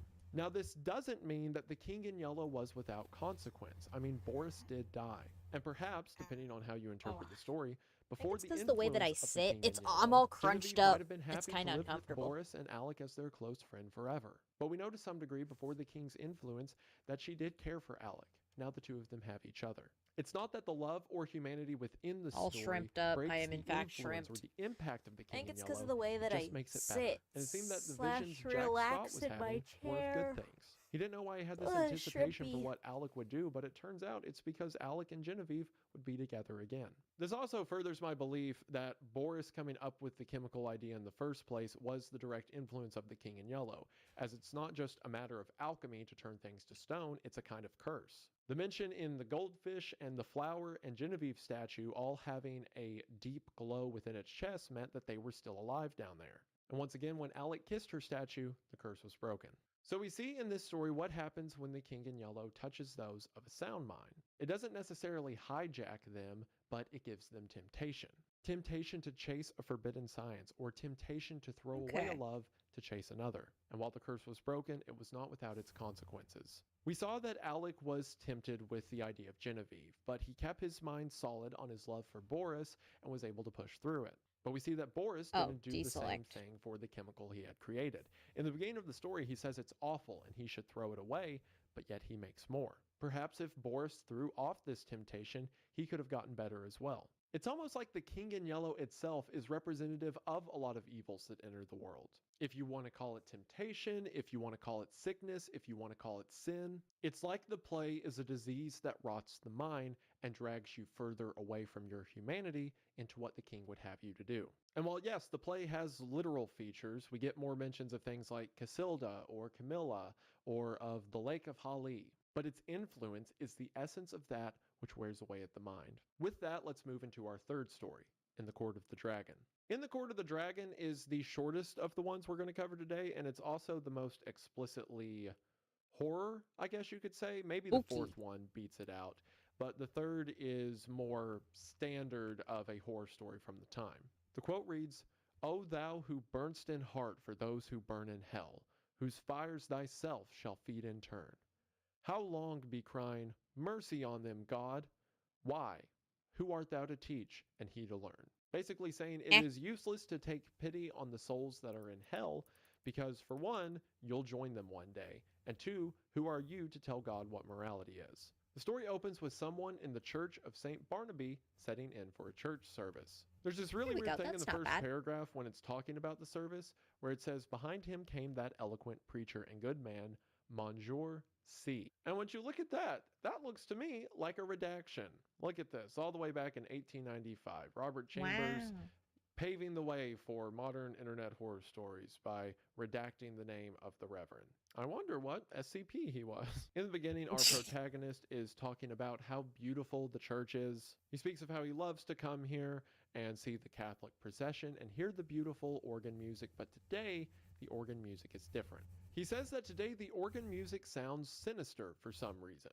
From where he's sitting, he can't see who the organ player is, but it's definitely not standard of a Sunday service. However, he seems to be the only one who notices this. He kind of forgets about it and lets his mind wander as the service carries on. But now when they get to another part of the service where the organ is to be played, an even more sinister music begins. I belong to those children of an older and simpler generation who do not love to seek for psychological subtleties in art, and I have ever refused to find in music anything more than melody and harmony. But I felt that in the labyrinth of sounds now issuing from that instrument, there was something being hunted. Up and down the pedals chased him, while the manuals blared approval. Poor devil! Whoever he was, there seems small hope of escape. Ah, look at that, foreshadowing, ha ha ha. My nervous annoyance changed to anger. Who was doing this? How dare he play like that in the midst of divine service? I glanced at the people near me. Not one appeared to be in the least disturbed. The placid brows of the kneeling nuns still turned towards the altar, lost none of their devout abstraction under the pale shadow of their white headdress. The fashionable lady beside me was looking expectantly at Monsieur C. For all her face betrayed, the organ might have been singing Ave Maria. Again, while he is terrified of the music coming from the organ, he seems to be the only one who finds it odd. It's almost as if he's the only one that can hear it. And in the next paragraph, we get an explanation as to why. But now at last the preacher had made the sign of the cross and commanded silence. I turned to him gladly. Thus far, I had not found the rest I had counted on when I entered St. Barnaby that afternoon. I was worn out by 3 nights of physical suffering and mental trouble. The last had been the worst, and it was an exhausted body, Hashtag and a mind benumbed and who yet up acutely sensitive, experiencing which I 3 had nights of brought to my physical favorite suffering church and for healing, acute for I torture. had been reading The King in Yellow. So we immediately see how It's The King in hashtag me, Yellow ties bros. into this story. Before our story even began, our protagonist read The King in Yellow, and he is now seeking out religion in order to take that burden from him. The preacher begins preaching. The service begins, but as it does, our protagonist is drawn to look again to the organ. He sees the organ player cross from the organ to a small door that leads to the street outside. Oh, no, don't do He that. says Don't do that. he was a slender man, and his face was as white as his coat was black. Slender The Man! protagonist is happy to see him go and turns his mind back towards the sermon. Slender Man. My children, said the preacher, one truth the human soul finds hardest of all to learn, that it has nothing to fear. It can never be made to see that nothing can really harm it. Curious doctrine, I thought, for a Catholic priest. Let us see how he will reconcile that with the fathers. Nothing can really harm the soul, he went on in his coolest, clearest tones. Because Who I up never shrimp heard the and they rest. sekai? My eye left his face. I knew not for what reason, and sought the lower end of the church. The same man was coming out from behind the organ and was passing along the gallery the same way. But there had not been time for him to return, and if he had returned, I must have seen him. I felt a faint chill and my heart sank, and yet his going and coming were no affair of mine. I looked at him. I could not look away from his black figure and his white face. When he was exactly opposite to me, he turned and sent across the church straight into my eyes a look of hate, intense and deadly. I have never seen any other like it. Would to God I might never see it again. Then he disappeared by the same door through which I had watched him depart less than 60 seconds before. For one, I like the little excerpt of the sermon we hear where the pastor says that the soul itself can never be harmed. Because if our last story, the mask, is anything to go off of, it is the soul or the heart of humans that is the one thing that can pierce through the influence of the King in Yellow. But of course, our protagonist of this story never gets to hear the rest as the organ player draws his attention. An organ player who he describes as having a strikingly white face. A white face, or perhaps a pale face, or perhaps a pallid face, or perhaps the image of the pallid mask. As you probably put together, the loop of the organ player walking from the organ to the door is supernatural. He did it just a few moments before, and it was too quick for him to have gone back to the organ and done it again, especially without our protagonist seeing. And before our story even began, this guy was under the influence of the King in Yellow. So it seems that whoever this organ player is an agent of the king that has nothing for him but hate. Eventually, our character convinces himself that he's just seeing things. There must have been another side door that is closer to the organ, and the guy just walked around outside of the church, and he has a problem with him for some reason, but who cares? He remarks to himself, besides, I'm in a church right now, and if there was ever a place for the devil or devilish creatures to be shooed off, it would be in here. But we get a little bit of hypocrisy here in our protagonist's description. He says, I laughed to myself over this conceit, which at the time I thought very amusing, and sat and chafed myself and everything else from the old harpy outside the railing, who had made me pay 10-cent times for my chair before she would let me in. She was more like a basilisk, I told myself, than was my organist with the anemic complexion. From that grim old dame to, yes, alas, Monsieur C. himself. For all devoutness had fled. I had never yet done such a thing in my life, but now I felt a desire to mock. He goes from his desperation and gratefulness to be in the church to talking about how it's ridiculous that a nun would ask any money of him for the church, even mocking the preacher and his stoic nature.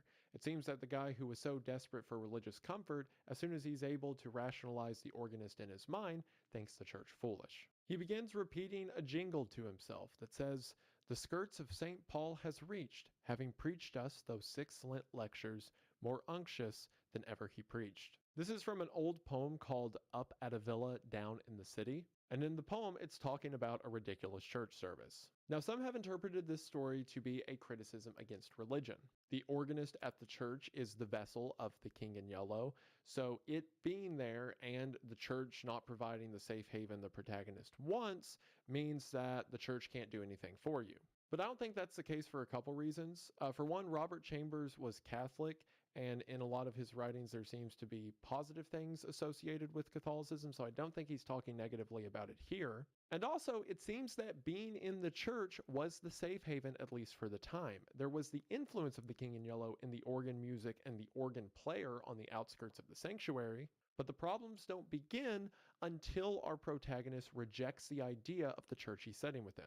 I mean, if the theme we've seen through the first couple of stories is true, that the soul can reject or push off the influence of the King in Yellow, then the preacher was the one who delivered that message to our protagonist. As he's trying to tell our character that the soul cannot be harmed, the appearance of the organ player cuts him off.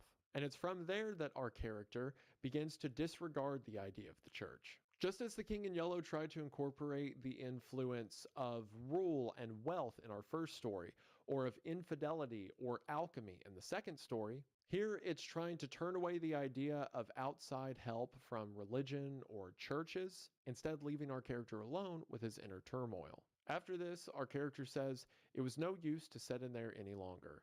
I must get out of the doors and shake myself free from this hateful mood. I knew the rudeness I was committing, but still I rose and left the church." As he's walking through the street, it's a beautiful day, people are laughing and singing, but then someone bumps his shoulder and walks past him in the crowd. And from the back, he can tell by the spiteful aura that that's the organ player. And here our protagonist says something interesting after witnessing the organ player pass him in the crowd. "I was creeping along, my feet almost refusing to move. There began to dawn in me a sense of responsibility for something long forgotten. It began to seem as if I deserved that which he threatened. It reached a long way back, a long, long way back. It had lain dormant all these years. It was there, though, and presently it would rise and confront me." You could view this, if you view the King in Yellow and the organ player now as representative of death itself or inevitability. Then maybe our character is just referring to the primordial urge or threat of death that follows him everywhere, and he feels he deserves death in some way, as all people deserve death in some way. You can also view this as some kind of unforgivable sin in our character's past that he has yet to Maybe confront something like until that? now, and that the menace the organ player carries is a punishment that he's had a long time coming. So he switches up streets, but while he's walking down another street, he sees the organ player pass again. He leaves the riverside he was walking on and walks through a park in town. He says, in the full glow, he sat on a bench, children and young mothers all about him. He was nothing but a Sunday Okay, I must be lounger, out for like now. the Bye-bye. others, Bye-bye, like Omega myself. Man. Thank you for I said the stopping words almost by. aloud, and all the while I gazed on the malignant hatred of his face. But he was not looking at me. I crept past and dragged my leaden feet up the avenue. I knew that every time I met him brought him nearer to the accomplishment of his purpose and my fate. And still, I tried to save myself. There is an inevitability that the organ player is getting closer and closer, but yet our character runs from it. He keeps walking and passes a crowd, and the organ player emerges from the crowd and gets so close he brushes against him. He says his slender frame felt like iron inside its loose black covering. He showed no signs of haste, nor of fatigue, nor of any human feeling. His whole being expressed one thing: the will and the power to work me evil. Eventually, he just starts making random turns and running throughout the city, finding himself that evening at a small cafe. He says an interesting line: "I longed to hide away in my own den. I resolved to go home, but that was a long way off." It seems that in his running from this inevitability, he had gotten so far from home that he could not find his way back. He tells us that he lives in a place called the Court of the Dragon. It's called this because at the entryway there is a giant walkway that is supported by a large iron dragon. When he talks about his home 5 flights up, he says it's the hiding place of middle-aged students like myself who want to live alone. When I first came here to live, I was young and not alone. Perhaps he had a wife that left him at some point or died, and perhaps he feels responsible for whatever happened. Perhaps that's the reason he feels this inevitability is something he is owed. Eventually, he gets a horse cab to take him home, and despite it being an hour and a half ride back to his house, he never sees the organ player again. And eventually, he makes it back to where he lives, back to the Court of the Dragon. My apartment was at the top of a house, halfway down the court, reached by a staircase that descended almost into the street, with only a bit of passageway intervening. I set my foot on the threshold of the open door. Friendly old ruinous stairs rose before me, leading up to rest and shelter. Looking back over my right shoulder, I saw him, 10 paces off. He must have entered the court with me. He was coming straight on, neither slowly nor swiftly, but straight on to me. And now he was looking at me. For the first time since our eyes encountered across the church, they met now again, and I knew that the time had come. Retreating backward, down the court, I faced him. I meant to escape by the entrance on the Rue du Dragon. His eyes told me that I should never escape. It seemed ages while we were going, I retreating, he advancing, down the court in perfect silence. But at last I felt the shadow of the archway, and the next step brought me within it. I had meant to turn here and spring through into the street, but the shadow was not that of an archway, it was that of a vault. The great doors on the Rue du Dragon were closed.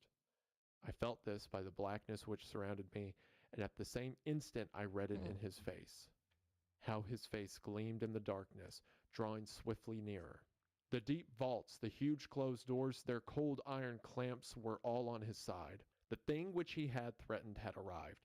It gathered and bore down on me from the fathomless shadows, the point from which it would strike with his infernal eyes.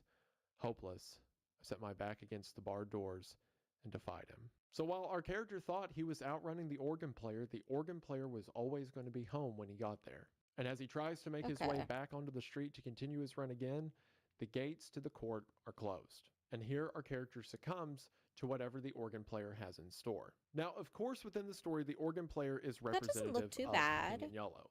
Not only had our protagonist read it, and that's what sent him down this spiral, but the organ player is specifically described as having a white face or bearing the pallid mask. Things we've heard mentioned about Hildred and Alec in previous stories, two people who also fell to the King in Thank you Yellow. for the stretch, But Esther. in analyzing the story Thank on its own, you. there's a couple of things we see the organ player representative of. The most obvious, of course, is death. As mentioned earlier, if our character is feeling this primordial urge to resist death, even though it's inevitable, then the organ player is sort of the stand-in for the Grim Reaper. Despite how big much he tries stretch. to Good run from it, heavens. death is always waiting. It reminds me of that short story, An Appointment in Samara. So there's a lot of different renditions of this short story. It's originally said to be an ancient Mesopotamian tale, that one of the first versions was written down in the Babylonian Talmud around the 5th century. However, the most popular who up version reading of this the story Babylonian comes from a Talmud? 1933 Of course. play You know, called that Sheppy, one which was written classic by an story author we all named know, the William Babylonian Somerset Talmud. Maugham. Since the tale is short, I'll just read it in its entirety. And for context, the speaker is death personified as a woman.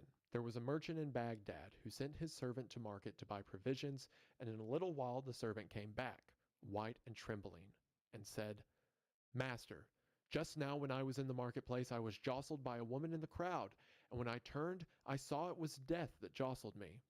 She looked at me and made a threatening gesture. Now, lend me your horse, and I will ride away from this city and avoid my fate. I will go to Samara, and there death will not find me."